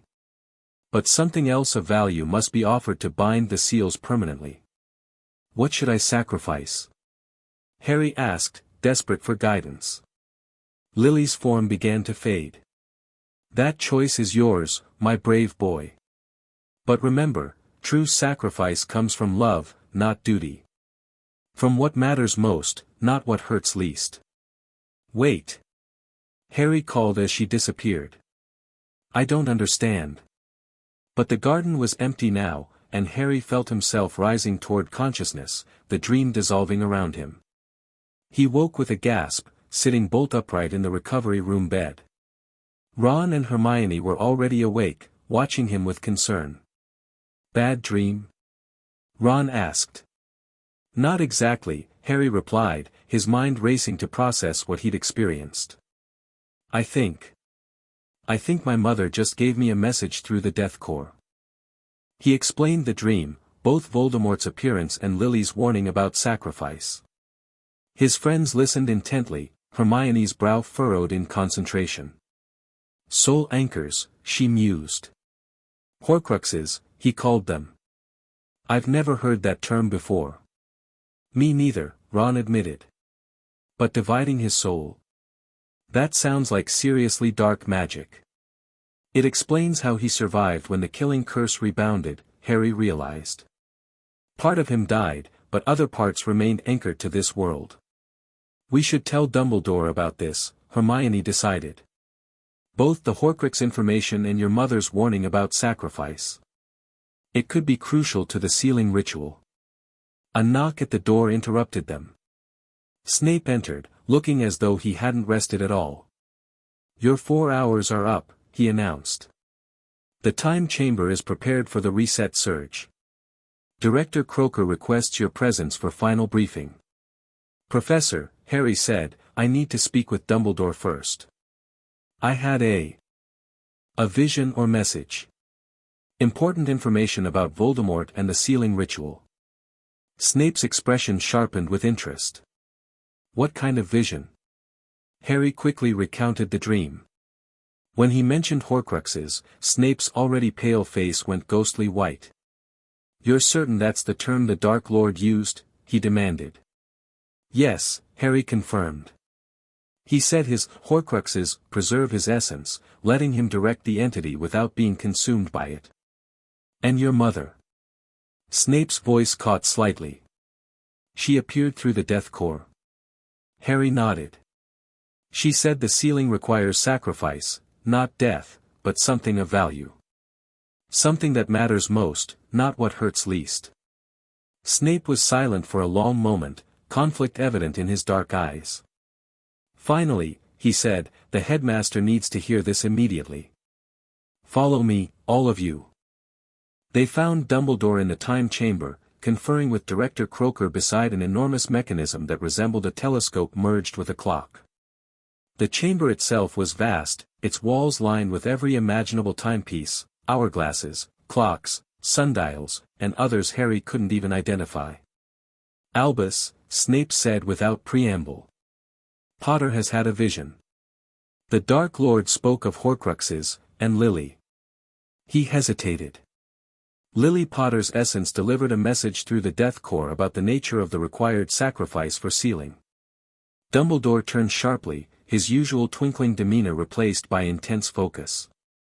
"Tell me everything, Harry. Word for word, if you can." Harry repeated the dream in detail, watching as Dumbledore and Director Croaker exchanged increasingly troubled glances. "This confirms our worst fears about Riddle's methods," Dumbledore said when Harry finished. "And explains much about his confidence in controlling the entity." "Horcruxes," Director Croaker said, the word sounding like a curse. "The department has theoretical knowledge only. The actual creation process is forbidden knowledge, purged from all but the most secure records." "What exactly are they?" Hermione asked, her scholarly curiosity overriding her apprehension. "Objects in which a dark wizard has concealed part of their soul," Dumbledore explained gravely. "The soul is split by committing murder, the supreme act of evil. The fragment is then sealed into an object, anchoring the creator to life even if their body is destroyed." "And Voldemort has made multiple ones?" Ron asked, looking horrified. "So it would seem," Dumbledore nodded. "Which presents both a problem and an opportunity. The problem is obvious: Voldemort cannot truly be defeated while his Horcruxes exist.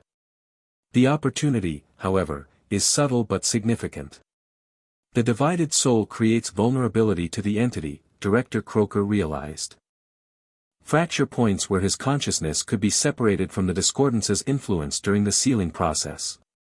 "Precisely," Dumbledore agreed. "If we can identify and exploit these fracture points during the confrontation, we may be able to force the entity back through the gate while leaving Voldemort himself vulnerable to more conventional opposition." Harry considered this, then asked the question weighing most heavily on his mind. "And the sacrifice my mother mentioned? What does that mean for the sealing ritual?" Dumbledore and Croaker exchanged another glance, this one heavy with unspoken communication. "The department has studied the original sealing extensively," Croaker finally said. "Merlin and his companions each sacrificed a portion of their magical potential, specific talents or abilities they possessed in abundance. These sacrifices created permanent bindings for each gate. So to seal Avebury permanently, Harry reasoned, we'd need to sacrifice something magical. Like, one of the cores. That would be the most direct equivalent, Dumbledore confirmed. Though whether such a sacrifice is necessary depends on our ultimate goal. A temporary containment might be achieved without permanent sacrifice. But it wouldn't last, Harry guessed. We'd just be delaying the problem, not solving it." "Correct," Croaker nodded. "The entity would eventually break through again, perhaps more powerfully than before." Ron and Hermione moved closer to Harry, their presence supportive without being intrusive. He appreciated their silent solidarity as he wrestled with the implications. "How soon do we need to decide?" he asked. "About the sacrifice, I mean." "The reset surge doesn't require that decision," Dumbledore assured him. "That can proceed regardless. The question of sacrifice applies only to the final sealing at Avebury, which would occur approximately 4 hours later." Harry nodded slowly. "Then let's focus on the reset surge first. One step at a time." Director Croaker approved this approach and began explaining the reset procedure.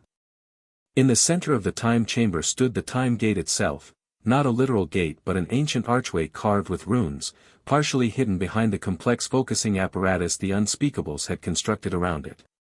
"The reset surge will channel energy from all 12 cores through the focusing array and into the time gate," Croaker explained.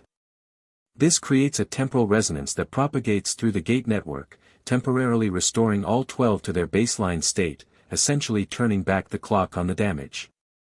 "How long will the reset effect last?" Hermione asked. "Approximately 8 hours, Croaker replied. "More than enough time for the strike force to secure Avebury and for your team to perform the sealing ritual." "And what exactly happens to my cores during this process?" Harry questioned. "They'll be temporarily depleted," Croaker said. "Dormant but not damaged. They should begin recharging naturally after approximately 72 hours.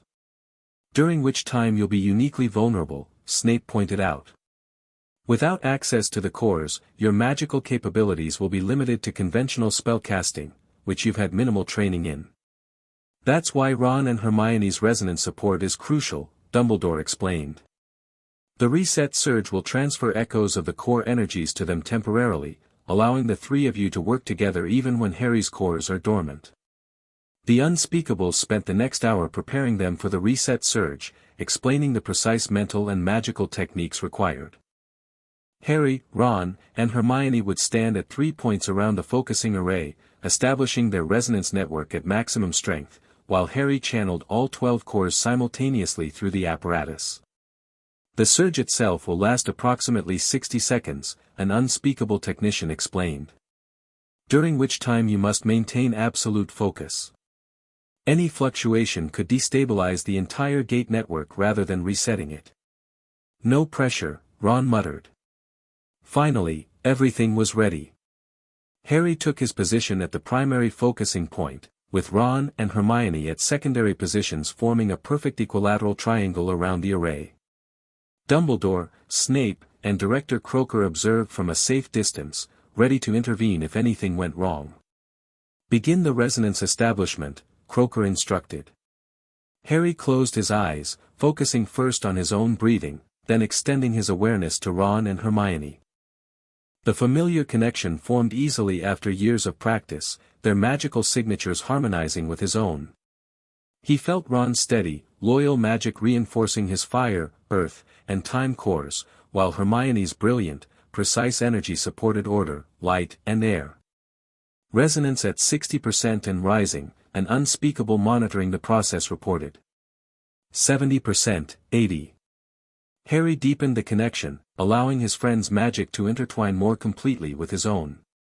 This level of resonance was something they practiced but rarely needed to maintain for extended periods, a complete harmonic fusion of 3 distinct magical signatures. 95%, maximum resonance achieved. Core activation may commence. Taking a deep breath, Harry began activating his cores one by one. Each responded eagerly, perhaps sensing their connection to the time gate nearby.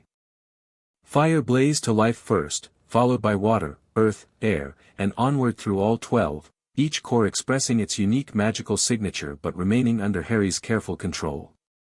Core activation complete, the Unspeakable announced. Focusing array aligning, ready for surge initiation.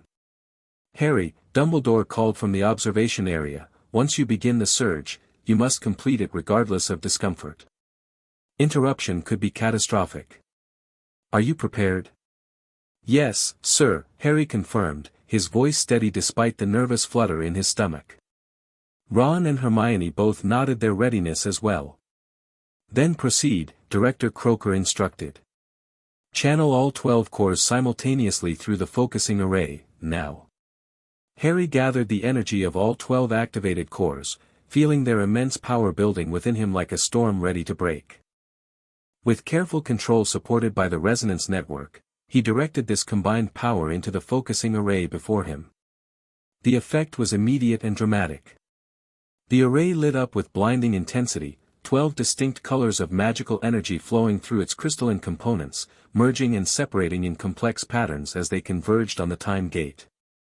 The ancient archway began to glow, first silver, then gold, then a color Harry had no name for, something beyond the visible spectrum that nonetheless registered in his magical perception. The strain was enormous. Channeling all 12 cores at full power taxed Harry's control to its limits, even with Ron and Hermione's support. Sweat poured down his face as he fought to maintain the precise energy flow the reset required. 20 seconds elapsed, the monitoring Unspeakable called. Gate network responding. Temporal resonance detected at all 12 sites. Through the cores, Harry sensed the distant gates responding, 11 points of connection lighting up across Britain, including the angry red wound at Avebury, which seemed to resist the reset energy at first before gradually yielding. 40 seconds. Temporal alignment at 70% and rising. The pressure was becoming almost unbearable now. Harry felt as though he were trying to hold back an ocean with his bare hands, the combined power of the cores threatening to overwhelm his control. Only the resonance network kept him stable, Ron and Hermione channeling supporting energy that helped contain the surging power. 50 seconds. Alignment at 90%. Just when Harry thought he couldn't maintain the surge any longer, he felt something shift in the magical currents. The resistance suddenly vanished, the power flowing smoother, faster, as if finding its natural course at last. 60 seconds. Reset complete. Terminate the surge now. With enormous effort, Harry cut off the flow of power, carefully disconnecting the cores from the focusing array. The blinding light faded, the mysterious color receding from the time gate as the reset surge concluded. Harry swayed on his feet, utterly drained. He felt the cores within him flicker like candles in a strong wind, then go dormant one by one, their energy expended in the massive reset operation. The sudden absence of their constant presence in his mind was shocking, like losing a sense he'd relied on for years. Ron and Hermione rushed to his side, supporting him as his knees buckled. "I've got you, mate," Ron assured him, gripping his arm firmly. "Did it work?" Harry asked weakly. "Perfectly," Director Croaker confirmed, approaching with barely contained excitement.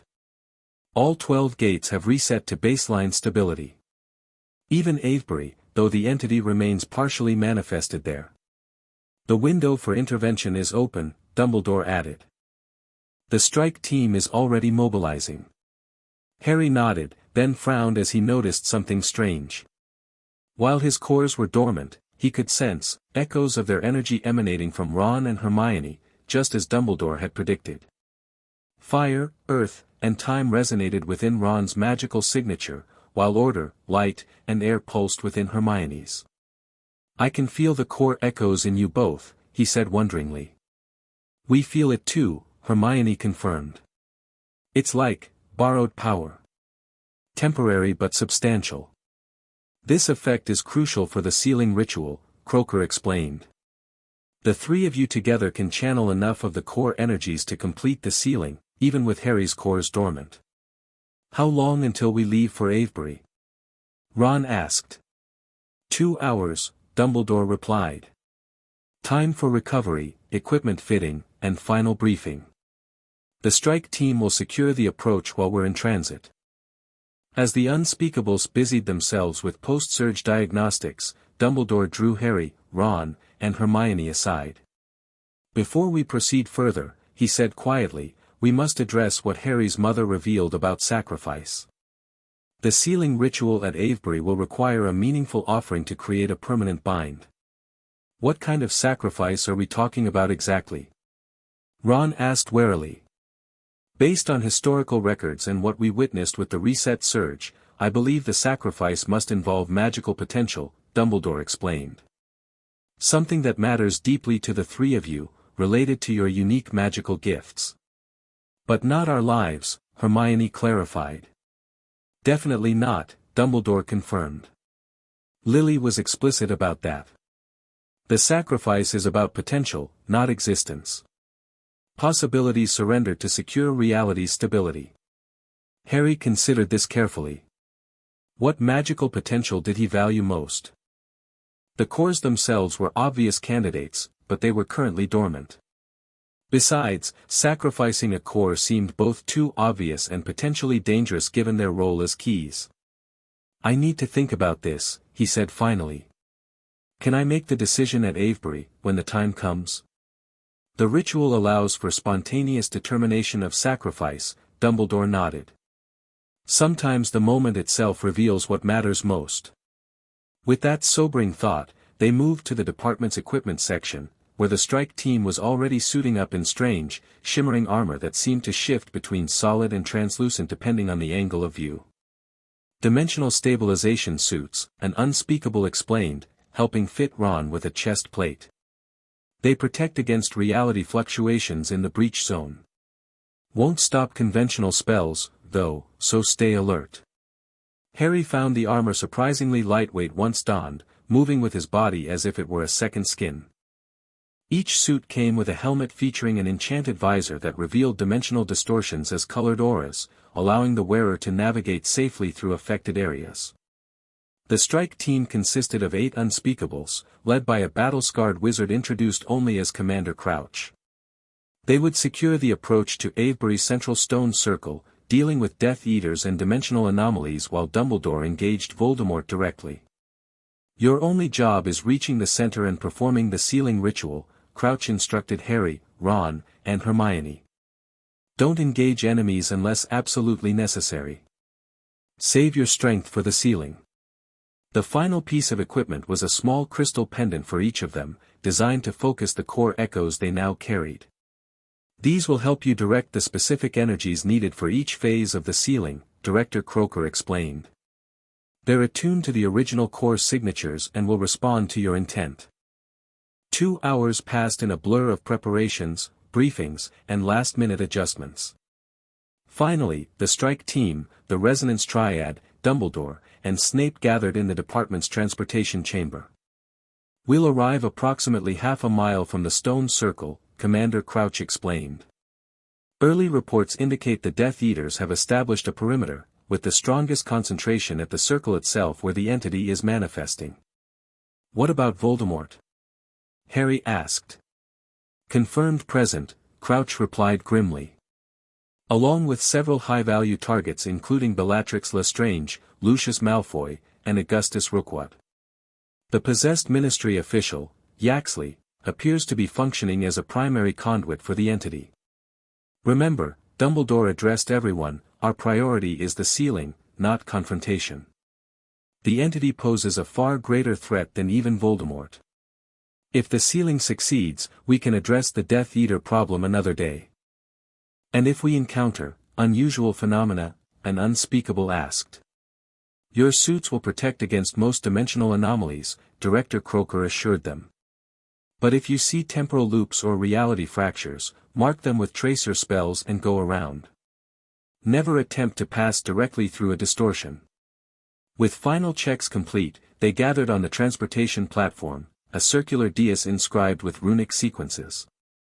Unlike normal apparition or port keys, this would use a specialized department method designed to penetrate anti-transportation wards. Displacement in 5, 4. An unspeakable technician counted down, manipulating crystal controls. 3, 2, 1. The world dissolved around them, replaced by a spinning vortex of color and sound. Harry felt as though he were being stretched and compressed simultaneously, far more uncomfortable than normal magical transportation. Then suddenly, solid ground beneath his feet again, and the smell of grass and ozone. They had arrived on a hillside overlooking Avebury. Even from half a mile away, the dimensional breach was visibly disturbing. The massive stone circle pulsed with unnatural light, while the air above it rippled and distorted like heat waves, occasionally showing glimpses of impossible landscapes, starless voids, crystalline geometries, undulating surfaces that hurt the eye to look upon. "Merlin's beard," Ron breathed, staring through his helmet visor. "It's worse than I imagined. The reset bought us time, but the manifestation continues," Commander Crouch observed. "Strike Team, Formation Alpha. Primary targets marked."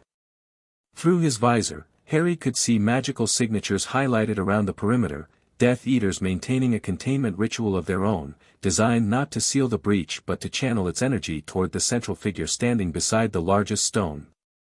Even at this distance, Voldemort was unmistakable, tall, unnaturally pale, with an aura of corrupted magic visible through the enchanted visor.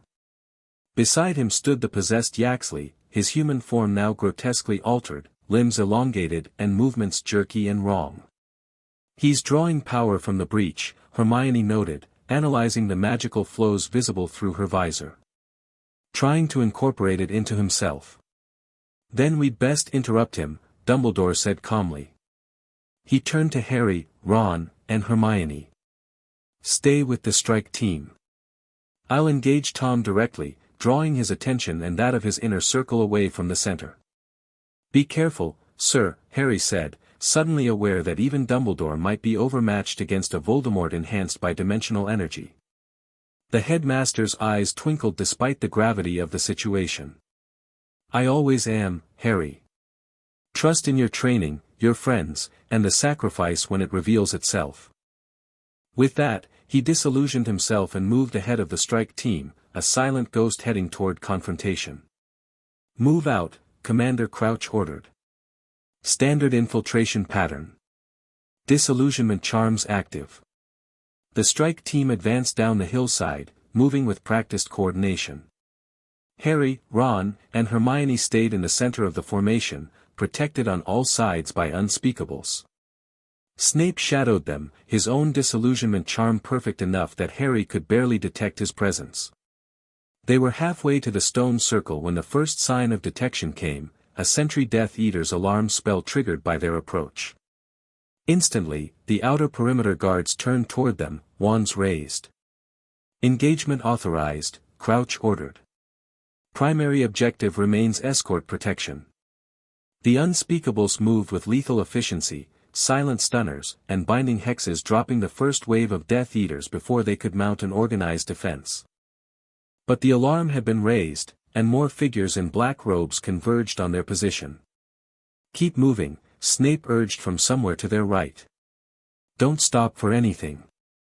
They pressed forward, the strike team creating a moving corridor of protection through which the trio advanced.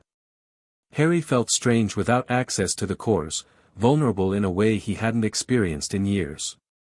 Yet the echoes resonating from Ron and Hermione provided a different kind of strength, a reminder that he wasn't facing this challenge alone. Ahead, a brilliant flash of magical light erupted from the center of the stone circle.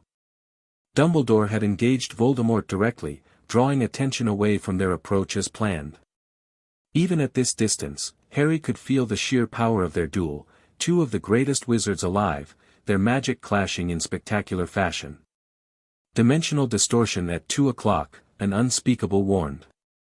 Reality fracture, 20 feet wide.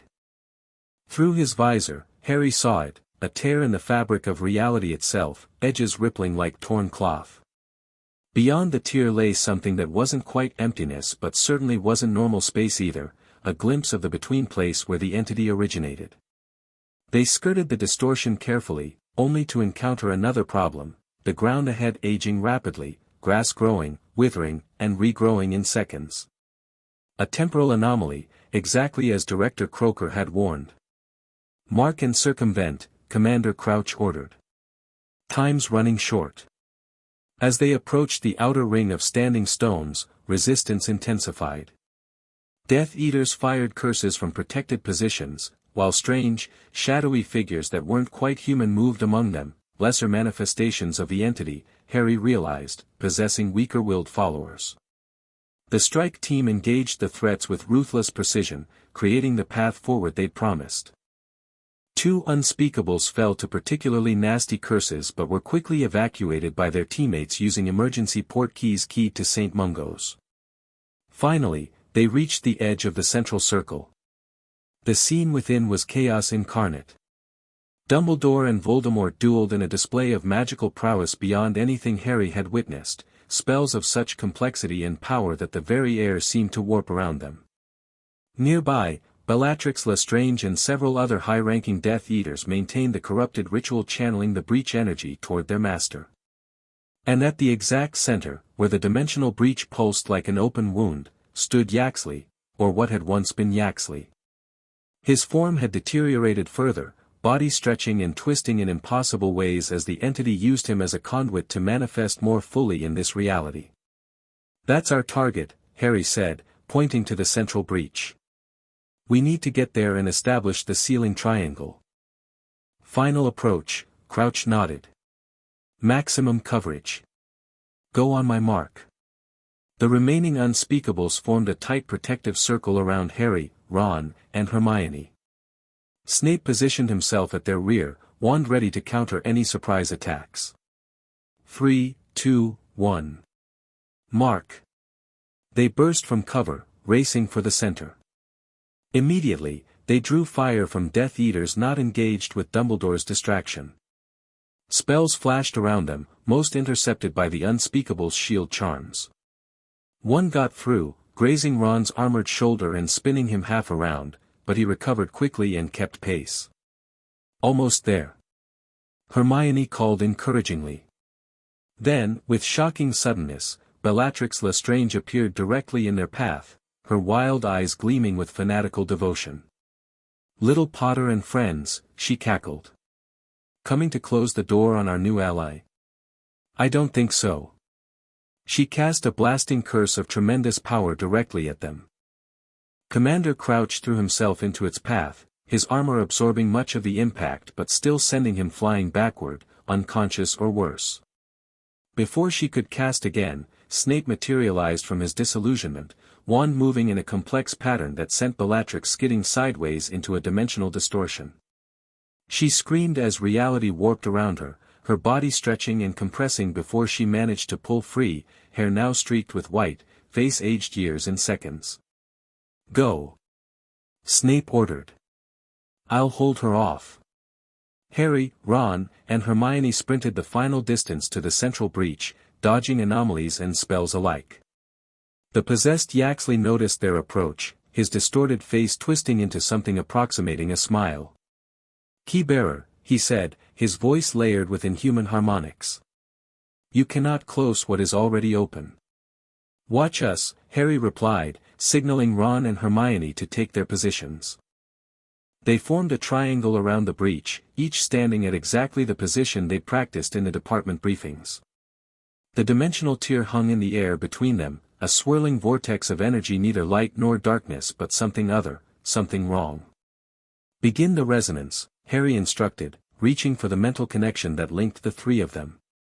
Despite the chaos around them, Dumbledore and Voldemort still locked in cataclysmic battle, Snape dueling Bellatrix with cold precision, Unspeakables engaging Death Eaters in skirmishes throughout the stone circle. The resonance formed easily, as natural as breathing after years of practice.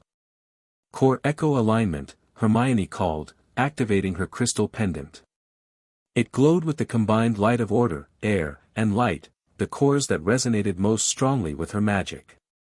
"Echo Alignment confirmed," Ron responded, his own pendant illuminating with the fire, earth, and time signatures. Harry felt the remaining core echoes responding through their connection: water, shadow, life, death, space, and chaos. Though his actual cores remained dormant, the resonance network allowed him to direct these echoes as if they were his own. "Phase 1, he announced. "Containment Matrix." Together, they channeled the core echoes into a pattern around the breach, creating a magical framework that would serve as the foundation for the ceiling. The possessed Yaxley shrieked, his distorted body convulsing as the entity sensed the threat. "Stop," the layered voice commanded. "You know not what you do." "We know exactly what we're doing," Hermione countered, her face set with determination as she maintained her portion of the containment matrix. The battle around them intensified as Death Eaters realized what was happening. Spells flew toward them from all directions, only to be intercepted by the remaining Unspeakables and Snape, who fought with desperate intensity to keep the trio protected. "Phase 2, Harry called as the containment matrix stabilized. Boundary definition. This was the most complex part of the ceiling, establishing the exact dimensional boundaries that would separate the entity from their reality. It required precise manipulation of the space, time, and order core echoes in particular, which meant Ron and Hermione had to channel their borrowed energy with perfect coordination.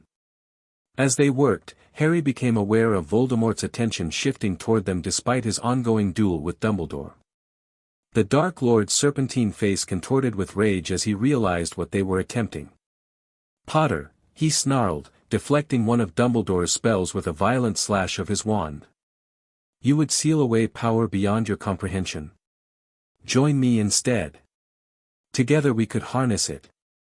"Never," Harry called back, maintaining his focus on the sealing process.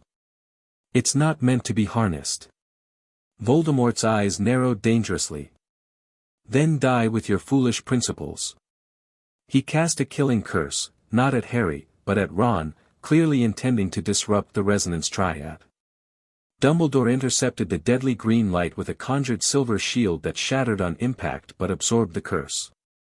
The momentary distraction cost him, however, as Voldemort's follow-up spell sent him flying backward into one of the standing stones.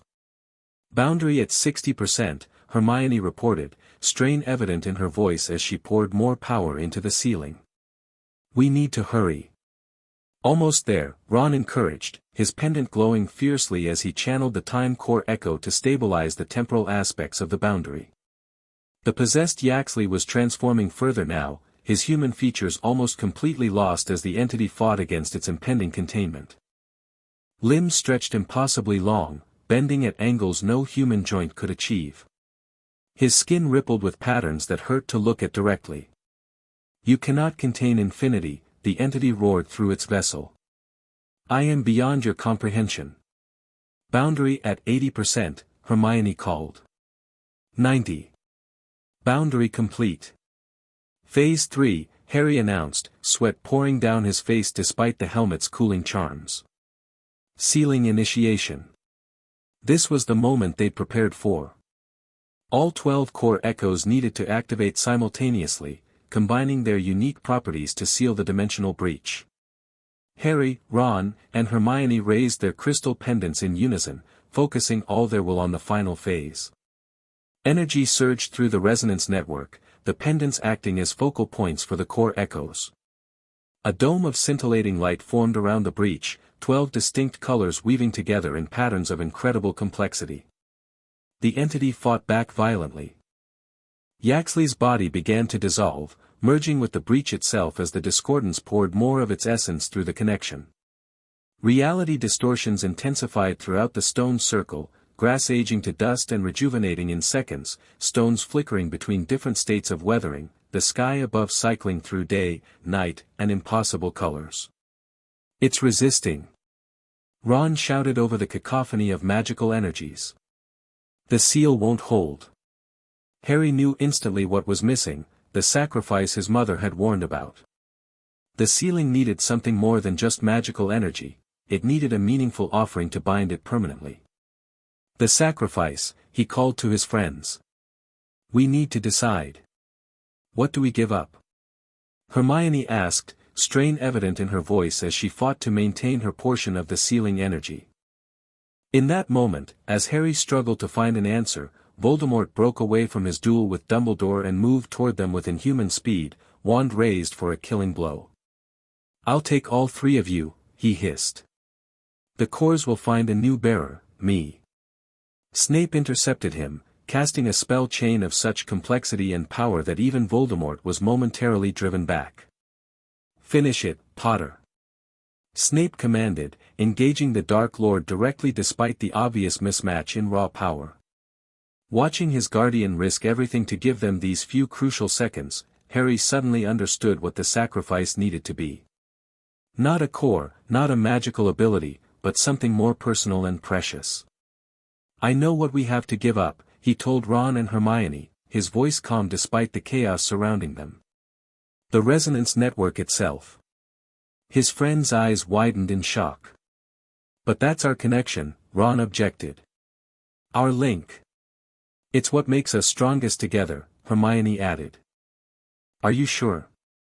It's the most meaningful magical bond we have, Harry confirmed. And it's formed of our free will and friendship, not imposed or accidental like the cores themselves. That's why it's a true sacrifice. Understanding dawned in their eyes, followed by determination tinged with sadness. Together, then, Ron nodded. One last time, Hermione agreed. They poured every ounce of remaining energy into the sealing dome while simultaneously offering up the resonance network itself as the binding sacrifice. Harry felt the magical connection between them, the harmonious link they'd cultivated for years, being drawn into the sealing matrix, strengthening it exponentially even as it dissolved from their own magical signatures. The effect was immediate and dramatic. The sealing dome contracted around the breach, forcing the entity's partial manifestation back through the dimensional tear. Yaxley's distorted form was pulled with it, his final scream cut off as the breach narrowed to a pinpoint of light, then vanished completely. A shockwave of pure magical force erupted from the sealing point, knocking everyone within the stone circle off their feet. Harry, Ron, and Hermione were thrown backward, rolling across the grass before coming to rest against one of the standing stones. In the sudden silence that followed, Harry felt the absence of the resonance network like a physical wound, an emptiness where a vital connection had been. He could still see Ron and Hermione, could still speak to them, but the magical harmony that had linked them for years was gone, sacrificed to seal the breach. Slowly, painfully, they climbed to their feet, surveying the aftermath. The dimensional distortions had vanished, reality stabilizing throughout the stone circle. Death Eaters lay scattered, some unconscious from the magical backlash, others already being secured by recovering unspeakables. Of Voldemort, there was no sign, nor of Snape, who had been dueling him when the sealing completed. Severus, Harry called, scanning the battlefield anxiously. Professor Snape. A groan from behind a fallen stone drew their attention. They rushed over to find Snape lying there, his black robes singed and torn, a deep cut across his cheek bleeding freely, but alive. Potter, he managed, attempting to sit up. The seal. Complete, Harry confirmed, helping his guardian to a more comfortable position. The entity's gone. But Voldemort, escaped, Snape grimaced. The sealing backlash created enough chaos for him to disapparate once the anti-transportation fields collapsed. Dumbledore approached, looking battered but unbowed, his half-moon spectacles remarkably still intact. The sacrifice was well chosen, he said quietly. Permanent and meaningful, yet leaving you each whole in yourselves. But not together, Ron said, a hint of melancholy in his voice. Not like before. The resonance is gone, Hermione confirmed. I can't feel either of you magically anymore. A heavy price, Dumbledore acknowledged. But one that saved countless lives and preserved the stability of our reality. The breach is sealed completely, not just contained or stabilized. Harry nodded, accepting both the victory and its cost. The resonance network had been precious to them, a magical bond deeper than ordinary friendship. Yet they remained friends, remained connected through their shared experiences and choices, even without the magical harmony. What about the other gates, he asked. Are they secure now too? The reset surge stabilized all 12, Dumbledore confirmed. And with one permanently sealed, the network as a whole is significantly strengthened. The immediate crisis has passed. Commander Crouch limped over, his armor dented but functional. Area secure, Headmaster. 7 Death Eaters captured, including Bellatrix Lestrange and Lucius Malfoy. The others escaped during the backlash, along with you-know-who. Voldemort will return, Harry said with certainty. He still has his Horcruxes, and he'll still want the power the entity offered. But he's learned that it cannot be controlled, Dumbledore pointed out. A lesson that may give him pause before attempting another breach. As the cleanup operation began around them, unspeakables securing the site, magical law enforcement arriving to transport prisoners, medical teams treating the injured, Harry felt a strange mix of emotions. Relief at their success in sealing the breach. Grief for the lost resonance connection. Uncertainty about what would come next. His cores remained dormant within him, temporarily depleted by the reset surge. For the first time in years, he felt magically ordinary, neither more nor less than any other young wizard. It was both frightening and oddly liberating. What happens now? He asked Dumbledore as they watched Snape receiving treatment from a metawizard nearby. Now, Harry, you go to Hogwarts, Dumbledore smiled gently. Your letter remains valid, and the arrangements we discussed still stand.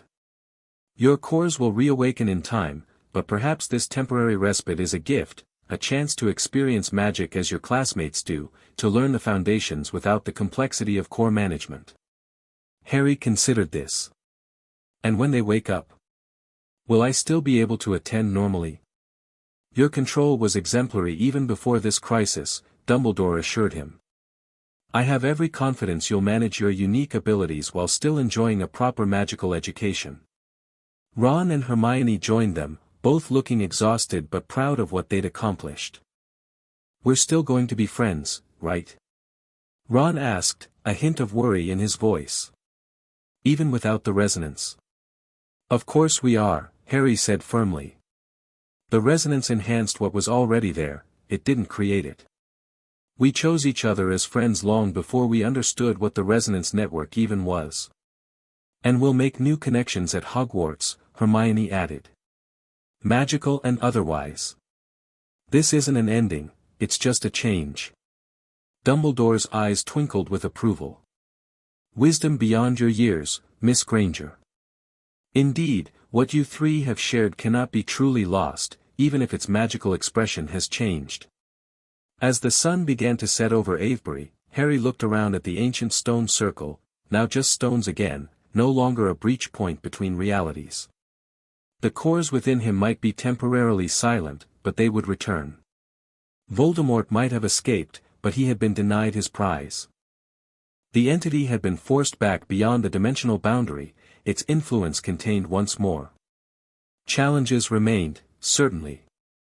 Voldemort's Horcruxes. The other gates, stabilized but not permanently sealed.